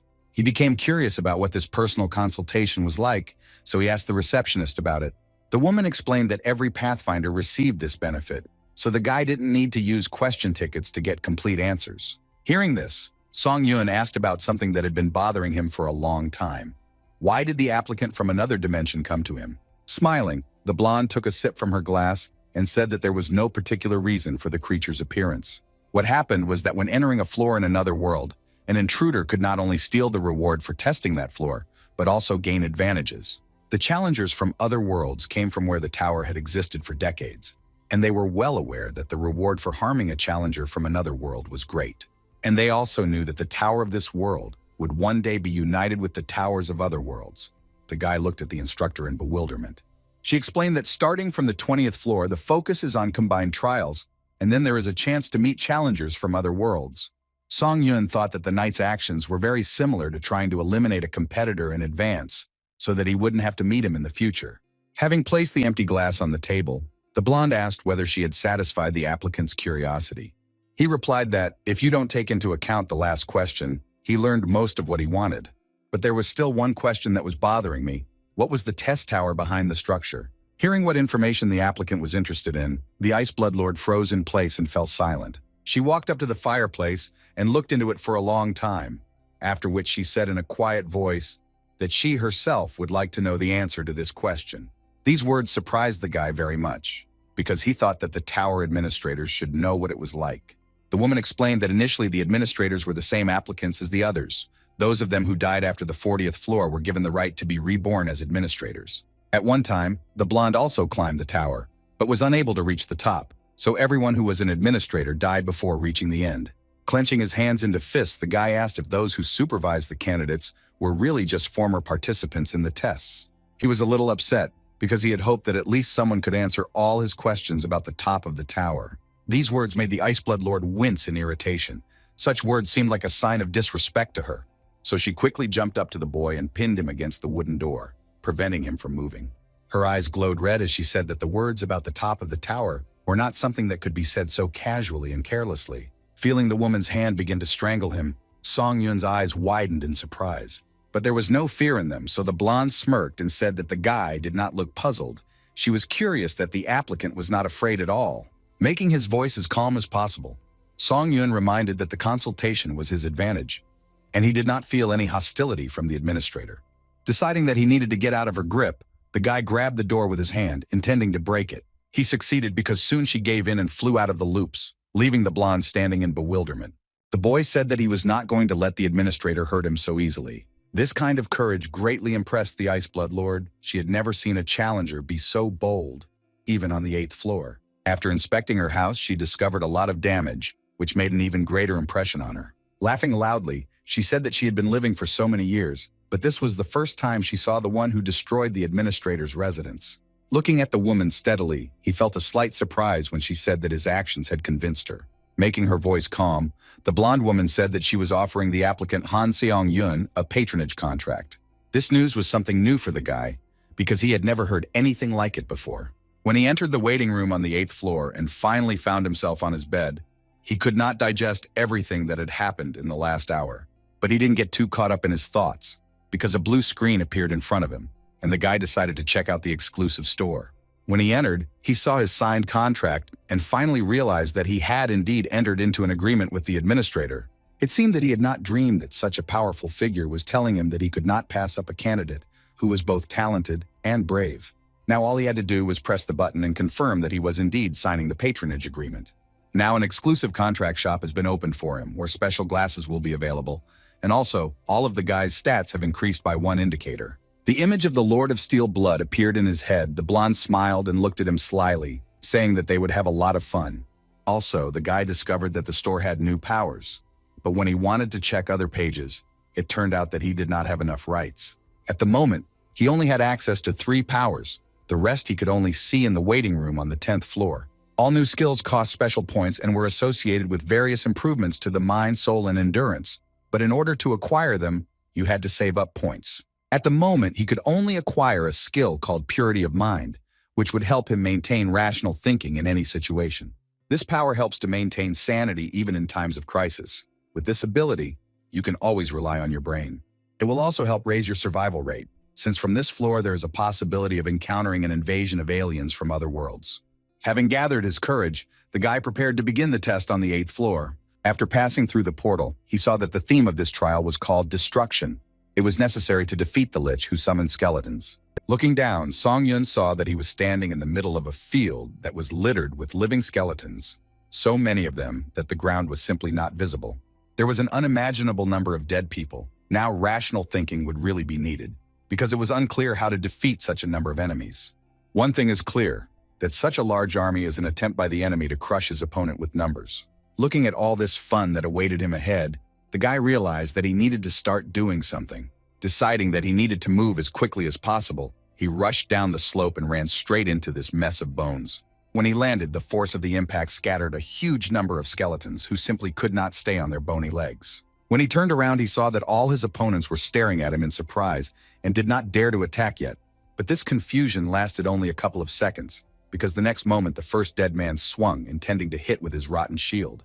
But all these blows seemed like child's play to Song Yun, because they were not at all impressive in their power. As expected, the dead were unable to penetrate even the guy's basic defense. Therefore, it was not difficult for him to scatter the first batch of puny skeletons. When he dealt with some of the enemies, he started receiving notifications that his skill had only increased by a small percentage.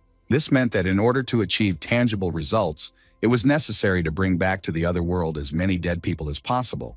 And that is exactly what the guy did.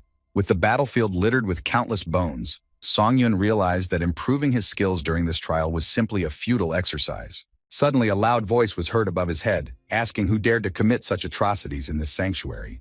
Turning around, the guy didn't see anyone, but now it was clear that the real fun was just beginning. He tried to figure out where the voice came from because he clearly needed to fight this enemy. Song Yun decided to act outside the box, so he activated his Summon Dead skill and decided to play with the enemy using his own powers. To summon the skeleton soldiers, the guy had to absorb their souls, but this helped get them back on their feet. Now the skeletons were waging an internecine war. It was like playing soldiers, because now he did not take part in the battle, but simply led it. Previously, the boy had no idea that skeleton soldiers were also quite suitable for use. He left his brainchild to deal with the rest of the weaklings, and decided to go after the boss's head. Activating the skill. Wind's grace, he flew up. Seeing this, the skeletons howled, because their enemy was out of reach. Flying over the field, the guy didn't even turn around to look at how his skeletons were gutting their own kind. He had a clear goal to defeat the boss. Everything else did not bother him and was just a hindrance. The guy was heading to the castle, which stood near the plain where all these events took place. It was clear that it was worth heading there. Not knowing what awaited him there, Song Yun ran as fast as he could, because the sooner he completed this test, the sooner he would receive new rewards and skills. This gave a lot of motivation to stack the Wind's Grace skill and speed up by another 60%. When he was already very close to the castle, he saw a huge skeleton, which was burning with a blue flame and holding some strange book in its hands. Slowing down, it became clear that in front of him was none other than the boss, who had to be defeated. Even though the skeleton in front of him looked much more imposing than the others, Song Yun smiled and said that he had finally found his target. The boss growled that not a single insignificant human being who dared to cross the threshold of his sanctuary had ever left it alive. He promised to make the guy pay in full for his insolence, after which the monster waved his hand. The Bone King muttered some words he had read from a book, and huge monsters began to appear around him. Song Yun recognized them as sand golems, and was very surprised that this creature was able to command them as well. The king asked. Now the boy finally realized whose sanctuary he dared to enter. Putting on the mask of an ironic jester, the boy asked if his opponent could have summoned someone stronger, since he was too familiar with these monsters. He said that if the Bone King's arsenal did not contain any more powerful items, it was very disappointing, after which the guy pulled out the thunder sword from its sheath. The boss shouted that he would not allow the crazy human spawn to say such words, because these guards would be more than enough to tear him to shreds. After these words, the huge golems rushed to attack. They growled and tried to catch their opponent and squeeze him in their strong paws. Song Yun decided to activate the instant acceleration skill, since it was more reasonable to study the enemy's tactics before attacking.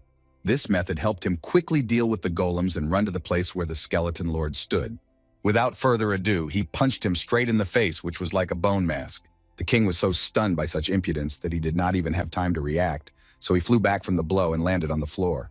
This action increased the guy's skill, and he thought that the undead definitely helped him a lot in getting higher scores. The Bone King roared and asked where such a monster came from, referring to Song Yun. The skeleton lord, who was called the Lich, saw the darkest sides of the boy, and they seriously scared him. When the boy suggested ending this senseless fight, the Lich roared and began to cover himself with his bony hands. But the challenger was in no hurry to deal with him, because his attention was drawn to one object that was lying not far from the place where he stood. This was the same book of spells that the king held in his hands. With its help, one could summon various monsters. Thinking that he too might be able to master a similar skill, the guy smiled as an interesting thought occurred to him. The Skeleton King was very surprised when the man threw the spellbook into his lap. It was unclear why the guy would ask him to summon those guards again. Not receiving a clear answer, Song Yun said that they could end on that note, but Lich began shouting that he could fulfill his request. The boss said that after a few minutes of the guard's death, he was able to summon them again. Having mentally calculated the time since the murder, the hunter said that it was time to start the summoning, but the skeleton was interested in why the guy needed all this, because the monsters were not an obstacle for him. Song Yun was getting tired of these stupid questions, so he swung his sword, and his enemy immediately started flipping through the book, saying that he was already starting the summoning. Having opened the necessary page, the monster raised his hand up and began to whisper some incomprehensible words, and dark energy began to thicken around him. This continued for several minutes. Then several golems began to appear not far from them. As soon as they got close, the guy killed them again, causing the Lich to be completely confused. The skeleton could only ask whether the man was satisfied with his work. Song Yun narrowed his eyes and said that it was too early to talk about it since they had just started. He ordered the boss to summon all the skeletons that were not yet dead and put all their strength into these guards. Meanwhile, the guy continued to kill more and more golems that appeared thanks to the spell. The Skeleton King's strength was already running out. He felt terribly exhausted, so he asked how long he should do all this. But the boy didn't answer, because he was very busy destroying more and more monsters. After that, he made eye contact with Lich and gave him a wide smile, saying that boss would do this until he was ordered to stop. Song Yun left his dead friend to read the magic spells and went to deal with another huge monster, which for some reason was still alive. Wanting to correct this mistake, the guy extended his hand forward and activated the necessary skill. When the monster's fist threatened to knock him down, the force awakened and stopped the attempt on the boy's life. While the monster was confused, the hunter climbed up its arm and began to run along its body, trying to find the weakest spot. When he got to the neck, he cut it, separating the head from the body. Thanks to all these kills, his skill was increased by several percent. All this resulted in the mastery of the unique characteristic necromancy reaching 100% and was increased by 1 rank. Rejoicing that his necromancy skill had reached C rank, the boy thought that now he was not afraid of any enemy. But the joyful thoughts were interrupted by the evil whisper of the Skeleton King, which became louder and louder. The monster's strength was already running out. He continued to mutter that even demons tremble before Song Yun. The skeleton said that he would curse him even after death. But nevertheless, he continued to cast spells, and because of this last one, the strength left the bony body, and the bone mask began to crack bloodily. Looking at this picture, the guy realized that with every word the cracks became more and more. This foreshadowed the imminent death of the enemy. Song Yun said that he was very sorry because he wanted to use the Lich's powers a little longer. The Skeleton King managed to say that their meeting was truly disgusting, after which his head flew off his shoulders. After the action was completed, notifications came that an achievement called "A Man More Terrible Than a Demon" had been received. Having absorbed the soul of such a powerful creature, the boy's skill increased by as much as 17.5%. Then a portal appeared that transferred to the waiting room, because the test of the 8th floor was completed, and all the characteristics of the applicant were increased by 2 indicators. Finally, the guy found himself in his room. He was informed that from now on, moderators could observe the tests, and the restrictions on tickets with questions were lifted. The first thing Song Yun checked was his unique attribute. It was now C rank, and had received several new additional effects. The guy was especially happy that he now had a chance to obtain the skill of a defeated enemy. Closing the blue screen, the hunter thought that although the 8th test was quite easy, there was no guarantee that the 9th would be the same, so it was worth preparing. After examining his thunder sword, he realized that this weapon was still good enough, but the shield did not suit him. Having unlocked the skill hunting dagger, which doubled the power of cuts, the guy realized that he had pumped it up to the maximum, and it was necessary to acquire a new skill to replace it. It was decided to go to the skill store and look at the options available for purchase. Surprisingly, there were quite a few sword skills, so it was worth choosing carefully. After all, if he was not satisfied with a certain set of skills, he could create a new one because he had the necessary abilities. But still, he found one that suited him, so he bought basic sword mastery. This skill increased all the characteristics of the sword.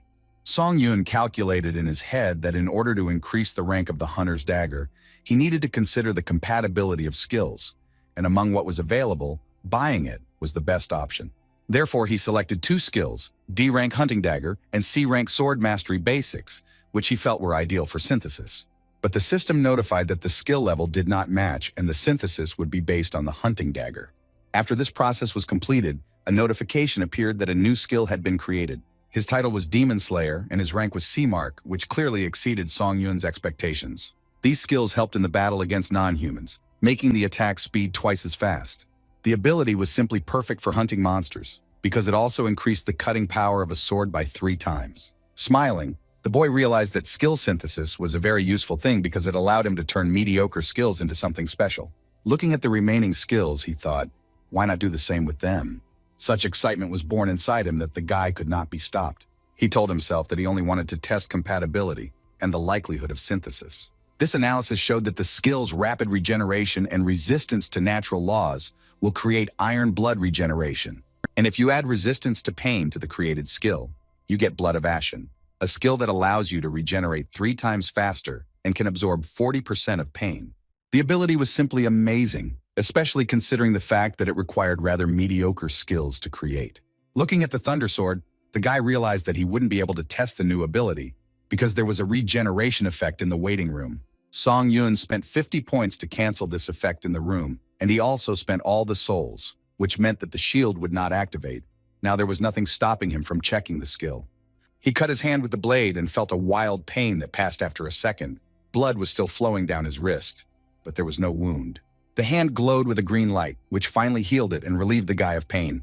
The ability worked just great. It could be compared to the healing effect in the waiting room. The guy thought that since he now had such a skill and a shield, he didn't need anything else. He wanted to use the blade until it broke because he really liked the Thunder Sword. Finally, Song Yun went into the community and checked the messages in the chat, but did not find anything interesting there. Approaching the portal that was supposed to take him to the 9th floor, the guy realized that nothing was holding him back in the room anymore.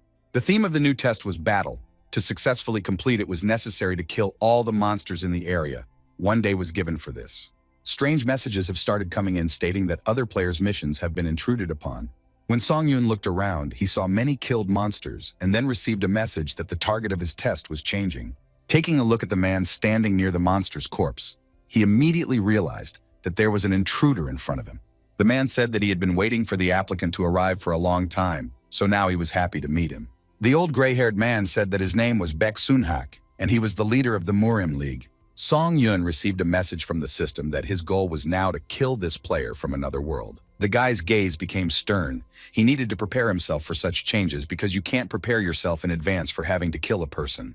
The old man demanded that Song-Yun give his name, but when the boy said that he didn't see the point, Baek Sun-hak reminded him that he had already given his own within the bounds of decency.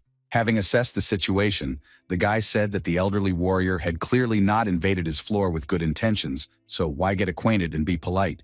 Baek Sun-hak said that it was a matter of mutual respect between swordsmen, and he accused his opponent of being too narrow-minded. Barely holding back the roll of his eyes, the boy wondered if all players from other worlds would be this weird. There was the sound of a sword being drawn from its sheath, and the old warrior said that he could do nothing since his enemy was so ignorant. Having spoken these words, he rushed into the attack and moved surprisingly quickly, considering his venerable age. Song-Yun noticed that the blade in his enemy's hands was not an ordinary one, as its edge sparkled, as if it was reflecting the bright rays of the sun. Holding a flaming sword in his hands, the old man was going to win this battle, but the boy didn't plan on giving up so easily. He activated the skill Wind's Grace and accelerated his movements by 30%. Now he could calmly repel even the fastest attacks of his interdimensional opponent, who so badly wanted to kill him. The old man clearly did not expect such enormous speed and dexterous movements, so he watched his opponent in a stupor for several seconds. It was surprising to him that there were such strong people in this primitive world. Surprisingly, the old warrior even apologized for his arrogance. But these words only caused a new wave of irritation inside Song-Yun. He said that it was time for the old man to stop being nobly and pretend to be an example of a true knight. After all his talk about respect was negated by the fact that he had intruded into someone else's test with the aim of killing the challenger and taking the reward. Therefore, in Song-Yun's opinion, such attempts to be polite and courteous were simply disgusting. Baek Sun-hak said that such behavior was alien to the guy because he was from another unfamiliar world. After what was said, he decided not to stand on ceremony with the enemy for another minute, but to immediately move on to battle. Raising his sword to the sky, the old warrior said that it was time for him to say goodbye to the unknown swordsman, who never gave his name. It wasn't just a nice gesture that heralded the start of the battle, as the old man activated the light sword skill and deprived his opponent of his sight for 5 seconds. Finding himself in pitch darkness, the boy became truly anxious, because not being able to see where your enemy was and what he was doing was truly creepy. But then the magic resistance skill was activated, and the duration of vision loss was reduced by half. But the guy didn't wait for that time either. So he used the spiritual eye skill and was now able to recognize attacks even in the invisible range. This decision was very timely because a moment later the enemy's lightsaber was already close to his face. Song-Yun noticed it just in time, so he was able to successfully dodge the attack, although the blade almost grazed the skin on his cheek. When the enemy was left with nothing, the boy received a notification that he now had the Avoid Blindness achievement in his arsenal, and his agility had increased by 2%. When the darkening effect of the unique attribute Swordlight was removed, Baek Sun-hak saw that his opponent was still alive. He didn't have enough words to express his sincere surprise, so he chose to silently look at the boy. He looked at the old man and thought about how his throat had almost been cut. To be on the safe side, Song-Yun decided to use the Ash Blood ability. Baek Sun-hak still couldn't figure out how his opponent had managed to calculate the trajectory of the sword. But instead of answering, the hunter activated Wind's Grace and accelerated by another 50%. He was very determined because he really wanted to teach a lesson to the old man, who decided that he had power over his test. Apparently, the invader from another world noticed that his enemy's mood had changed, and now the guy was not going to play games. The swords crossed, and the battle became truly serious, because neither participant planned to simply give up the victory to the opponent. Song-Yun realized that if he wanted to emerge victorious, he would have to use not only his fencing skills, but also other, more cunning maneuvers. At first, he jumped to the side to deceive his opponent, and he thought that the enemy was retreating, but then the boy kicked the old man with all his might. But he was an experienced warrior, not a novice amateur, so he foresaw such a treacherous move and was able to jump in time. The old man counterattacked, but the boy was also not one to be caught, so he was able to easily dodge the blow. However, Baek Sun-hak managed to grab the opponent's hand, which was holding the sword. Song-yun did not lag behind and touched the old man's hand with his foot, which was holding the blade. And so they froze, because each of them understood that they were on the opponent's hook. The elderly warrior expressed his opinion that the challenger was using some strange techniques. In a puzzled state, the boy could not find an answer, because he was only thinking about the fact that despite his incredible growth, his characteristics with the old man were on the same level. The first to come out of the general stupor was a man. He pushed away Song-yun's leg and he jumped back. The old man's eyes blazed angrily and he muttered that from this moment on he would be extremely serious. He used his unique characteristic skill again, and the sword light blinded the guy for 5 seconds. Again pitch darkness, and again that nasty feeling of anxiety that turned into fear rising in the throat. To reduce the effect of blindness, the boy quickly activated magic resistance and then used spiritual eye. He barely managed to parry the blow of the elderly warrior, because the speed of his attacks had increased significantly compared to the previous ones. However, luck was not always on Song-yun's side, as at one point the enemy's sword still managed to touch his flesh. The exclusive effect of the forged iron pendant came to his aid. Steel defense absorbed 10% of physical damage. When he activated pain resistance, he bitterly noticed that the shield on his arm had split in half. This led to the idea that the enemy's attack was so powerful that the steel defense was simply not enough to block the blow. The blinding effect finally ended, but the old man still did not stop swinging his blade, as he was visibly enraged that his opponent was still breathing. Song-yun decided to retreat a little, because he understood that this would help him take a more advantageous position. Having figured out his enemy's plan, the elderly warrior knew what to do. The best option, in his opinion, was to rush to catch up with the naughty boy, and that is exactly what he did. The arm was bleeding, and the boy discovered with irritation that it was broken, but since there was no open wound, the limb was in no hurry to regenerate, so he had to injure himself. The young hunter's movements were so fast that he managed to escape from his enemy. The old man could barely turn his head in order to somehow track his opponent's movements. This time Gained helped the guy finish the treatment of his injured hand, because now it was recovering. Meeting Song-yun's eyes, the elderly challenger said that at first, he thought the boy was a good warrior, but all his techniques turned out to be borrowed from somewhere. Not wanting to be judged, the boy said that the unique ability that Baek Sun-hak used was also a power that the tower gave. Having increased his speed to 70%, the boy asked if the old man really allowed himself to criticize others, and at the same time did not notice his own sins. Putting on his best intelligent face, the intruder said that as a swordsman, using borrowed ability was extremely disrespectful to himself. Song-yun was already so fed up with this empty chatter that he wanted to stop it as soon as possible, so he rushed to attack. His opponent didn't even have time to blink before he was already under attack, and he miraculously managed to put his sword out and not allow the guy to pierce him through. Without stopping looking the old man in the eyes, the boy asked if he would mind dying from the borrowed ability. He was unable to answer because he was in an extremely tense situation and could barely contain this onslaught. The old man mentally went back in time and remembered that he had performed floor implementation dozens of times. With his sword, he cut down opponents from a wide variety of worlds. Everyone knew that the people from the world called Earth were very weak in terms of abilities. Everything was so bad that this place was nicknamed the Honey Jar. The challengers from Earth were unable to touch a hair on Baek Sun-hak's head, and his ability to blind was always enough to deal with each of them. This time he was also sure that history would repeat itself, but everything turned out to be not as simple as the warrior thought. Song-yun managed to touch his hair, and the guy literally straightened his enemy's hair. This seriously angered Baek Sun-hak. Previously, none of the earthly contenders could harm him, and now some boy allowed himself such impudence. These thoughts were followed by fierce blows with a dagger, which noticeably affected the enemy. The force of the blow threw the boy and the old man in different directions from the place where the battle took place. If it weren't for the abilities that absorbed most of the damage, Song-yun would hardly have survived such an attack. Baek Sun-hak wasn't feeling too well either. His face was covered in blood, and his eyes were clouded with fatigue and pain. Notifications began to arrive from the system that as many as 4 tower administrators were admiring the young challenger, Song-yun. Seeing this, the old warrior gritted his teeth in anger. Not only was he plagued by failure, but now the tower was mocking him. The man activated the skill One Strike Two Skins, which doubled the attack speed, and also used the skill Lightning Sword, which filled the blade with lightning energy and doubled the cutting power. This action caused his opponent to smile. The boy said that just a moment ago, the old man accused him of using borrowed techniques. But it wasn't that simple. The tower set its own restrictions, and the invader's stats were reduced by 8 indicators, and he couldn't use some of his skills. Part of Baek Sunhak's abilities were forcibly deactivated, so he began to attack using a template tactic that his opponent had already studied well. The enraged old man shouted that he would rip out all the insides of a demonic degenerate like Song Yun. But the guy didn't care about all these threats. He took a defensive position and waited for the right moment to strike. He activated the 3 absolute skill, thereby strengthening his 3 attacks. Now he was not afraid of the enemy's attacks. His eyes sparkled brightly, and he decided to switch from a defensive position to an offensive one, so he gritted his teeth and rushed into battle. Since the old man's strength made it almost impossible to see anything, the boy fought practically blindly. When the darkening effect ended, it was discovered that Song Yun had missed his target by a little bit. He felt very exhausted, but that was not to stop him from snatching his victory from the clutches of this invader. Fortunately, the long-awaited sound of a sword falling to the ground was heard, which meant the opponent's surrender. The exhausted guy fell to his knees in relief, feeling that the mission was accomplished, the strength almost completely leaving his body.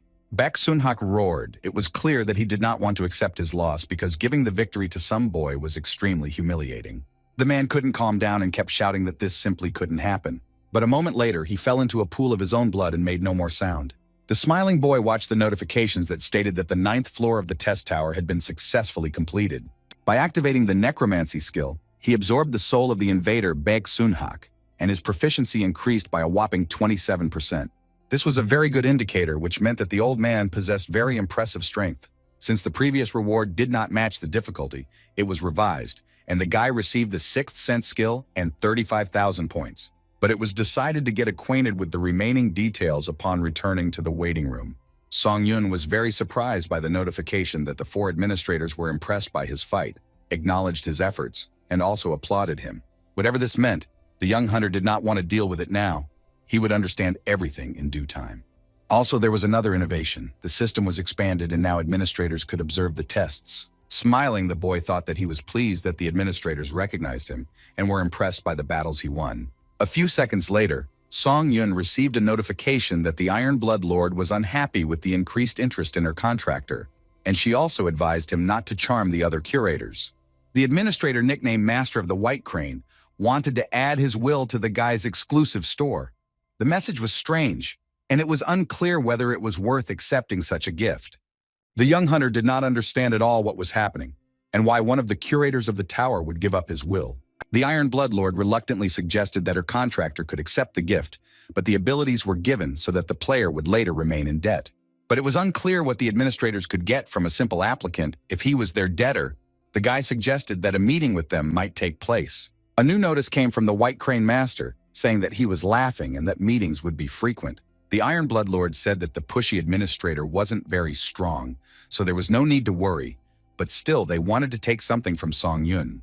The guy decided that there was no point in delaying the decision, so he clicked on the screen and finished off the will of the White Crane Master.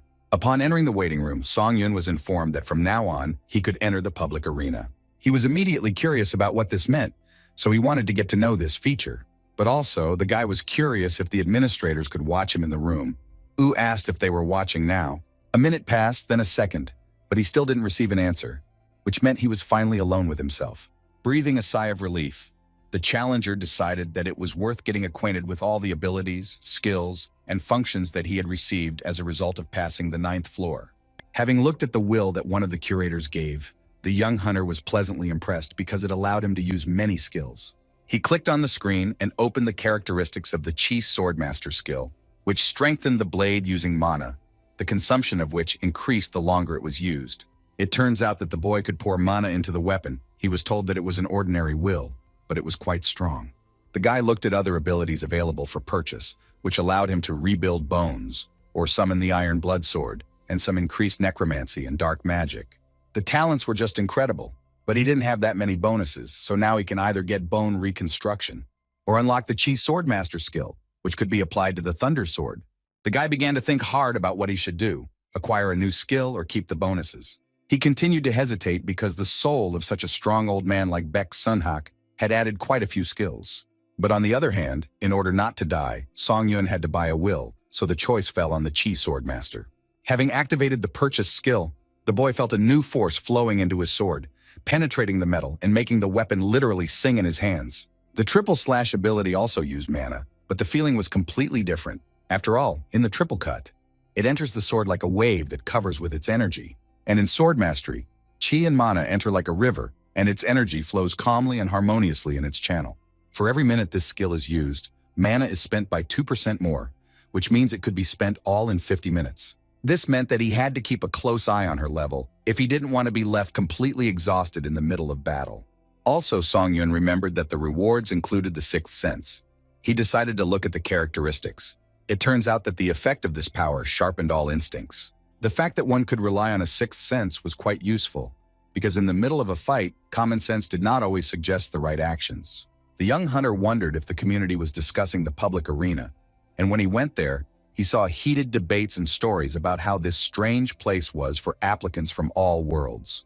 There have been quite a few reports about this arena, and all of them are quite ambiguous. Part of the correspondence really caught Song-Yun's attention. Some guy was saying that a foreign hunter offered him to swap wills with his contractor. The fact that wills could be changed was a real discovery for the boy. He was very interested in getting to a place where he could meet a bunch of players and make deals with the administrators. He didn't even have any doubts about whether he should visit the public arena, so he began moving there.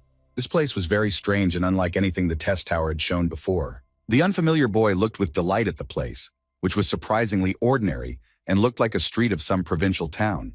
The guy realized that he could get certain advantages here and return back. He was so delighted that he didn't even notice how some strange applicants were watching him from behind the trees. The foreign men were talking among themselves about how this member was from Korea, one of them adding that he had an A rank in that country.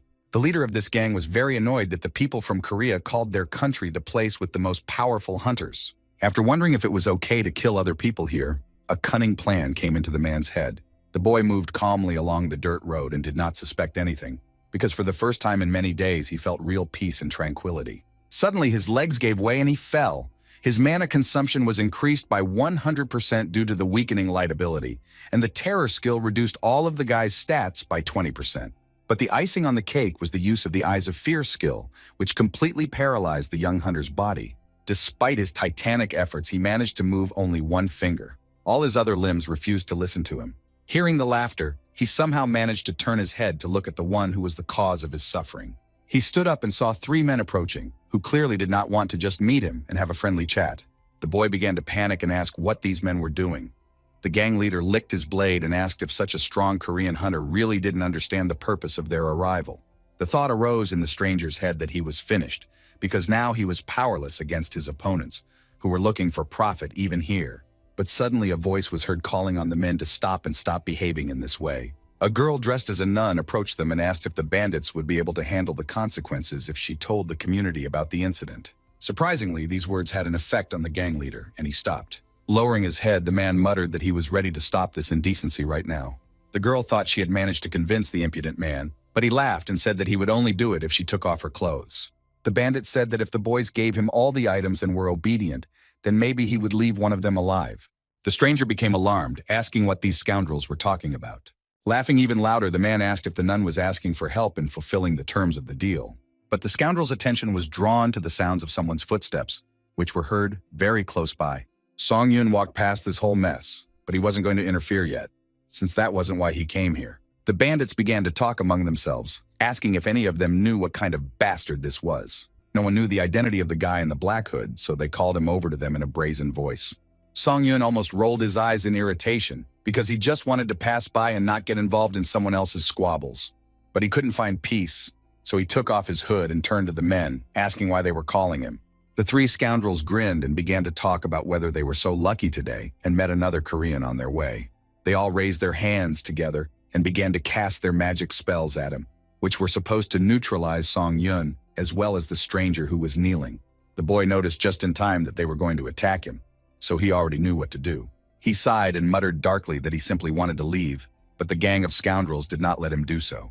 By activating the skills Power Breakthrough and Mana Resistance, he neutralized all the spells of the opponents, and they did not affect him in any way. When the gang leader realized that his rival was not lying motionless, he was very surprised, because this had never happened to him before. Without giving his enemies time to recover from the initial shock, the guy pulled out his Thunder Sword with updated abilities from his inventory. Having told his opponents that they were the ones who started this farce, he rushed into the attack. Using the instant acceleration skill, he began to strike with lightning speed, not giving his enemies a chance to even swing. Each of the three was truly scared, because up until this moment they considered themselves the strongest, and now they were faced with an enemy that undermined their confidence. Using amazing speed, the boy was able to deal with these scoundrels and finally rid the world of their presence. They screamed and couldn't believe that someone had managed to deal with them so quickly and quietly. But Song Yun wasn't done yet, because these scoundrels deserved to be hit not only with his sword, but also with his fists. Having discovered that one of his enemies was hiding behind a kind of protective barrier, the boy already knew where to attack. An unfamiliar boy and a girl in a nun's robe watched what was happening with their mouths open. They knew that such barriers were very difficult to break down. The gang leader knew this too and felt relatively safe. But when everything around him began to shake and the barrier began to crack, he panicked. Song Yun didn't care how powerful the defense was in front of him. He set himself the goal of destroying it and accomplished it 100%. Stunned by such force, the man began to shout for the boy to stop. He even babbled that he was wrong. All these requests for mercy almost made the guy sick, because hearing such phrases from such people was simply disgusting. People like this scoundrel didn't deserve to exist on Earth, so he slit his throat and absorbed the spirit, thereby increasing his skill by 6%. When the invisible shackles fell from the body of the strange boy, he rose to his feet and looked with horror at the battlefield and the three corpses lying on the road. The girl began to apologize to their savior and say that she should have helped, but the battle ended faster than she could have thought. Song Yun assured that everything was fine. The stranger bowed and said that, in that case, she would say goodbye to the guys and go her own way. Raising his green eyes to Song Yun, the rescued boy asked if he was the best player. The hunter replied that to some extent it could be said so, since in the final rankings he was always among the top 10 contenders. The boy's eyes widened with delight, and he said that it was a great honor for him to meet such a person, because thanks to him he survived, for which he expressed his gratitude. Thoughts flashed through Song Yun's mind that he had only imagined that they wanted to kill him. So in order to get rid of the problems, he helped this poor guy along the way. But the guy said out loud that he had done nothing wrong, so now their paths could diverge and everyone should go about their own business.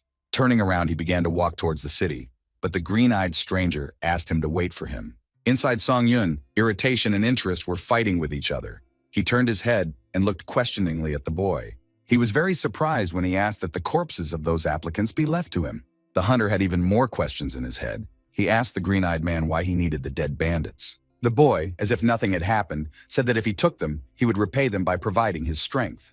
Then he started babbling something about gratitude for saving him. But in Song Yun's head, there was only one question. What did he mean by transferring power? After activating the gluttony skill, a funnel formed right in the middle of the unfamiliar guy's palm, which began the absorption process. The corpses were sucked into the hand, as if there was some kind of bottomless pit there that was specially designed for the dead. This so-called power raised many questions in Song Yun, because the skill was truly outlandish. After that, his new sign Omi smiled as if nothing had happened and said that he promised to give his savior strength. Song Yun never expected that he would gain another ability called Steel Wings, which was added to his store by the administrator nicknamed Gourmet. The boy explained that this power, which allows you to create wings on your back with the ability to levitate by purchasing it, you can immediately learn new skills. After thanking him for such a useful tool, Song Yun couldn't wait to return to the waiting room and try it out. After some time, he witnessed the commotion among the administrators. White Crane's sword and Gourmet were arguing over him, and Steel Bloodlord was unhappy with the increased interest. Seeing how far the competition between the administrators went, it was safe to say that they wanted to get something from the applicants. Having decided that step by step he would be able to get to the truth, the guy and his friends headed towards the city. The green-eyed boy said that the common area was divided into the arena, auction, and game zones. And besides these well-known facts, he had more interesting information to share. There were other dimensions that had been revealed so far during the floor implementation process. They were called Aries, Murim, and Kalyan. Song Yun realized that when it came to floor implementation, the challengers could only encounter these three dimensions. The newfound acquaintance explained that the candidates from the world of Aries placed great importance on chivalry, and Song Yun realized that the very first intruder he met was from there. Then he learned that Murim's candidates were similar to the previous ones, but a little more aggressive, and the image of the old man Baek Sunhak immediately popped into his head. But the dimension of Kalyan was a world of such races as elves, fairies, and beastmen. The guy had never seen anyone from there. He was surprised that the boy was so knowledgeable about all these worlds. The green-eyed man explained that he had found out everything in advance, using his right to ask questions. As they got closer to the city, They saw a huge stone structure that served as a gate. This place served as a common area. The boy extended his hand and said that although he was not the best player, he still offered to take his business card. After looking at the paper, Song Yun realized that the person standing in front of him was the leader of the applicant monitoring team from the Hunters Association, who offered to contact him if anything happened. Upon entering the general area, a notification was received that all abnormal statuses were removed and battles between challengers became impossible. The guy's new friend said that he needed to slowly move toward the auction zone. He didn't mind, because he just had a place where he definitely had to visit. The green-eyed leader of the Hunters Association asked where his new friend intended to go. He said without hesitation that he needed to visit the arena. When he reached his destination, Song Yun found himself in a large hall where there were many people sitting on comfortable chairs and watching what was happening. Others came closer to the windows and shouted curses, either indignant at the outcome of the battle or encouraging the contender they were rooting for.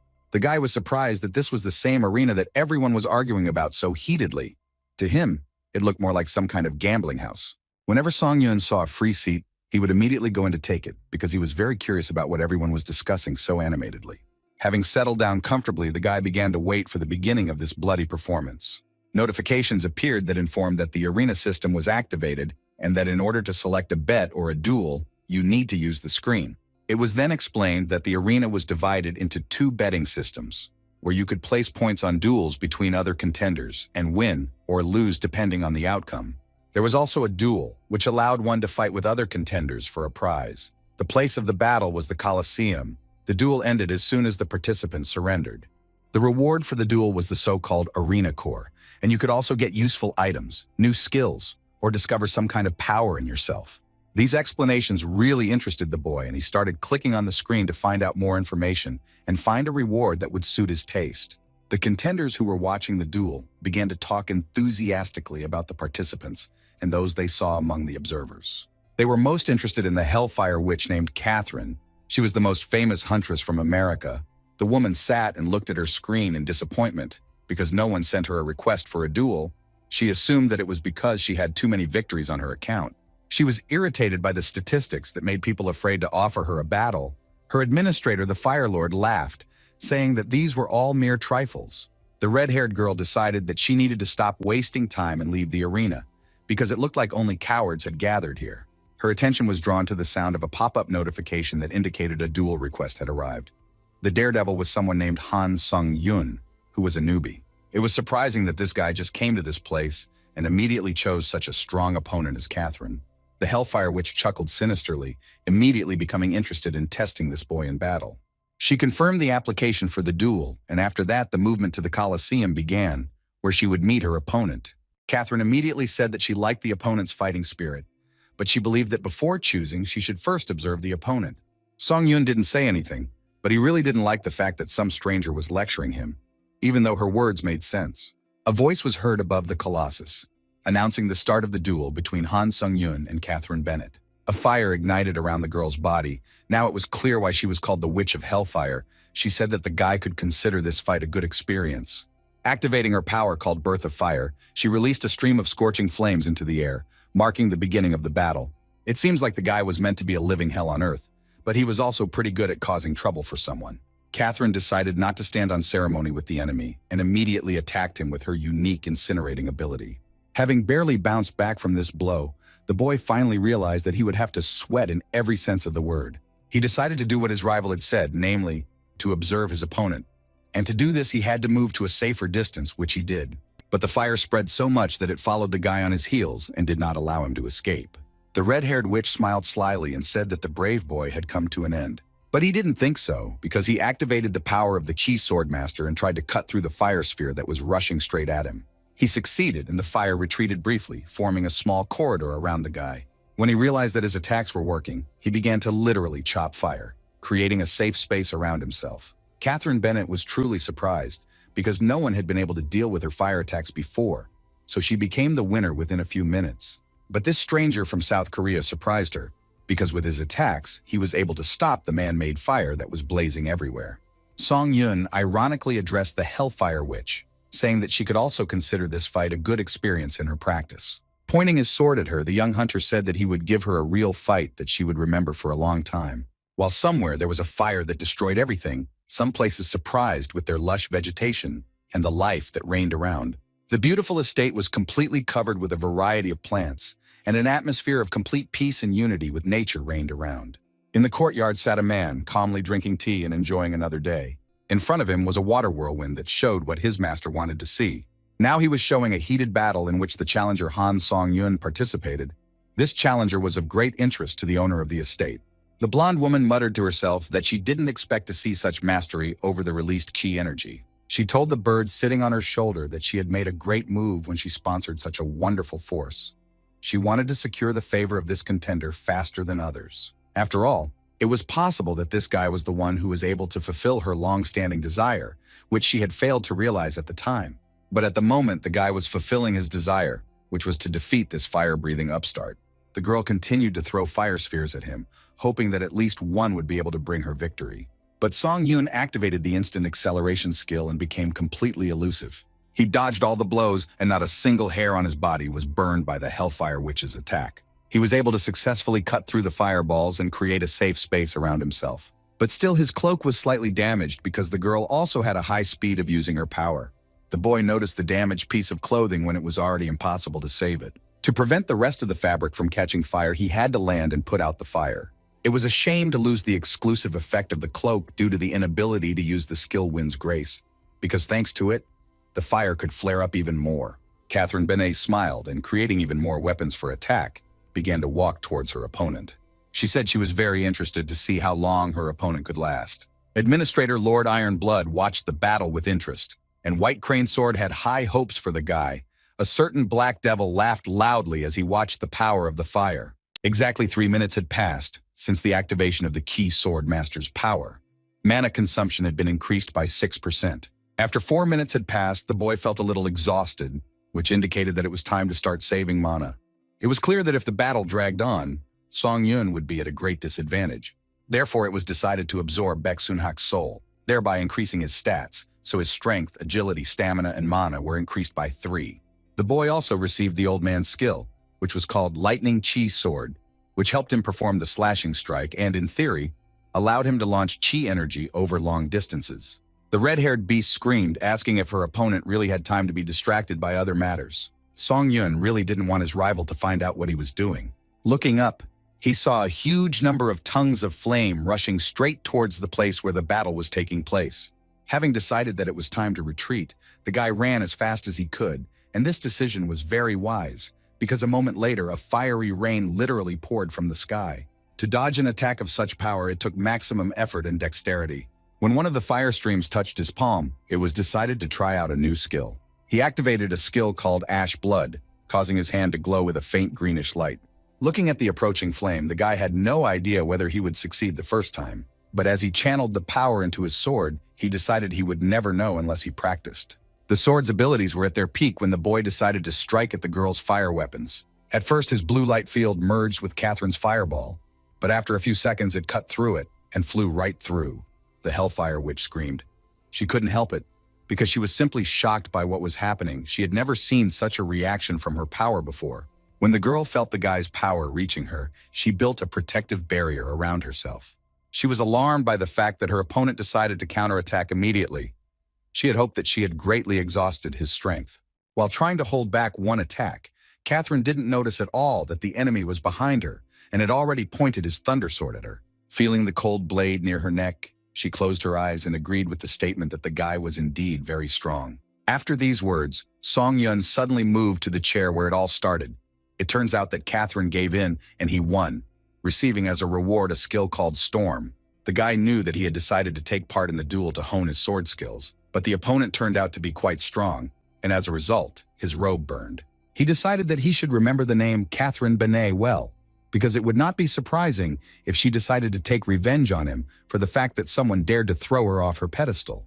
After looking at the description of the new skill, he was a little disappointed, because he thought it was a fencing skill, but it was about the ability to deliver piercing blows. Song-yun decided that one victory was not enough for him. He wanted to start growing actively, so he moved to the Colosseum again in order to fight a new opponent.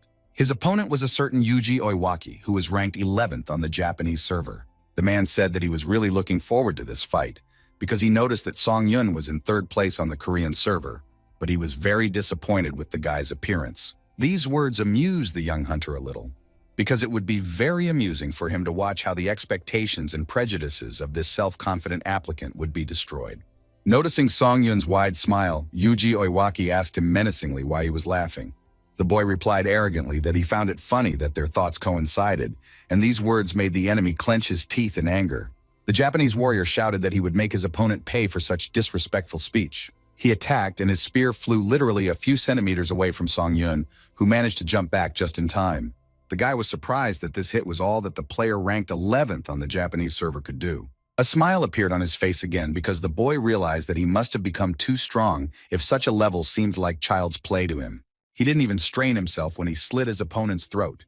The challenger took serious damage, and Song Yun walked out of the arena as a winner again. He already had his second victory in his pocket, and it suddenly dawned on the guy that this place was simply a cornucopia of skills. Now there was simply no stopping him. He signed up for another duel and managed to win again.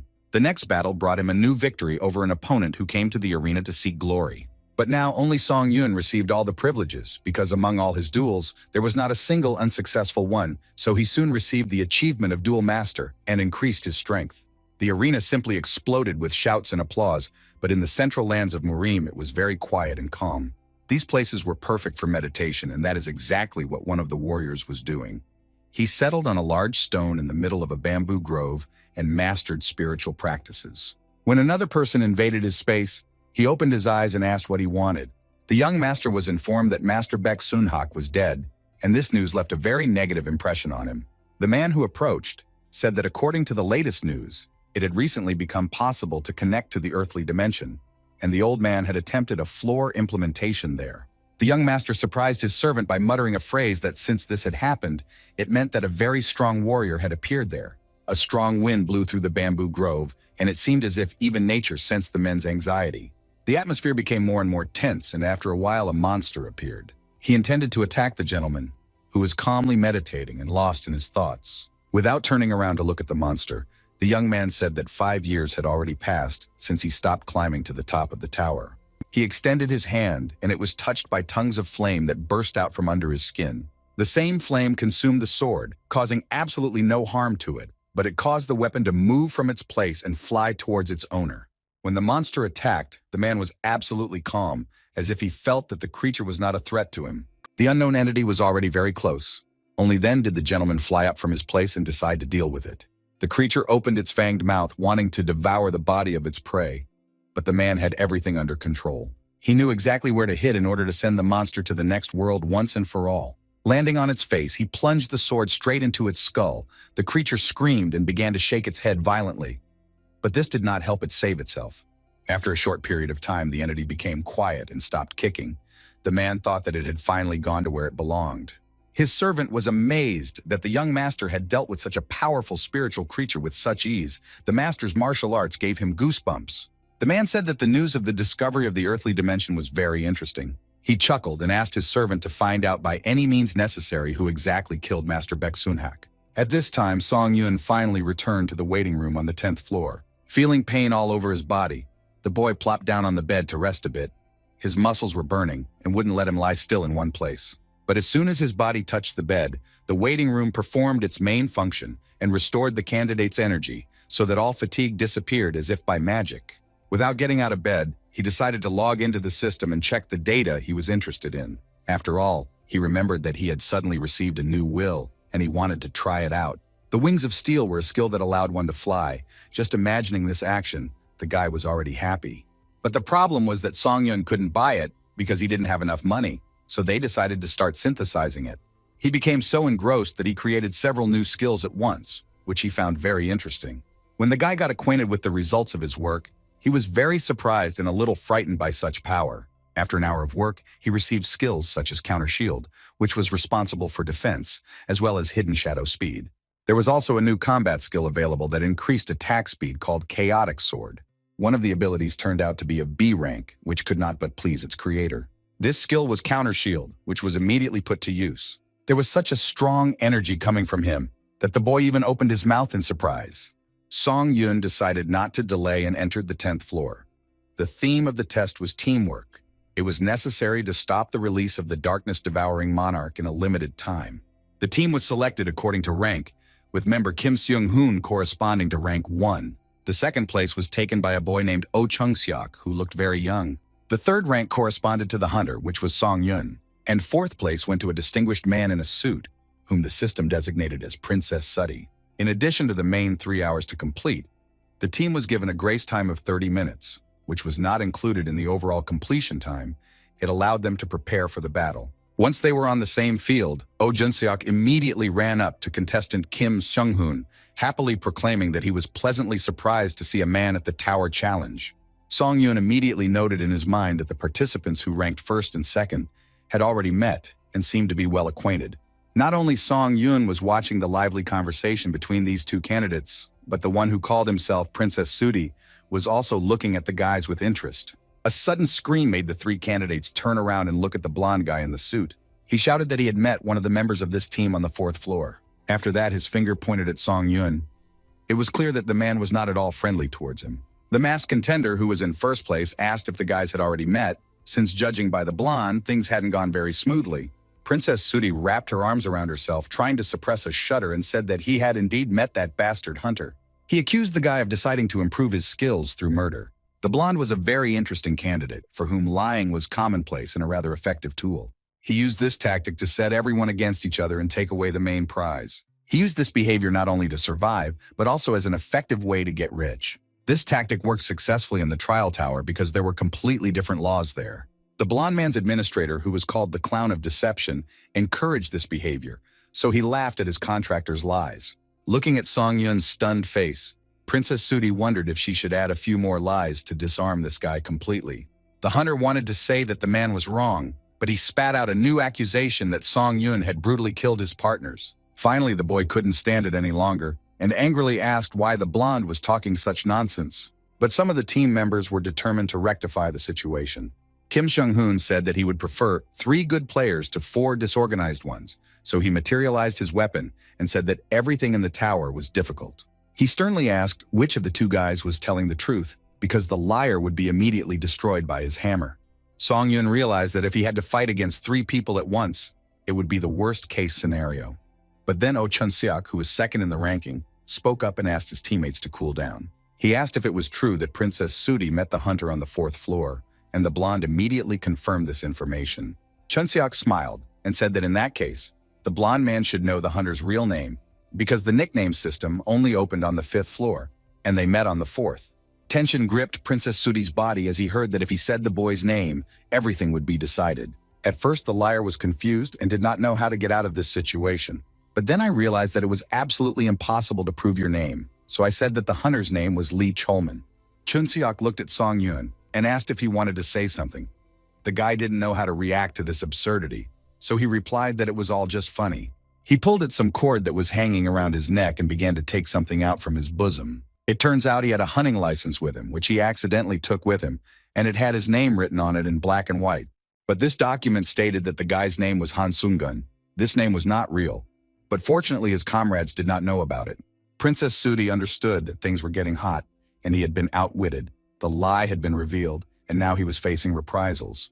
Kim Seung-hoon swung his hammer and said menacingly that it was now clear who needed to be eliminated. The blonde already knew that he was finished, and then the Clown of Deception sent a message that he was unhappy with the contractor's clumsiness, and the other administrators openly laughed. Song-yun blocked the high-ranking warrior's path and said that he wanted to deal with this lying scoundrel himself. Now the guy was more furious than ever because he couldn't stand deception, and now they wanted to set him up so meanly. Kim Seung-hoon bowed his head and respectfully said that he would gladly give Hunter the opportunity to deal with the blonde. Seeing Song-yun walking towards him alone, the liar decided that he had a chance to survive. He laughed because he considered this act very stupid, because if he managed to defeat the hunter, the rest of the team would not kill him, because it could interfere with the passage of the test. Song-yun muttered that the liar had told a very interesting story, but now it was time for him to answer for his words. He laughed and said that he was not going to do that. The blonde waved his hand and suddenly some book materialized. He said that he only cared about survival, not honor or conscience. Besides, it wasn't just the hunter who had the power, and now the bastard was planning to prove it. The swamp vines wrapped around Song-yun's legs so quickly that he didn't even have time to do anything. The situation was resolved by activating mana resistance, after which the annoying plant disappeared and gave the opportunity to attack. Song Yun was filled with such intense anger that he didn't even try to hold back and immediately began fighting. Irritation was consuming Princess Suti's consciousness, so he asked if his opponent really had a similar resistance skill. Not considering it necessary to answer this question, the hunter approached his enemy almost point blank, and their two powerful forces collided with each other. Kim Seung-hoon told his friend that it was better to keep his distance, but the boy was so into the battle-like atmosphere that it was hard for him to stay away. But the man wasn't interested in the boy's excuses, so he started to drag him away, despite the fact that the front row had an excellent view. The blonde liar activated his energy to full and shouted that he would do everything to make his opponent die. He managed to create huge glowing spheres around himself, which were filled with powerful energy. Even though these balls were quite fast, Song Yun was much faster, so he managed to successfully avoid several attacks. The fact that he couldn't deal with his sworn enemy quickly irritated the boy beyond belief, as he was already imagining his opponent's skull shattering from his blow. He swung the shield that was hanging on his arm and threw it straight at Princess Suti's body. He withstood the blow and said sarcastically that it seemed the hunter had become the prey. These words surprised Song Yun because he did not yet understand what exactly his sworn enemy meant. Raising his head up, he saw that there were so many spheres that they blocked his view of the heavens and were already rushing in his direction. It was clear that these energy clots that the fair-haired liar released were very unusual. After all, at one point they stopped in place and began to emit very powerful energy, which shot out multiple lightning bolts. One of these lightning bolts turned into a huge stream of light that hit Song Yun straight. Watching the scene, Princess Suti laughed loudly, asking the boy why he was not as brave now as he was when he showed off his strength. But his joy turned to tension, because what he saw next was not at all part of his plans. The stream of light was unable to cause any harm to the hunter, because he activated the counter shield and was able to protect his body from the attack. Seeing the opponent's confused look, Song Yun asked why he was so surprised, because what he saw was only the beginning of the fun. Feeling anger boiling up inside him, the blonde gritted his teeth and wondered how his enemy had managed to block his technique so easily. Of course, he would never get an answer to this question, because the hunter was already rushing towards him to call him to account for his words. Realizing that things were starting to get hot, and that he could be in serious trouble right now, Princess Suti began frantically flipping through the book, trying to find the spell he needed. He managed to find a way to create a protective spell around himself. The blonde hoped that Song Yun would not be able to destroy his stone barrier. But stopping was not in the hunter's nature, so without thinking, he swung his sword, intending to destroy the defense. Making the stones crumble was not easy, but with enough effort it was possible. So after a while, the guy was already crushing these stone blocks as if they were made of cardboard. Watching this scene, the challenger Oh Chung-seok asked his comrade if he had heard anything about this hunter. Kim Seung-hoon replied that he had never seen him among high-ranking hunters, and the boy concluded that this man was most likely an ordinary civilian. The masked man shared these thoughts, but he also understood that achieving such brilliant results without being a high-ranking warrior was not easy. But the most surprising thing was that Song Yun was not fighting the enemy at full strength now. Therefore, Seung-hoon even suggested that the boy might be on the same level as him.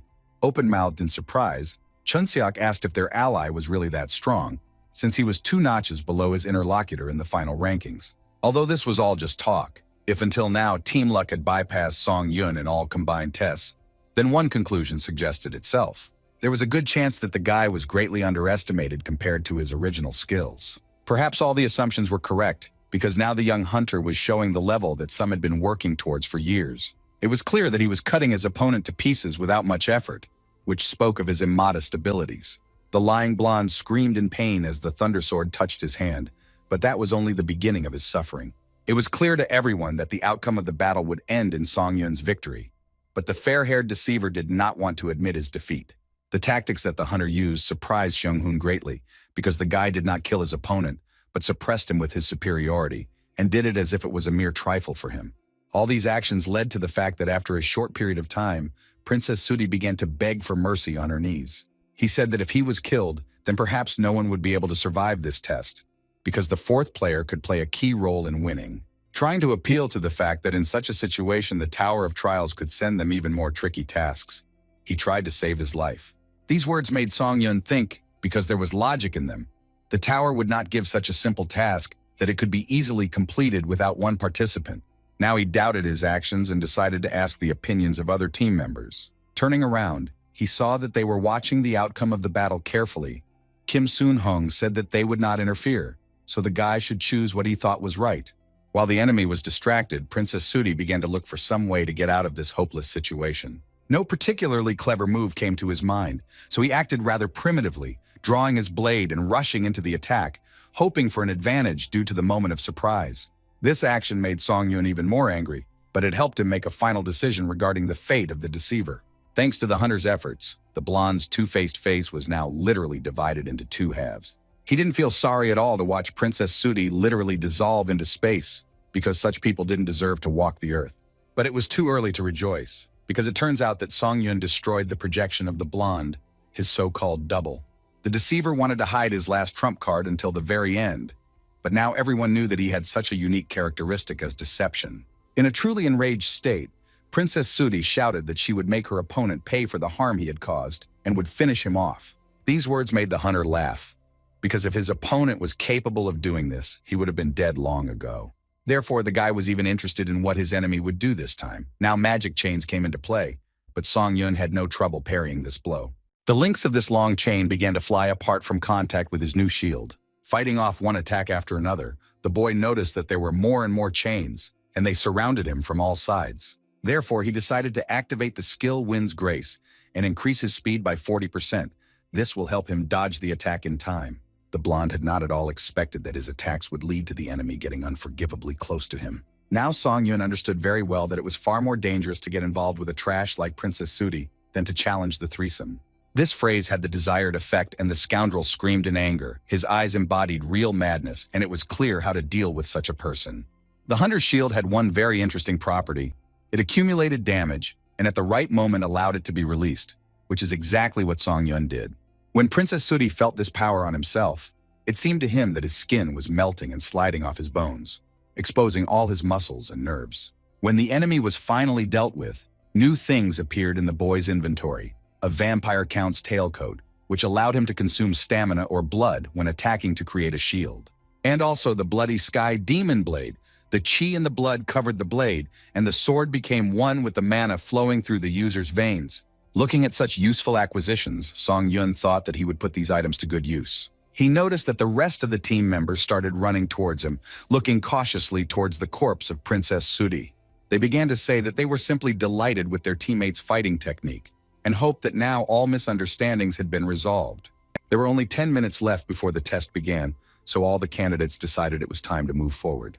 When they passed through the narrow passage in the rock, they found themselves in a beautiful city, but a gloomy city, where there were various buildings and statues of warriors. Walking past one of them, Chun Seok joked that it looked like it was about to come to life. Shung Hoon added that when it came to the tower, that could very well be the case. Having heard such conversations, Song-yun was very careful and tried to find some kind of danger in literally every building. The statues did indeed look rather suspicious, their empty eye sockets seeming to watch the applicants passing by. That empty gaze was so eerie that every member of the team felt an inexplicable shudder run through their bodies in that moment. Song-yun decided that it was worth remembering the location of this marble statue, because if it really came to life, it would be possible to determine where danger would come from. The boys walked among the walls of a huge building, which was striking in its size. As they walked a little further, Chun Seok stopped abruptly and couldn't help but let out a surprised sigh. The team found themselves in the middle of some strange hall. In front of them on the throne was a statue of a headless knight, and on the sides, 2 more statues were chained to stone pedestals. It became clear that the challengers had come to the place where the test tower was needed. All these monuments, which were made with frightening realism, caused a strange premonition in each of the team members. After carefully examining each element, Oh Chung-seok shared the conclusion he had come to. A huge statue of a headless monster that sat on a throne and was the very same lord who devoured the darkness. The 3 boys saw a system notification that the grace period had expired and the test would begin. When the allotted time began to count down, a squad of dark guards would appear. The boys' main task was to prevent the resurrection of the Lord, who was now sitting motionless in front of them. When the sound of heavy boots was heard, the boys turned around and saw that the stone idols were beginning to come to life. Those who were bound by a huge number of chains and previously stood motionless, now glowed with an otherworldly purple light and moved as if alive. And they were not at all slow. Despite their weight and stone bodies, the warriors quickly jumped from their places of confinement. Seeing this terrible scene, the team members did not panic. They grouped together and stood with their backs to each other to cover their rear. Kim Seung-hoon swung his hammer with determination and said that his bones were just starting to ache and it was time to stretch. Song-yun discovered something interesting and shared with his allies what they should do. A squad of dark guards carried a stone head on their backs, which they must destroy so that it does not end up on the shoulders of the Lord. Stepping forward, the masked man said that in that case, everything was quite simple, and each team member needed to take on one target. But the enemies were not going to stand and watch in silence as plans were made against them. The Stone Knights were gradually advancing on them. They didn't plan to stand on ceremony with the humans for long, so they immediately launched an attack to clear a path to the Lord who commanded the darkness. Each of the guys was very determined, because their lives and victory were at stake, and there were many dangerous targets. Having chosen a knight to fall by his hand, Song-yun decided that he would deal with his opponent in one attack using his chi sword. He had already studied the stone warrior's speed of movement enough that he could easily calculate the trajectory of his strike and deliver it successfully. But the living statue was able to reflect the blow and counterattack, so the guy had to fight back. The stone monster's strike was so powerful that Song-yun had to put in a lot of effort to hold back its onslaught. He succeeded, but the dark guard also achieved some success, as he was able to throw the hunter back several meters. It seemed that the enemy could also use the chi energy that flowed through his sword. It became clear that the enemy was not as simple as he initially seemed. Now Song-yun was interested in whether everything was okay with the other team members. While everyone was alive but suffering some setbacks, Kim Seung-hoon dealt one blow after another, but the statue he was fighting with was able to successfully attack him. The man slammed into the wall so hard that it shook and collapsed. When the path to the Lord of Darkness was opened, the stone idol rushed with all its might towards its master to return its head to his shoulders. Something had to be done urgently. Because the guard was in critical proximity to his master, one of the team members decided to throw a cobblestone at the enemy. The monster was so absorbed in his triumph that he didn't even notice the huge stone flying at him. His inattention became a fatal mistake, because the concrete block found its target, and now the knight was flying in the opposite direction from the throne. This successful move was made by Kim Seung-hoon, who, despite only recovering from the blow, was able to find a way out of this situation. After assessing his opponents, the masked man muttered that each of these bastards was on par with the boss. He ordered all the other team members to be very careful because the opponents were not only fast and strong, but also had a certain intelligence. A magic hat appeared out of nowhere, and then Chun-seok's voice was heard, saying that it was his comrade who had let his guard down just now. Adjusting his headdress, the boy said that he really didn't like using it because such headdresses didn't suit him. Seeing the stone monster running up, Chun-seok grumbled that the monster would have to pay for forcing him to wear that clown hat. Activating his power and materializing a strange crossbow, the challenger said that his enemy would pay with his life. As his arrow shot into the air, the space shook from the flash of such powerful energy. The places where the magic arrows hit exploded, but the knight managed to avoid the blows. The stone monster was so agile that it even managed to get close to the young warrior. Knowing that when dealing with mages, close combat is the standard, Chun-seok knew how to fight back. But such tactics of the enemy only worked if the opponent was an ordinary wizard and not as strong as this challenger was. Watching what was happening, Song-yun was amazed at the strength of his allies, because before he had only encountered weak opponents, the sight of such people excited his blood. The most important thing was not to fail in such an amazingly strong team, so it was worth giving it our all. Using a wide variety of techniques, the guy was not shy about showing off his skills, because he knew that these people would appreciate them. Just like the opponents who tried to avoid a direct confrontation with Song-yun, but they failed. Having activated the skill, which helped him accelerate by 50%, the guy realized that he needed to take the enemy with speed and maneuvers. The stone monster rushed to pierce its opponent with a huge spear, but the hunter surprised it when he ran away and avoided the blow instead of parrying it. It was decided that it was high time to try out a new skill that helped to immerse oneself in a state that allowed one to step on the shadow of a creature and was called Secret Shadow Walk.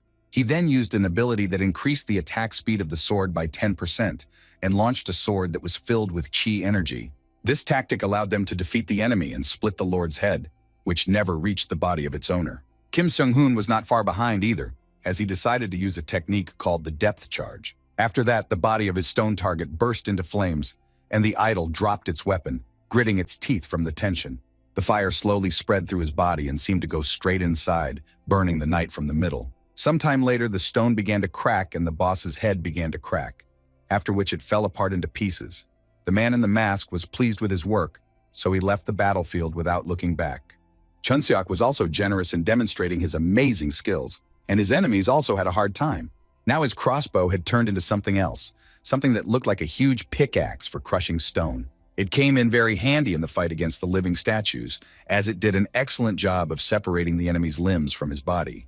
The young mage watched with pleasure as the head of the Lord of Darkness split in two and lost all its energy. Feeling that it was no longer possible to fulfill its mission, the huge monster screamed in despair. After this, the surviving idols gathered together and behaved in a very unexpected way. They simply began to run away, realizing that they had failed in their task. The guys decided that it was time to slowly wrap things up, because now that there was not a single head left, the resurrection of the Lord became impossible. Therefore, it was decided to chase the knights in order to finally deal with them and cross out any possibility of their Lord returning to life. As they ran, they heard a strange sound that became louder with each passing second. It turns out that their fight was not over yet, because another enemy was heading towards them. Song Yun's eyes widened as he finally realized what they were about to face. Even the fleeing stone idols began to try to hide from what was approaching them. The sound became more distinct, and the clatter of hooves could be discerned in it. Even the monster crouched in fear at the sight of the one who had come to life. The current enemy looked much more terrifying than his predecessors. Song Yun felt a shudder inside him as he realized that this was the same sculpture they had seen at the entrance.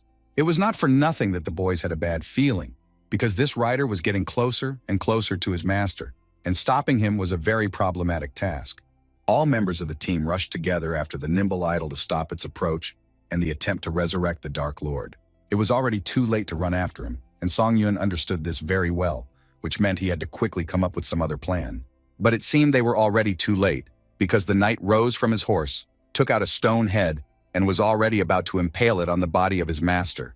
It dawned on Song Yun that he had to act now or say goodbye to his life. He gritted his teeth in tension and began to apply the skill that he thought would help. Gathering the rest of his energy into a heap, he directed it towards the enemy, who was about to commit an irreparable act that would inevitably lead the team to defeat. Death was already hovering around the building where the boys were. They could only watch in horror as the head of the Lord, who commanded the darkness, barely touched his neck. When this happened, the boss's body was pierced by some kind of blue lightning. The idol thought that this is how it should be when the owner is resurrected. But everything was not so, because stones began to fall from the stone body, and the crown fell down and rolled down the steps. The knight's eyes gleamed angrily, because right now his last hope for bringing his king back to life was taken away from him. He screamed deafeningly because all his dreams were destroyed in one moment, and all because of some people who were much weaker than him. Oh Chunseok jumped up happily, rejoicing that there was still hope that everyone would not survive. With a sigh of relief, Song Yun finally realized that he had just contributed to his team meeting tomorrow. But the guy should remember that there is no need to rejoice prematurely, because everything can change in an instant. The idol that carried the head of its master put on a golden crown, and something happened that no one expected to see. Everyone watched with bated breath as the stone statue with the crown slowly took the weapon into its hands. It was possible to notice that the idol was as if under hypnosis and its actions were controlled by someone else, because it pierced its own neck with its own spear.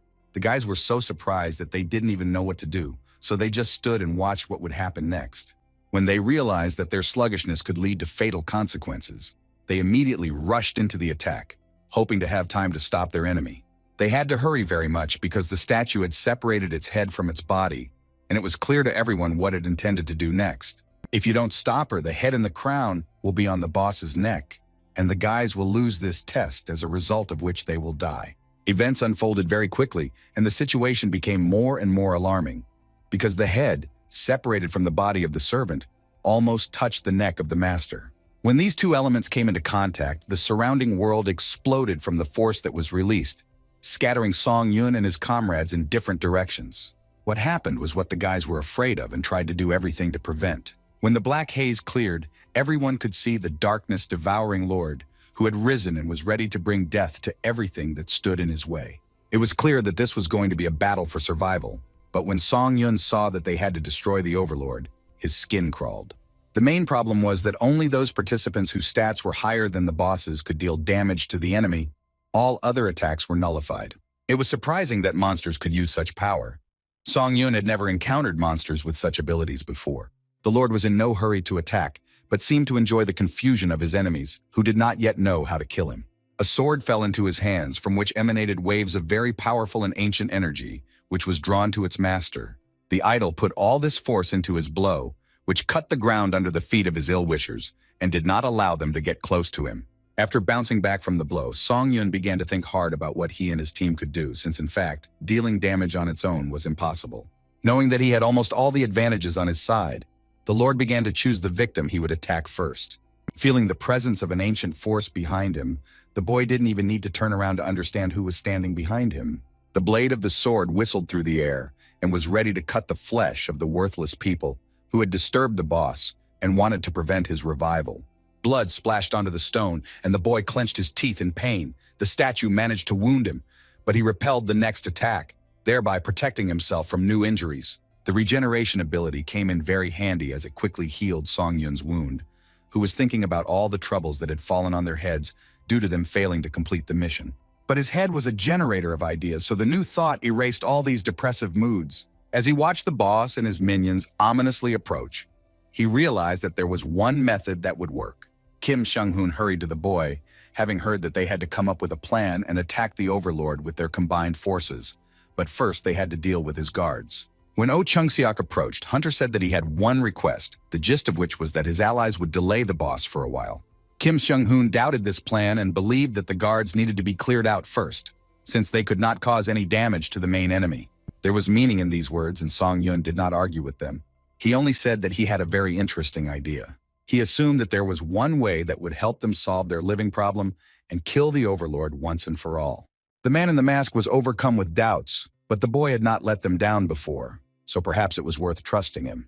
Sighing, Kim Seung-hoon overcame his last doubts and said that they would trust Song Yun and do what he asked them to do. Adding that he and Chun Seok would not be able to hold out for long, he urged his ally not to drag things out and to act quickly. After these words, he and his comrade rushed towards the guards, fully prepared to do whatever it took for their survival. Seeing his allies desperately rush into battle, Song Yun knew that now was the time to put his plan into action.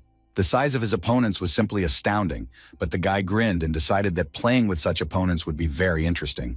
All available weapons were used because only powerful techniques had to be used against such enemies, and Kim Seung-hoon's hammer was very helpful in this. By using the depth charge technique, the man planned to neutralize the boss, who was about to attack. The Dark Lord growled, as if to remind him that any damage they tried to inflict on him would be immediately nullified. As expected, there was no sense in this action. All the guys managed to do was anger the enemy, who was now furious. With a loud roar, the idol activated a power called the Lord's Majesty, which was capable of bringing down the walls of the structure to their very foundations. Everyone had to show respect towards the Lord. Otherwise, any action that did not satisfy this requirement would be blocked, so the boys' bodies became uncontrollable. The monster attacked, and everyone who was within the radius of its blow felt that they were simply talentless compared to this creature. The flow of power was getting closer and closer to the kneeling men, but they had no way to escape. Kim Seung-hoon wasn't going to give in even to such a strong opponent, so he was able to strike with his spear and activate the magic resistance skill. At the same moment, the blockage on his body was partially released, allowing him to rise to his feet, although it was still not easy to do so. His friend looked at this picture in amazement, because she understood what titanic efforts Kim Seung-hoon was making to stay on his own 2 feet.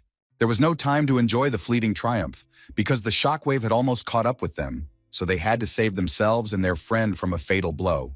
It became clear that it would no longer be possible to escape, so the brave warrior decided to cover Oh Chun-seok with his body and take all the damage on himself. His friend was simply amazed by this action, because he never expected that the man would be ready to sacrifice his well-being for his sake. Kim Seung-hoon felt a sharp, painful flash, followed by a nauseating metallic taste in his mouth. When he began to lose consciousness, his comrade caught him, hoping that not everything was so tragic, and the man's condition was not critical. Trying to escape to a safer place as quickly as possible, Oh Chung-seok's only thought was that he needed to find a way to save his friend. Their enemy did not stop. He swung his sword and raged, trying to neutralize everyone who stood in his way. Seeing that the enemy's blade was already very close, the boy closed his eyes and realized that only a miracle could save them. As it turned out, miracles happened not so rarely because help arrived at the most necessary moment. Taking out his shield, Song Yun took another blow on himself, thus protecting his allies from the devastating attack. When Chun Seok opened his eyes, he saw that the danger had temporarily passed, and their comrade apologized for being a little late. It was simply amazing to watch how the guy steadfastly withstood the attacks of this stone giant. It was clear that he needed to act decisively, so the young hunter decided to use a proven skill called absorption. It will help increase stats using the spirits inside the guy, thereby increasing endurance, strength, agility, and mana by several percent. After using this power, the guy immediately felt a surge of new and very powerful energy, which was supposed to help him in the fight with the enemy. Also, it was worth remembering that his counterattack shield instantly released accumulated damage, and Song Yun was planning to use this skill. And his sword allowed him to use Chi Power, which was a very powerful attack tool. With the arrival of these forces, confidence also came, so the hunter decided that it was worth trying to attack the boss of the idols. He was very serious because he wanted to make the Lord get what he deserved. The guy was impatient to feel the long-awaited taste of victory. The monster managed to withstand the boy's blows, but even he did not expect them to be so powerful. Even though the boss was still standing, it was clear that the attack had worked and deep cracks had appeared in the stone.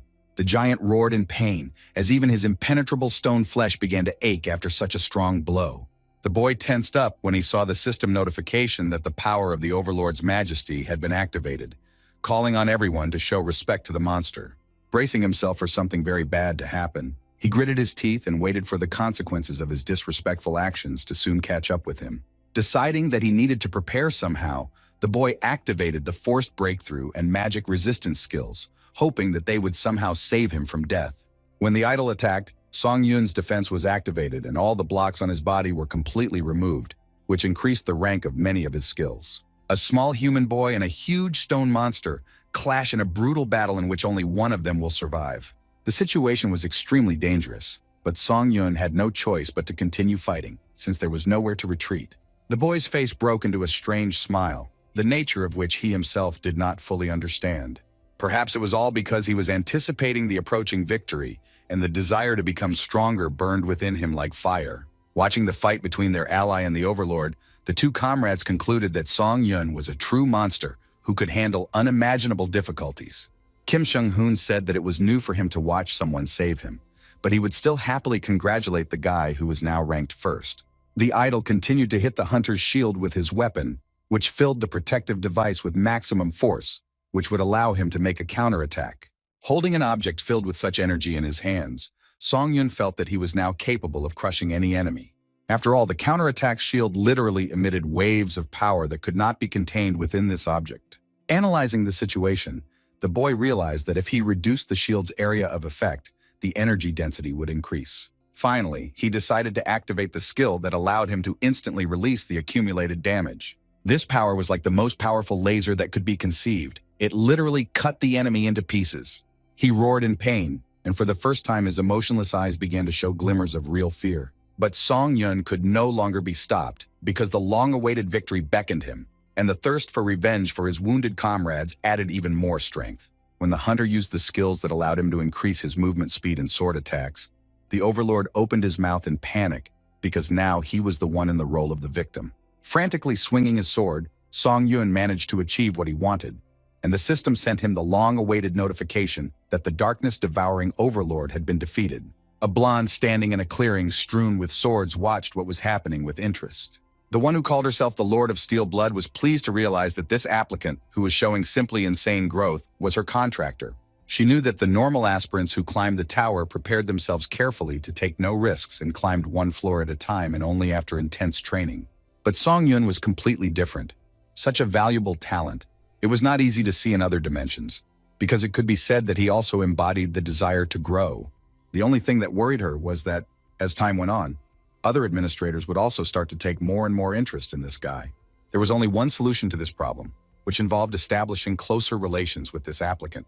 And this had to be done as soon as possible, because other administrators would want to get ahead of her, and the Lord of Steel Blood could not allow her wish to not come true.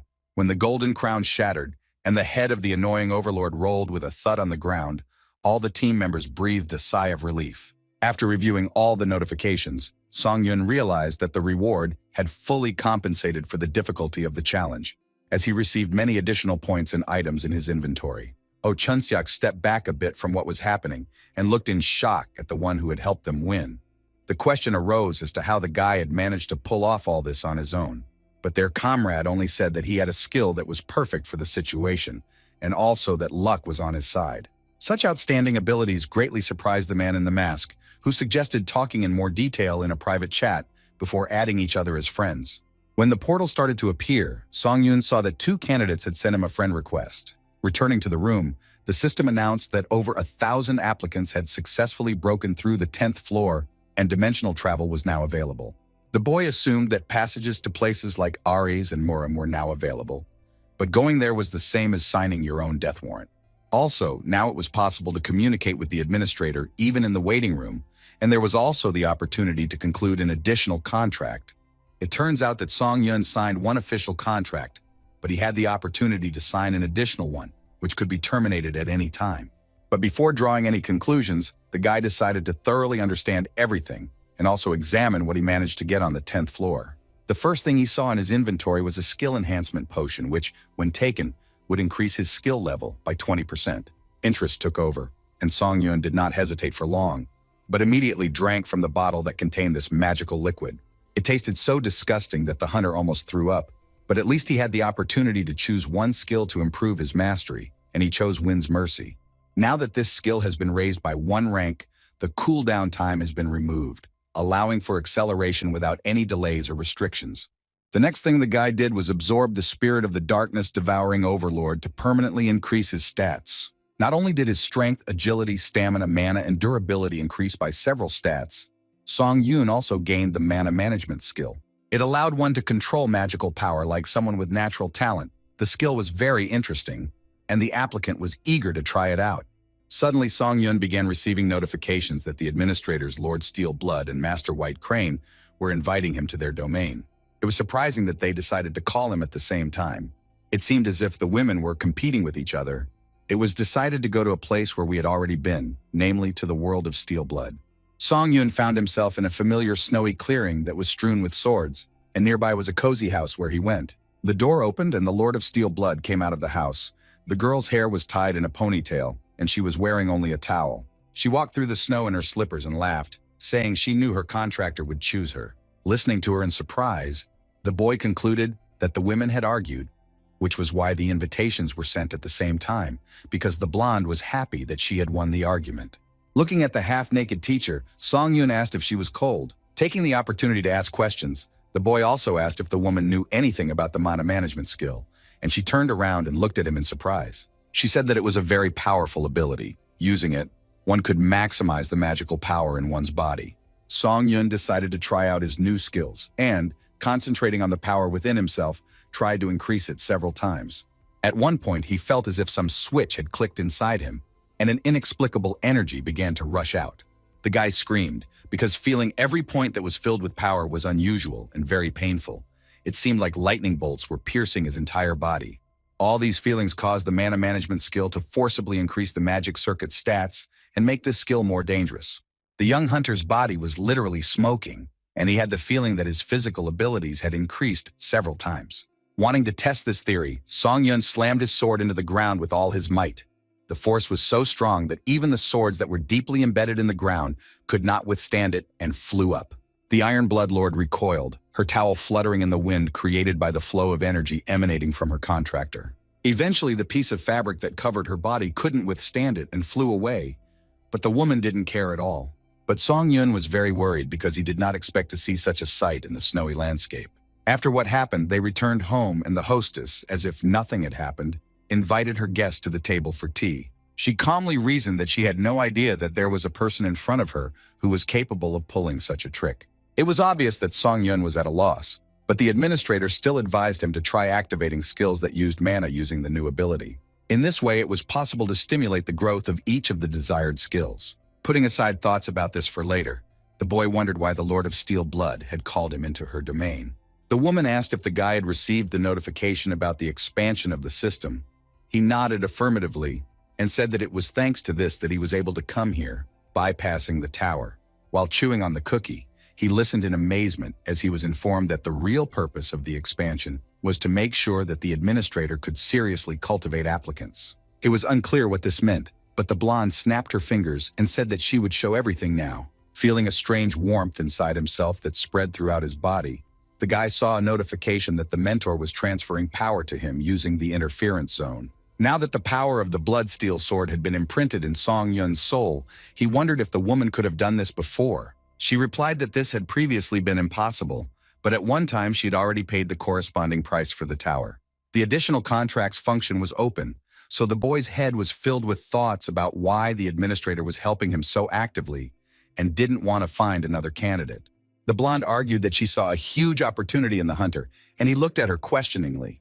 It turns out that administrators are rewarded for developing candidates, but that was by no means the end goal. It was a bit strange to hear that everyone, as one, was investing in one or another candidate in order to fulfill a long-standing desire. Remembering how the other mentors had persistently called him to visit their domains, the question arose as to what long-standing desire all these people, forever stuck in the tower, had. To stop further questioning, the woman said that she would end her story here, since she had completed her mission and successfully transferred the power. After finishing this visit, Song Yun accepted the next invitation and moved to the bamboo forest. The place was stunning, and the clearing looked perfect for training, and the guy was just curious to master the methods that the Lord of Steel Blood taught him. Activating the mana management skill, the boy began to swing his sword, and felt an energy whose power was previously unknown to him. Thanks to his new skill, he began to improve his mastery of his other abilities, which made him an even more dangerous fighter. When the guy stopped, he looked at his sword and decided that he should also increase the power of his chi sword mastery. He felt the metal begin to heat up in his hands, and a bluish haze began to spread across the blade. Gritting his teeth, Song Yun tried to understand why the chi sword couldn't be activated using mana control, since he wanted to raise its rank. It was all very strange, but perhaps such a reaction of the weapon was because the master of the sword chi is power. But the decision on this issue had to be postponed, because a notification arrived that the administrator, nicknamed the Master of the White Crane, was expecting his visit. While enjoying the surrounding nature, the boy thought that judging by the title, the mentor should be as old as Baek Sunhak. So Song Yun was very surprised when he reached the estate and saw a man sitting in front of him. He was met by a young, long-haired girl who smiled pleasantly and was very beautiful. The pretty hostess said that she was very pleased to meet the applicant, and she had been waiting for his appearance for a long time. What struck Song Yun the most was not the girl's beauty, but the fact that she looked like a teenager. Noticing the guy's confusion, the White Crane Master asked if there was some kind of problem. The hunter came to his senses and said that it was surprising to communicate with someone with whom he had previously only corresponded. The teenage girl laughed and said that she understood everything perfectly well. Then she invited her guest to sit down next to her, because it was uncomfortable to talk standing up. When Song Yun sat down, he felt a strange chill all over his skin, which was unexpected, but very pleasant and very refreshing. Now the guy understood why the administrator had thrown away the chairs and sat on the floor. The girl laughed and said that the sensations were really not bad. She shared that she had always been watching the guy from this very spot, and the mentor had been watching him from the moment Song Yun entered into battle with Baek Sunhak on the 9th floor. This news surprised the hunter. He asked if it was not a waste to sponsor a candidate whom he saw for the first time. In response to this, Master White Crane advised Song Yun to better understand his own worth.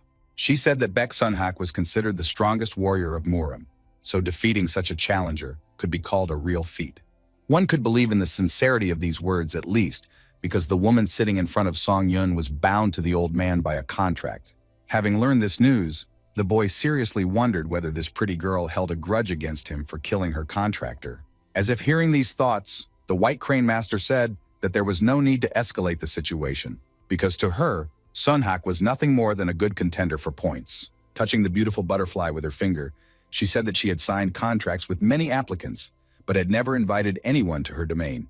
That was until the receptionist saw Song Yun, and for that she had the dead old man Sunhak to thank. The butterfly fluttered away, and the blonde said irritably that the guy already understood what was going on, so she didn't delay and ask him to sign an additional contract with her. It was clear that there was no point in rushing into such decisions, so the boy asked if there were any benefits he could get if he did this. The long-haired warrior explained that if he signed a contract with her, she could make him an apostle of the White Crane Sword Administrator. In the tower, the term apostle means a candidate who enters into a special contractual relationship with a mentor, who can only appoint one person as an apostle in his entire life. Also, participants who become apostles can acquire all the powers of their curator. The boy suddenly realized that the patronage agreement was so important, and the Lord of Steel Blood didn't even bother to tell him about all the nuances. It was curious why the White Crane Master was offering Song Yun patronage, which could only be granted to a candidate once in a lifetime, under such unfavorable conditions. The beauty turned her head slightly and said that, like the Lord of Steel Blood, she chose the guy to fulfill her long-standing wish. She needed the sharpest sword in the world, one that would never break or become dull. This is exactly how Song Yun seemed, an indestructible and incredibly strong contender who could be relied upon. She saw the potential in it that promised to be sharper than any sword she had ever encountered before. But at the moment, the guy was only interested in what every administrator had long wanted. Deciding to try his luck, he finally decided to ask the girl about it. It was obvious that the question embarrassed her and she was not eager to share this information. But she still said that they all dreamed of memories that came from regrets of the past. And at the same time, like the tower tests, the long-standing desire was also a kind of test that the administrator could give to the applicants with whom the contract was signed. When it is finally fulfilled, the applicant receives a certain reward. Also, if the participant can perform it, it will be possible to change the events of the past. Hearing this, Song Yun was simply amazed, because now he understood why everyone was so eager for his incarnation. He wondered if it was really possible to change an event in the past, as it turned out to be completely unrealistic. Lost in thought, the girl said that since the challenger had already gone through the tower test a long time ago, he should already know perfectly well whether she was telling the truth or lying. Looking at this strange teenage girl who reasoned like a wise woman, he came to certain conclusions. When it came to the Tower of Trials, you could expect anything, and even the most incredible things could come true. Song Yun said that he wanted to know the answer to one more question, and Master White Crane promised to try to answer it. He wondered how high one would have to climb in the Tower of Trials to fulfill this most ancient of desires. Turning away, the girl began to think about how to correctly present the information to the applicant. The news that Song Yun heard could not be called very joyful, because according to the administrator, he should have reached at least the top floor. But nevertheless, he decided that it was worth signing a contract with this woman.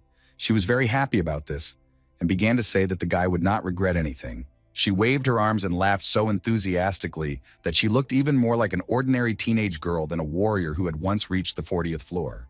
So the last floor, the guy learned that the top of the tower was the goal that needed to be reached to fulfill an ancient wish. He was shocked when he saw the notification that he had become the apostle of not only the White Crane Master, but also the Steel Bloodlord. Such advantages could not be ignored. Besides, one shouldn't forget that he had an unexpected gift in his hands, presented by an additional contractor. By the way, she was interested in what exactly Song Yun had been told by the woman with whom he had signed the main contract. Having heard nothing worthwhile, his new mentor told him that there was a creature that was searching for him. It sounded quite ominous, especially considering that it was the first time he heard about it.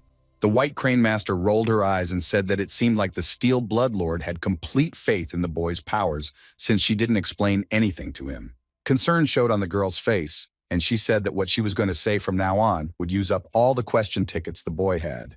But Song Yun was only interested in information, so he agreed and said that they hadn't used these tickets anyway, and now they would at least spend them usefully. Seeing that absolutely all opportunities to ask questions had been wasted, the guy realized that it seemed like the topic for discussion was quite serious. It turns out that in the Murim dimension there is a huge force called the Murim Union. Baek Sunhak, who was killed by Song Yun on the 9th floor, held an important position as a commander in this alliance. Because of his high position, there were people from this dimension who were searching for the old man's killer. To clarify the information, the guy asked again whether the Murim Union would really pursue him to kill him. But the girl said that everything was not so. The Union was now in disarray due to the struggle for the vacant position of commander. Song Yun still did not understand who was holding a grudge against him. According to the teacher, that someone was the Namgung family's dragon sword who took it upon himself to punish Sun Hak's killer. The warrior named Namgung Hyuk was very agile and no one knew that he was already in Tokyo. He was a being who was called a genius in the Murim dimension, and all the inhabitants there were simply obsessed with martial arts. It was he who was looking for the guy, using nothing less than revenge as an excuse. The administrator couldn't even guess when the meeting between this warrior and Song Yun would take place. But one thing was clear: when this happened, the boy would have to risk his life to get out of this fight alive. After all, with an opponent like Namgung Hyuk, it was impossible to relax and rely on luck alone. After all these innovations, decisions made, and details revealed, the guy finally returned to the waiting room. He thought about his new mysterious enemy, who was literally breathing down his neck, and Song Yun remained in the dark all this time. The fact that he was being sought by a psychopathic killer from the Murim dimension did not add any enthusiasm at all. But still, thoughts flashed through the guy's head about whether he should go to that world himself. Having purchased the power of Steel Wings and the Return Stone, Song Yun decided that he had no choice but to level up his skills before facing Namgung Hyuk. To take a breather and escape from his worries, the guy decided to move to Earth. When he looked at his phone, he was surprised by the huge number of missed calls and messages. They were all from Lee Ha-yan. and that didn't bode well for him. In one of the messages, the girl urged him to go to the hunting association immediately after reading the messages. It was clear that something had happened because the brunette was very responsible and would not have bothered him without reason. After activating the steel wings, Song Yun felt something appear behind him that would help him fly to the association building as quickly as possible. He rushed from the spot because he was already impatient to find out what had happened. A crowd of people were coming out of the Hunters Association office, and Song Yun couldn't figure out what was causing the crowd. Some of the guys were talking among themselves about how glad they were to know that it wasn't forced conscription, because judging by the video, the criminal was ruthless and bloodthirsty. After these words, they froze and stared blankly at the sky, as if they saw a monster flying straight at them. But it was not a monster at all, but Song Yun himself, who successfully tried out his new wings. The boy apologized to the men whom he had seriously scared and ran towards the entrance to the office. The stunned guys watched the man running towards where many were rushing to get out as quickly as possible.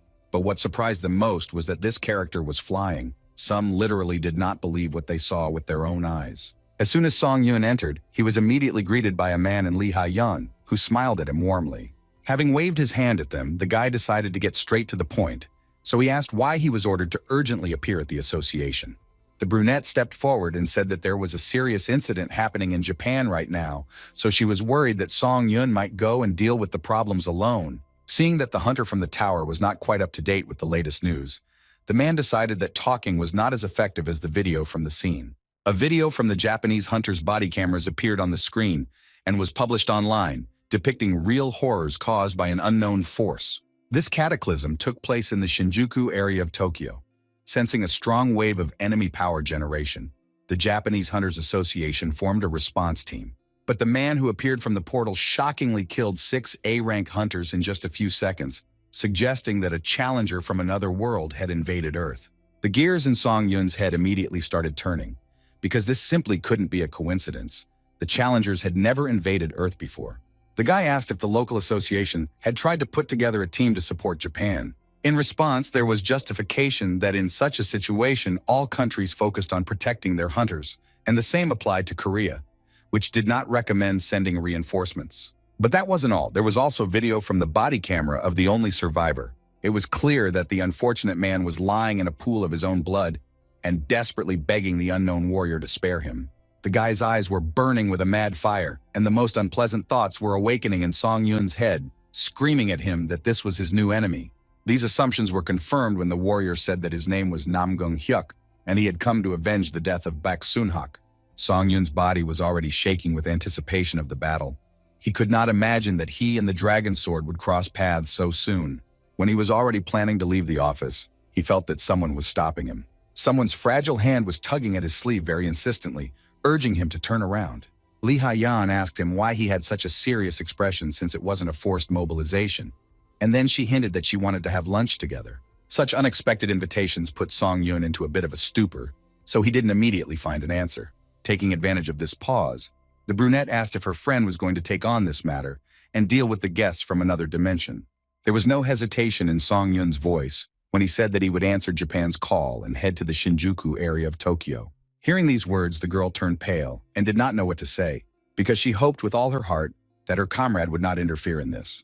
When her nerves gave out, she screamed that the guy was acting recklessly and should at least take other people's feelings into account a little. Song Yun understood that his friend was worried about him, so he patted her on the head and thanked her for caring about him.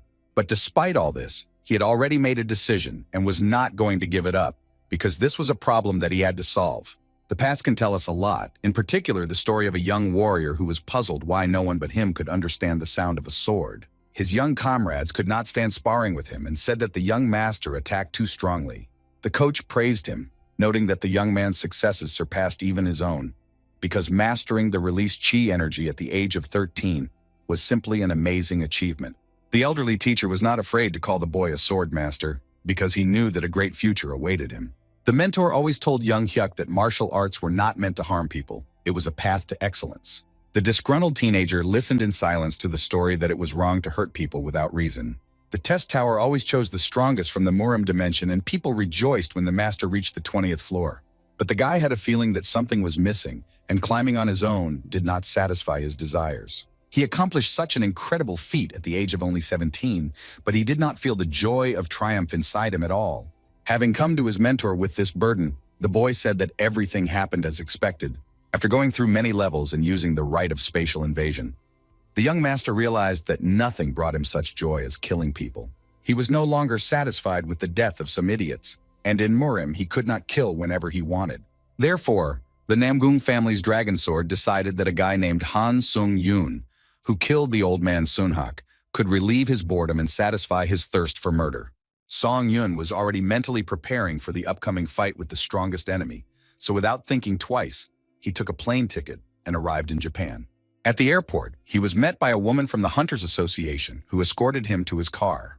It was amazing that one man was accompanied by an entire escort of police cars, which raced after them through the city. When they finally got to the office, the woman said the guy could wait inside with the other hunters. Entering the room, he immediately saw his fellow test subjects on the 10th floor. Oh Jun-suk smiled warmly, and Kim Sung-hoon said that the boy arrived later than he thought. Smiling back, Song-yoon asked if they were all who had answered Japan's call, and the masked man announced that another applicant from America was due to arrive any minute. Shaking his head, the boy thought that each of these hunters was C rank, so fighting together with them was already not bad. But the guest who came to their world was a real monster, to whom even such strong hunters could lose. Footsteps were heard outside the door, and Song-yoon turned to look at who would be their new ally from America. When he turned his head, his eyes widened in shock, because he never expected to see this person in front of him. A red-haired girl, known by the nickname of the Witch of Hellfire, entered the room. It was the same Catherine Bennett that the guy had defeated in the arena. The curator asked if the participants knew each other, and Song-yoon said that they had crossed paths in the tower. Catherine scratched her head in embarrassment and said that she didn't want to meet under such circumstances at all. The boy grinned and asked if their meeting could have taken place any other way. But these words did not calm the girl down at all. She irritably said that she wanted to see him in a normal environment. Song-yoon tried to calm her down, saying that all these were trifles. Shaking her head, the red-haired beast muttered that she agreed with this statement, but it could have been said in a softer way. Surprised, Kim Seung-hoon laughed and told his comrade that this squabble was like a lover's quarrel between a long-married couple. Trying to speak as convincingly as possible, Song-yoon began to convince the guys that he was in no way in a relationship with this girl. The conversation was interrupted by the curator, who introduced herself as Ari Chika and said that she was the president of the Japanese Hunters Association. Hearing this, the young hunter was very surprised because when the woman met him at the airport, he thought that she was a regular employee. She announced that no further support was expected, and in her opinion, the situation was more serious than expected, so other countries were in no hurry to send their hunters. Everyone, but especially Oh Chun-seok, was surprised that only 4 people had arrived from all over the world. In Catherine Bennett's opinion, the situation was extremely dangerous. Trying to suppress her trembling, Ari Chika said that currently no one wants to help Japan. The woman bowed and said that she was very grateful to the 4 boys for coming to her aid when everyone else had turned away.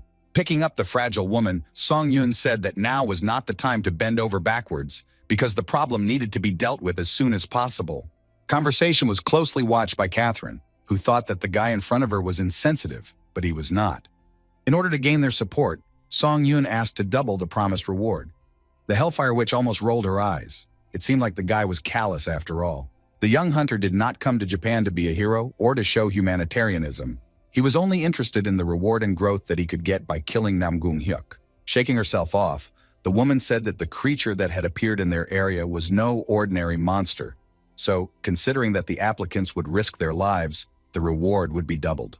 Ari Chika shared that it wasn't just that the situation was hopeless, because they had chances to win too.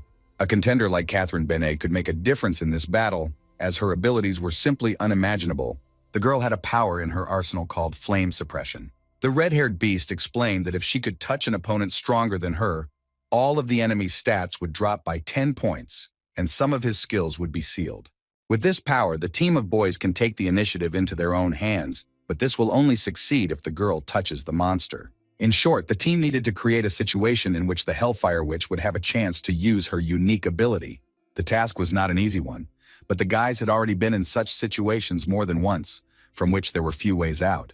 The latest news informed the people of Japan that the Chinese C-rank hunter Peng Ji-wen, who went out to fight the enemy alone, met a challenger from another world. They both did not move, and from the outside it looked like the enemies were talking to each other. There were rumors that all the tower's contenders could conduct a dialogue regardless of dimension or country. When a Chinese warrior approached the Namgung family's dragon sword, he immediately asked if he was Han Sung-yun. A volunteer from China said he would make aliens from another dimension regret the way he treats Earth. Sighing, Namgung Hyuk said that he didn't understand why the one he told to come didn't come, and there were only bugs scurrying around. When the visitor from Mura made a dash to get even with the man, the Chinese warrior surprised him and was able not only to repel the attack, but also to attack. The man used a fist technique that helped him carry out the attack quite successfully. These actions greatly intrigued the young master, who seemed to be waiting for his enemy to reveal himself so that he could fully enjoy the battle. This behavior seemed wild to Peng Jiwen, who was not used to fighting such battles. A loud sound, reminiscent of an explosion, was heard on the city streets, but it was only the aftermath of the Murim warrior's attack.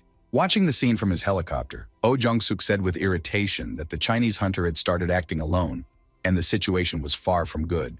Taking the opportunity, Song-yun asked if Catherine would be able to land properly if she found herself in the air, and the girl looked at him with confusion.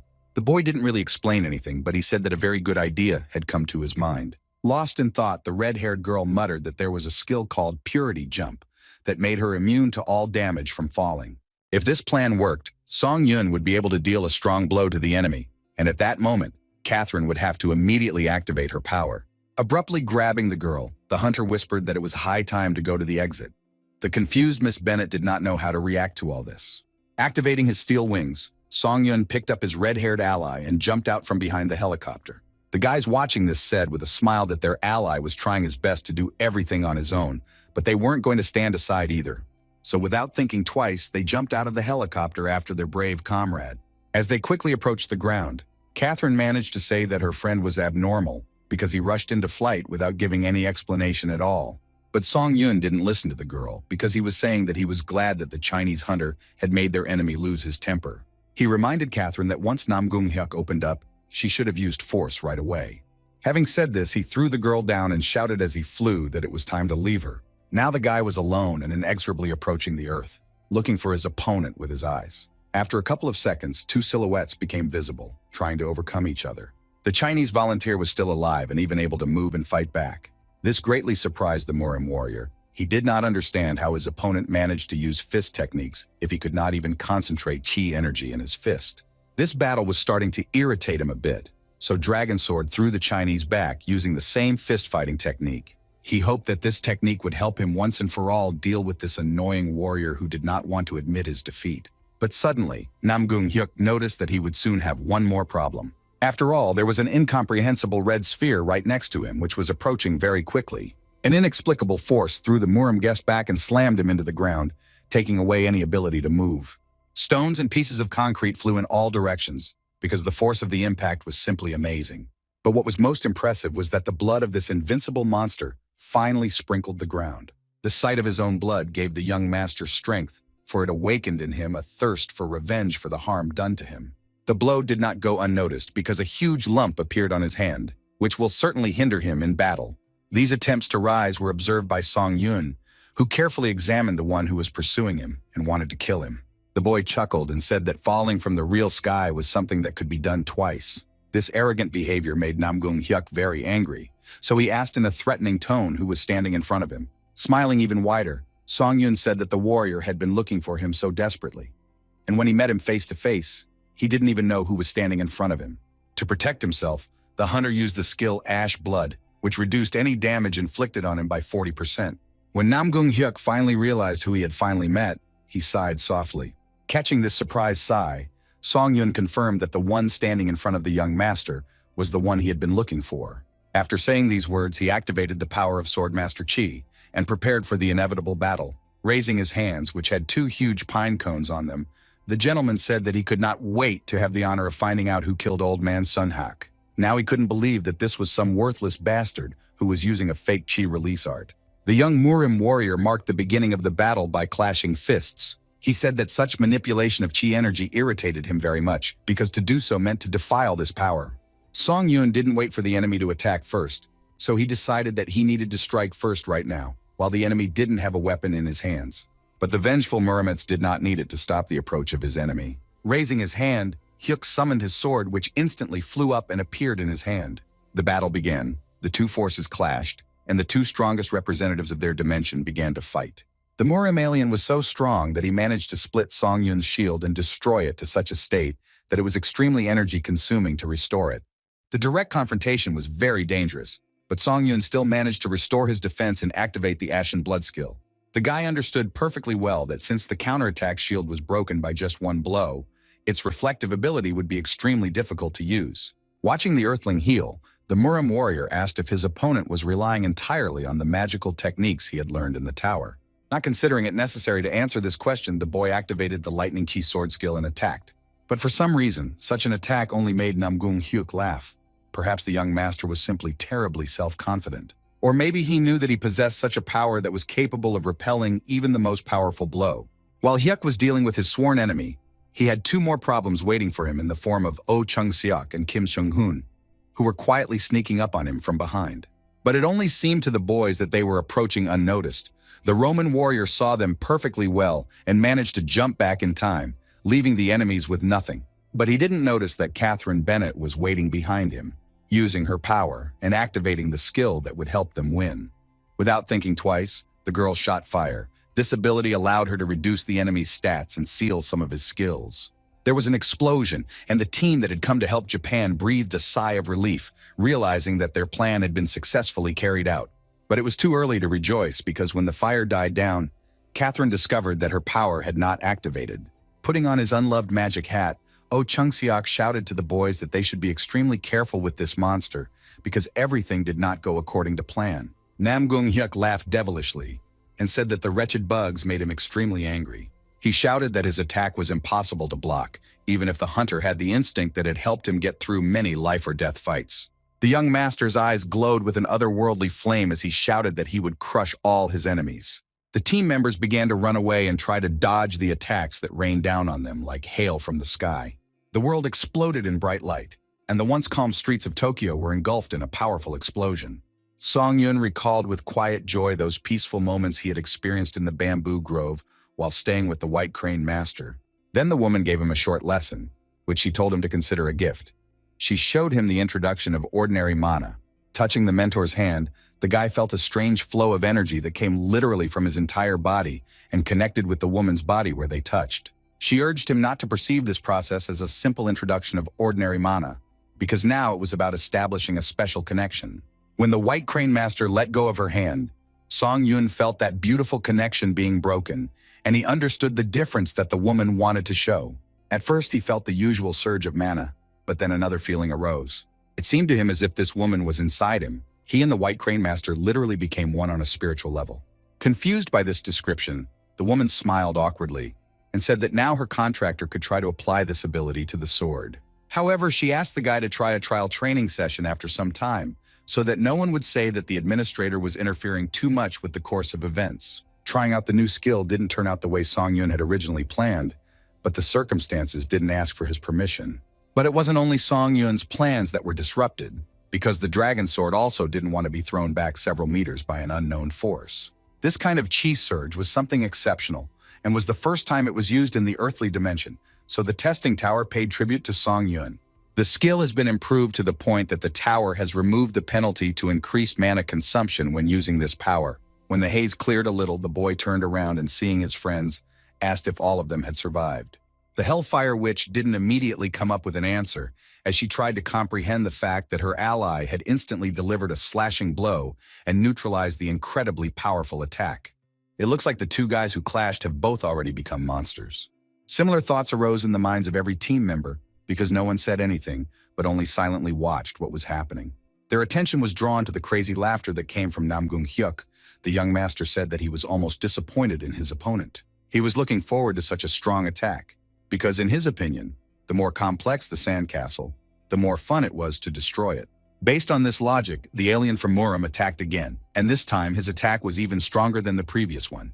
Gritting his teeth, Song Yun prepared to fight back until now. All the challengers from other worlds were terribly annoying, but this one was a real psychopath. Unable to withstand the onslaught, the boy backed away a little. It became clear that only the strongest abilities needed to be used. He asked his friends to wait in a safer place, because if he lost concentration again to protect them, the outcome could be disastrous. Catherine wanted to be indignant, but the man in the mask stopped her and said that the boy was right. They could not help him in any way. But he added that when he sees an opportunity and is confident of success, he will give the go-ahead for Operation Fireworks. Wishing their brave comrade good luck, the team began to look for a place that would serve as their temporary shelter. After the guys found themselves in a more or less safe place, two forces from two different dimensions again came together in battle. The fight was so intense that the earth shook, and thousands of tiny sparks flew into the air, flying off the guys' weapons. The force of it caused the windows of the nearby high-rise buildings to crack. It was a battle that would have been the stuff of legends before, but now it would only make the news. Where even the machines couldn't stand it, the boys continued to fight. It was a truly impressive and terrifying sight. The entire city seemed to freeze, waiting to see how this battle would end, because the outcome was of great importance both for Tokyo and for all of Japan. The area was so deserted and quiet that it seemed even the birds were afraid to fly near it. And not in vain, because at one moment fires flared up and the sounds of explosions were heard. The boys who were hiding nearby finally understood why Song Yun told them to leave the battlefield, but despite everything, the boys still fought that monster on equal terms. The only one who disagreed with this was Kim Seung-hoon. He felt that his ally was one step behind his opponent, and at this rate, he would lose sooner or later.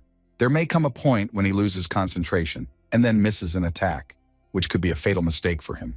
In the midst of the battle, Song Yun began to despair, thinking that he would be able to face the enemy if his chi skills improved. The teacher said that Nam Gung Hyuk's sword proficiency was A rank, while his skills were C rank. But even if you close your eyes to all these ranks and levels, the dragon sword was a real monster that possessed simply monstrous strength. When the guy literally couldn't breathe from fatigue and fell to his knees, Hyuk wasn't even out of breath. He even had the strength to mock his opponent. Wincing in anger, Song Yun knew that he had used too much stamina to recover, so if he used any more, it would affect his ability to fight. Suddenly, Catherine Bennett appeared on the horizon, called out to the guy and threw him a flask with some kind of potion. Having caught the fragile glass jar, the young hunter felt relief, because he knew what was inside it. He managed to uncork it and open his mouth to drink from the flask, but as expected, he was not allowed to do so.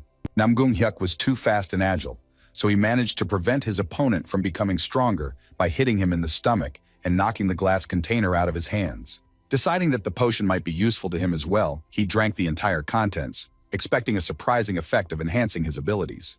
Seeing this, the guys felt a chill inside because their opponent was a real thorn that ruined absolutely all plans.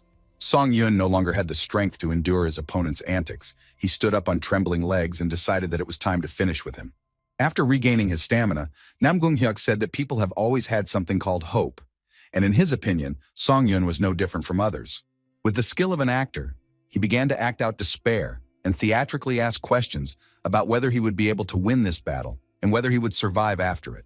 He then said that when these thoughts are torn to shreds, the faces of the enemies show sadness and despair instead of hope, and only such an expression on their faces gave him special pleasure. After these words, he attacked again, and the entire city shook from his blows, which rained chaotically on the enemy's body.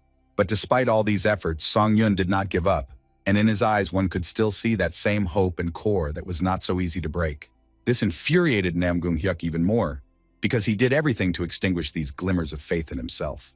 Realizing that it would not be so easy, the Muram warrior clenched his teeth in tension, because he realized that this time he had a tough nut to crack. He was just like that too, so he did not give up trying to break his enemy and see the despair in his eyes. Song Yun flew from one end of the area to the other. The blows were very difficult to parry, so for now he took them on himself. When he smashed another stone block with his body and something in his back crunched disgustingly, the boy realized that at the moment, his abilities were not enough to win. But he continued to hope, because war is a maneuver, and he had not yet given up trying to come up with some kind of clever plan that would help the enemy go to the next world. Looking at how Song Yun's eyes still hadn't gone out even though he didn't have the strength to move, Hyuk didn't understand how his opponent hadn't broken yet. He wanted this simpleton to taste despair as much as possible and understand that fighting the Muram warriors was a bad idea. Song Yun's eyes irritated him the most, so he decided to act cruelly and cut his blade straight at them, enjoying the enemy's scream of pain. Feeling the warm blood flowing down his cheeks, Song Yun realized that his stamina had also reached its limit, and if he gathered all his strength, he would only be able to attack once. But the main problem was that now he could see absolutely nothing, so he wouldn't be able to make the final blow. He felt himself being consumed by despair, clenching his teeth. The boy thought about what he should do in this hopeless situation. It was important not to forget about the existence of friends who could save you at the most necessary moment, and that is exactly what his team did. But instead of joy, the guy felt fear for their lives. because if they got closer now, they would simply die a miserable death. Trying to warn his comrades about this, he stood up and began to blindly wave his hand, shouting for them not to come near him. Nam Gung Hyuk watched all of this closely, not understanding why his opponent had suddenly become so animated. When he saw the three hunters approaching, he suddenly realized why his enemy had such an irritating expression on his face. A stream of scorching fire erupted from the hands of the Hellfire Witch, aiming straight at the Murim warrior. But he managed to dodge and moved with lightning speed behind the girl, opening himself the opportunity to counterattack. He didn't care that only cowards attacked from behind. He took advantage of the opportunity and made a cut on the girl's body along the spine. Seeing this vile attack, the masked man screamed and rushed to help his red-haired ally, who was fighting so desperately for each of them. Kim Seung-hoon managed to push the scoundrel away and prevent him from continuing to cut Catherine's tender skin, which was unable to fight off the attack. Outraged by such behavior, the man was ready to rage and throw. He wanted to destroy this unprincipled Murimets, but he was able to easily avoid the attack again and jump to the side, leaving Sung-hyuk with nothing. He watched from above as the lady's defender collided with the asphalt. All this time, Song-yun suffered from unbearable pain in his eyes. In addition to physical suffering, he was also tormented mentally because he heard that his friends were struggling, but he could not help them in any way. Finally catching the Hellfire Witch, Hyuk grabbed her by the hair and walked toward Song-yun, who was sitting on the ground, wanting him to hear his friend's screams. As the boy began to turn his head restlessly, the Murimets pressed his blazing sword against Catherine's tender skin, and she screamed from the unbearable pain of the burn. Enjoying the smell of burnt flesh, Dragon Sword said that the fun was just beginning. Song-yun asked the crazy pervert to stop torturing his friends, but he only laughed and said that he finally saw that wonderful expression on her face that brought him so much pleasure. While the Murimets was holding forth, he did not notice that another enemy was approaching him. It was Oh Chung-ziak, who magically made himself less noticeable and was able to get close to his hated enemy. The boy chose an advantageous position to attack and used the skill ice shackles, which froze Namgung Hyuk's hand, which was clutching Catherine's hair. Confused, the warrior from another dimension was unable to prevent his red-haired victim from being taken away. Chun-seok began to take Miss Bennett away because he understood that she needed urgent help from healers. Seeing his failure, Namgung Hyuk growled like a wild dog, feeling powerless because he couldn't escape from the icy shackles. But the despair was short-lived, because the guy concentrated all his strength in those places that were frozen, and this helped him break the ice into small pieces. After that, he rushed to catch up with his fleeing victims, with whom he had not yet finished dealing. Realizing that the enemy was closing in on them, Oh Chung-seok used a power called Zorb Ball and caused Catherine to be trapped inside a protective sphere. Then he threw her as far as he could. That was all the boy could do. Now he needed to hide as quickly as possible.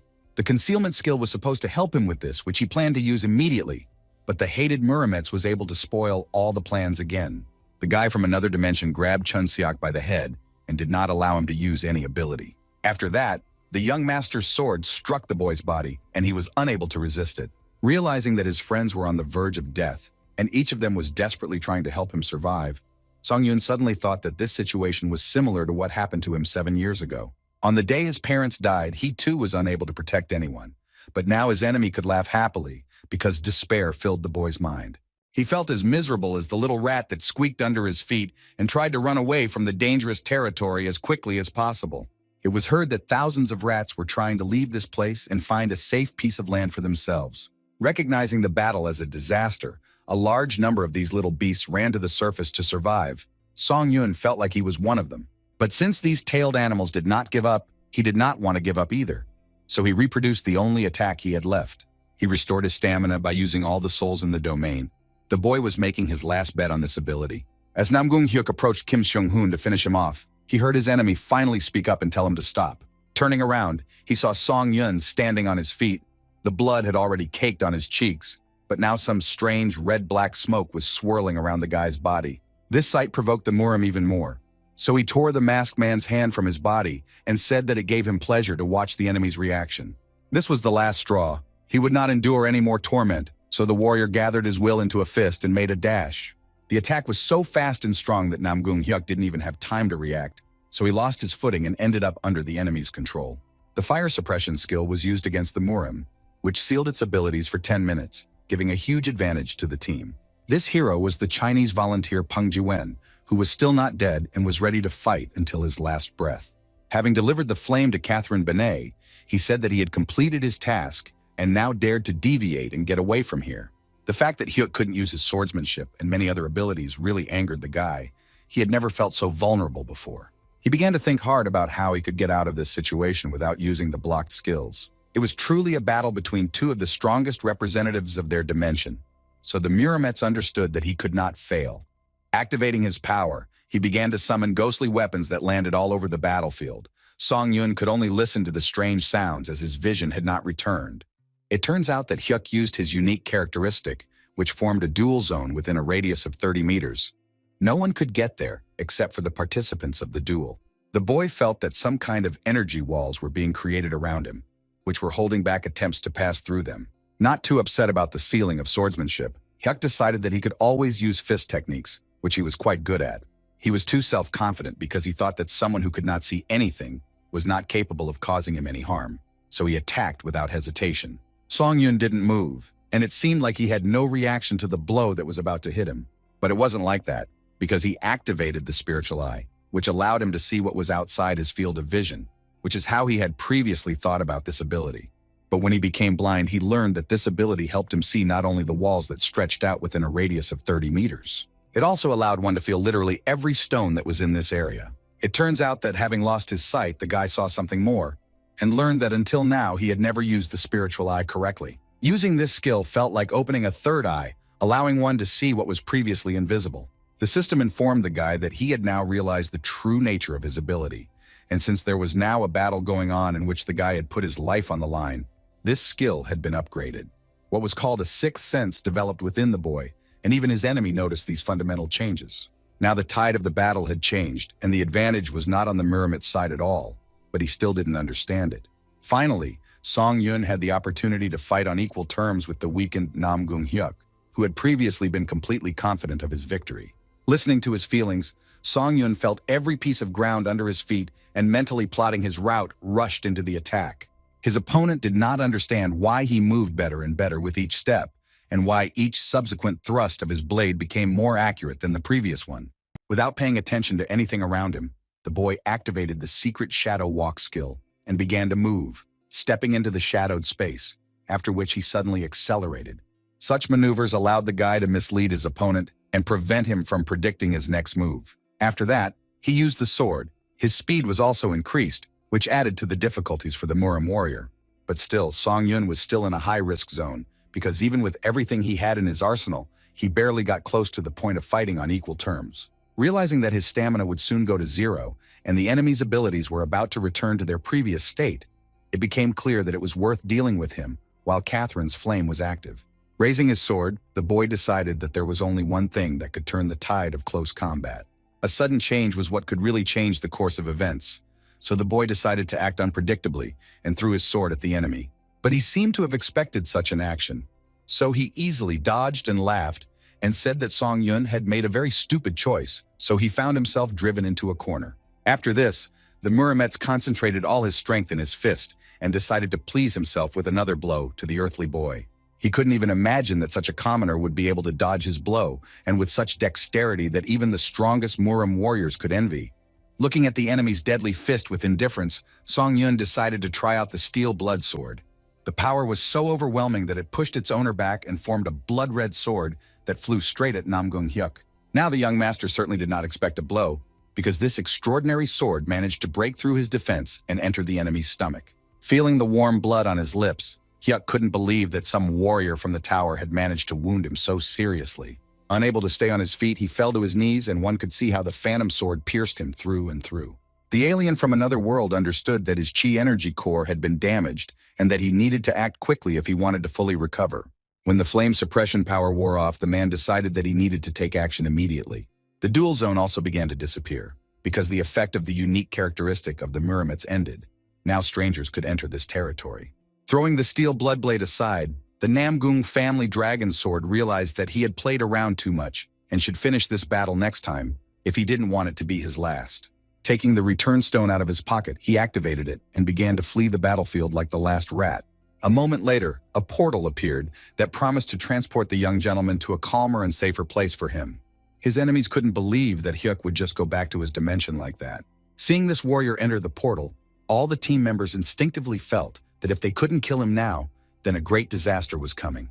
And one day this Murim warrior will become a real disaster for the earth. So the guys rushed after him and tried to prevent the villain from escaping from the scene. Namgung Hyuk never expected that the inhabitants of the earthly dimension would rush after him. So he turned around in surprise when he heard an incomprehensible noise. He was very outraged by the words of his enemies that he was going to escape. In his understanding, this was not an escape, but a tactical retreat. Since his pride and fragile male ego were hurt, the man activated his flame sword and decided to deal with the impudent commoners. But the guys couldn't be stopped. They ran with all their might straight to the place where the flow of Murim's energy was directed. With her mouth open in surprise, the Hellfire Witch finally realized that they were heading straight for trouble and might not survive the encounter with this force. But it was too late to stop, and a moment later there was a sound of an explosion, after which every building in that area of Tokyo shook. Apartment buildings began to collapse. Concrete and small shards of glass fell from them. It seemed that soon not a stone would be left standing. But despite all this chaos, all team members were unharmed because Song Yun stepped forward and activated the counterattack shield. He couldn't accumulate damage, but he retained the ability to protect his owner. The defense was also weak because Song Yun's hand could not withstand the enemy's onslaught and was torn off by a stream of energy. Seeing her comrade's limb in such a state, Catherine Bennett was horrified and screamed. But the guy said that they shouldn't pay attention to it because the enemy is still in front of them. Chunseok didn't care about his words, so he activated his skill and began to heal the damaged flesh. The pain was so unbearable that the young hunter could not hold back the tears that mixed with dried blood and flowed down his cheeks. Namgung Hyun met his gaze and asked if he really wanted to go to the very end, since he shouldn't forget that the Murin warrior could have killed the earthling from the very beginning. These words made Song Yun extremely angry, but he understood that he had nothing to say in response, because it was the pure truth, and the advantage was not on his side at all. Turning around one last time, the Namgung family dragon sword said that he would return very soon, and his new comrades would not have time to miss him. After this, the warrior's body was absorbed by the portal, and he began to slowly return to his native dimension. When the battle ended, all the team members began to run toward Song Yun, who had fallen powerlessly to the ground. Once in Murim, the young master immediately saw two servants who were happily approaching him. But he had no time for these people because he felt so bad that he could not hold back and began to cough up blood. Wiping his mouth with the back of his hand, Hyuk promised his newfound enemy that he would definitely drive him to despair. But now was the time to patch up the wounds. So events took us to a hospital that was located near Tokyo. It was in this place that Song Yun opened his eyes for the first time since that horrific battle that brought so much pain and destruction. The curator of the Japanese Hunters Association exclaimed in surprise when she saw that the injured volunteer from Korea had finally come to his senses. Helping the guy get up, she told him that he was in the hospital and for now, it would be better for him to refrain from any sudden movements. Song Yun listened carefully to the fact that he had been badly injured during the battle. He didn't need a mirror to know that bandages covered most of his body. After examining the crippled boy, the woman lowered her head and said that she could not imagine how she could thank him for such a huge sacrifice. It was simply unbearable for her to watch the hunter examine the place where his hand had been. But a moment later, Arichika cried out in surprise. Luckily, Song Yun had the skill Ash Blood in his arsenal, which helped him restore his lost limb, so he was now completely fine. Having inquired in what wards the rest of his comrades were, he rose from his bed and went to visit them. He was in a great hurry because he remembered that Catherine was in a deplorable state when he saw her last time, so he burst into her room without warning. Opening the curtains, the boy realized that he had entered at the most inopportune moment because his girlfriend was sitting half naked and the nurse was bandaging her. Unhappy with this unexpected intrusion, the Hellfire Witch screamed. Song Yun thought that Namgung Hyuk was not the worst thing that awaited him if he did not leave the room immediately. At that moment, Oh Chung-seok was slowly walking down the empty hospital corridor. He couldn't move without crutches yet, so with every step he became more and more indignant. A few seconds later, he saw a confused Song Yun walking quickly down the corridor, as if he was afraid that someone was chasing him. There was a bright mark on his face from someone's small hand. It turned out that it was Catherine's palm, which was imprinted on the guy's cheek because he burst into a room at the wrong moment. Looking at such a strong imprint, one could conclude that the red-haired beast was full of energy, which meant she was on the mend. But what the boys couldn't find was Kim Seung-hoon, whom they had only seen in the morning, and then only briefly. Looking down, Oh Chung-seok guessed that his friend was in a very depressed state because something terrible had happened to him. The strongest warrior who occupied the first place in the tower ranking lost his right arm and was now trying to cope with this loss. Song Yun found the man on the roof. When he got closer, his comrade called him a sword ghost. without any explanation of what it meant. Looking at the boy's whole and unharmed hand, Seung-hyuk asked if he really had such a skill in his arsenal, and he nodded his head in the affirmative. To which the man in the mask said that his arm could not be saved and showed the stump, which was wrapped in bandages. Seeing all this, Song-yun was overwhelmed with the feeling that he had failed to cope and protect his comrades, so he apologized to Seung-hyuk. He believed that he should have been at least a little stronger, because then such consequences could have been avoided. Hearing this, the masked man chuckled and said that there was no need to worry about his hand, since he also had a skill that would help compensate for this loss. As he approached the roof, Song-yun suddenly realized that he had been climbing the tower like a madman only for his own height. Lighting a cigarette, Seung-hyuk said that it wasn't all that bad, because just this thought made the guy much stronger. However, he believed that the strong should always help the weak. At least that was his life credo. The guy shared that he realized a lot in that fight, and it turns out that he forgot about something very important. Removing the mask from his face, the man said that he could be sure of one thing: even though the boy was strong, he was not a psychopath who abused force. He snapped his fingers, lit a cigarette, and said that when they first met Tower, he had no idea what was on Song-yun's mind. When Seung-hyuk offered his friend a cigarette, he replied that he doesn't drink alcohol or smoke cigarettes. But the boy suddenly fell silent when he finally saw the face of the one with whom he had fought side by side twice. The man saw recognition flash in his friend's eyes, so he grinned and said that he had completely forgotten to introduce himself. The identity of our dear Seung-hyuk was not the most important event, because ahead of the guys there was a joint photo that made them heroes in the eyes of Japan. Later, journalists began to bombard each of them with questions about how difficult it was to fight a monster from another dimension and how they managed to defeat it. When the boys finally answered all the questions, they felt truly exhausted. But despite their absent-minded state, Song-yun noticed that Catherine had lost her jewelry. Seeing her favorite choker, which the girl did not want to miss out on, she was delighted and smiled broadly at the boy. After that, they all said goodbye and began to disperse, because despite their common affairs, each of them had a personal life. After taking his tailcoat from the doctors, Song-yun put it on and felt that the cut of the suit had changed slightly. Looking closer, one could see that the design of the tailcoat was also different. It seemed to have been slightly improved while the boy was unconscious. Looking around, Song-yun noticed that all the equipment was polished to a shine.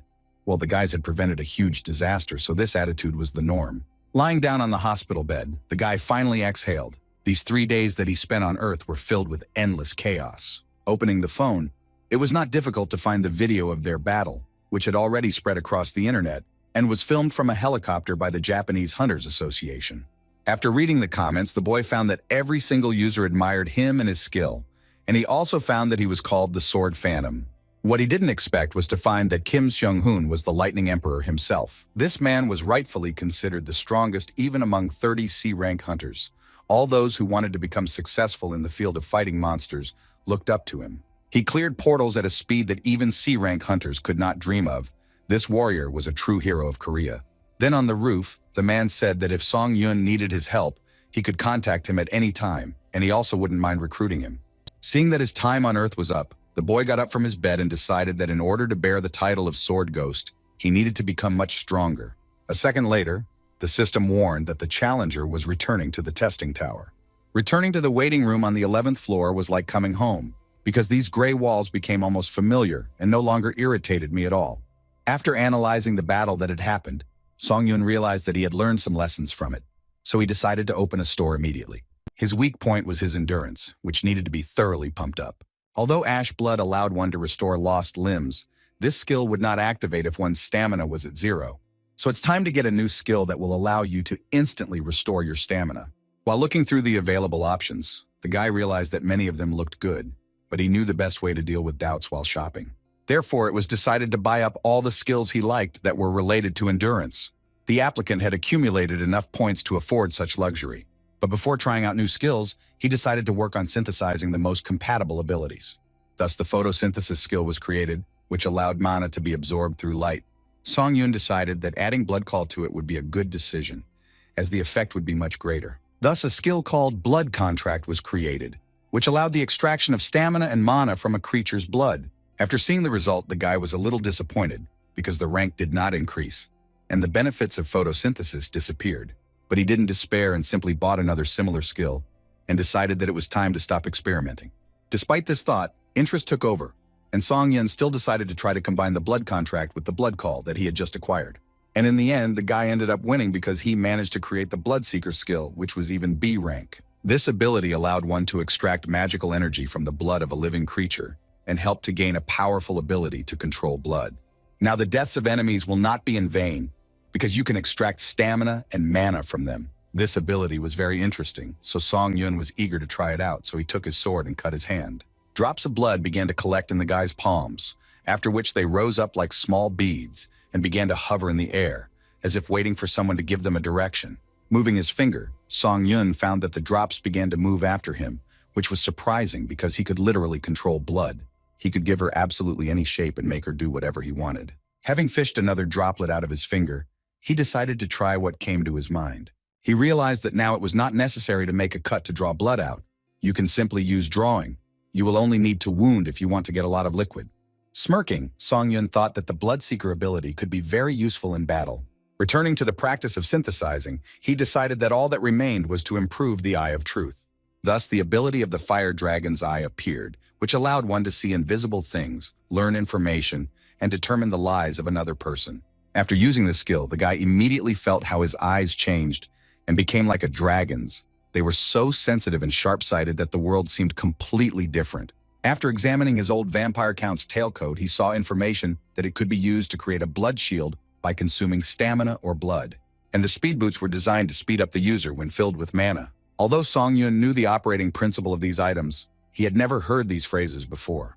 Therefore, it was decided to learn something new about his blade. The guy concentrated on the power and looked at the sword with the eyes of a dragon. In his hands was a bloody sky demonic blade, the true ability of which would be unlocked when the user reached the flame sword stage. Using a similar weapon, Namgung-hyuk destroyed the entire Shinjuku district, which is located in Tokyo. It turned out that only those who had reached the required stage could awaken the true ability of this blade, so it was a very unusual sword.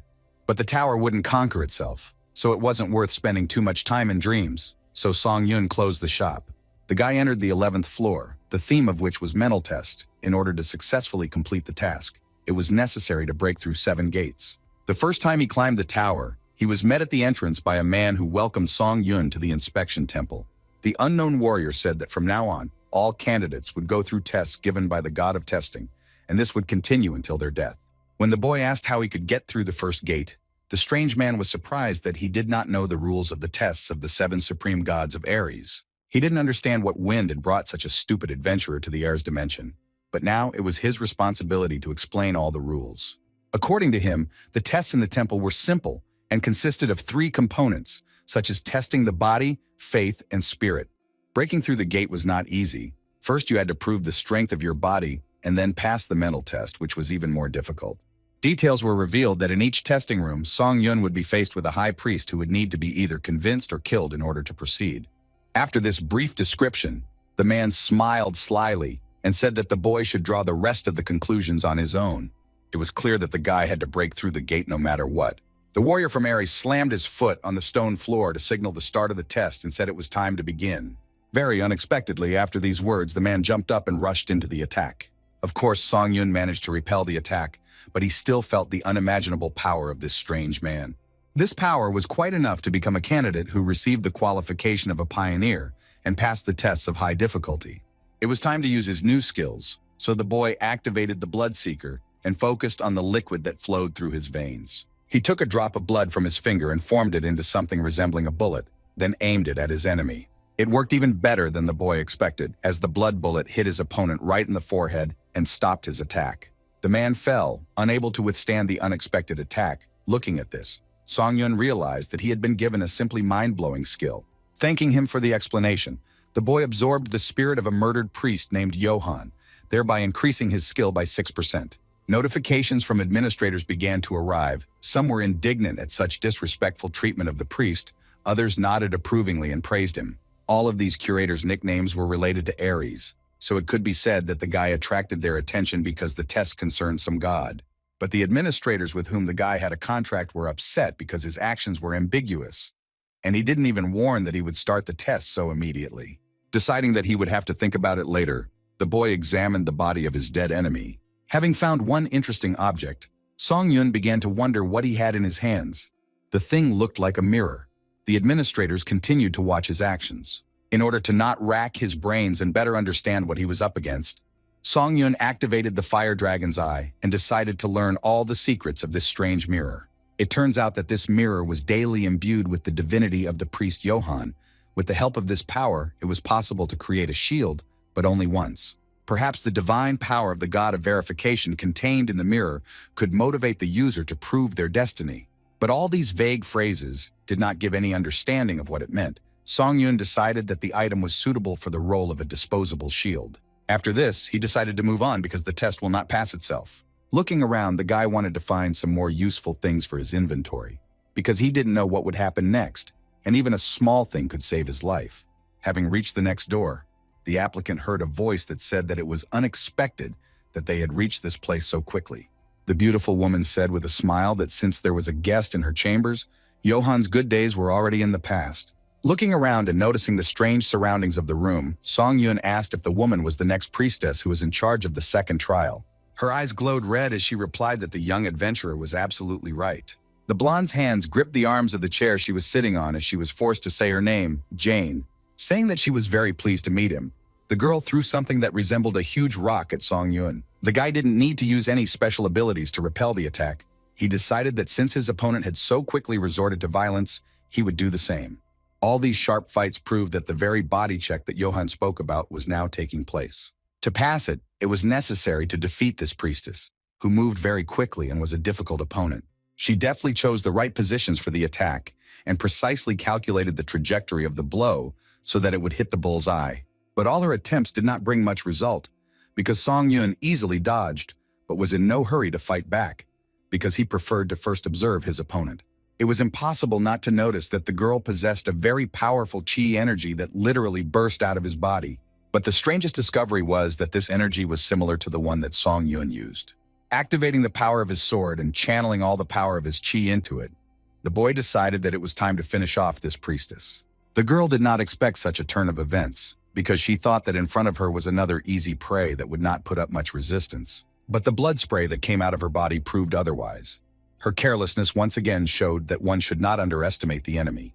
Trying to catch her breath, she tried to wrap her head around the fact that an ordinary adventurer could master a complete aura. Looking closely at his opponent, Song Yun asked why he shouldn't have used this skill if the priestess was guilty of the same thing. But the girl only said that it seemed impossible to her that an ordinary person could use divine power, which for the priest was a real gift. Listening to her indignation, Song Yun was only bothered by the fact that the power he had mastered was called divine and considered almost sacred. After that, it was noticeable that Jane's magical power began to take on different shades.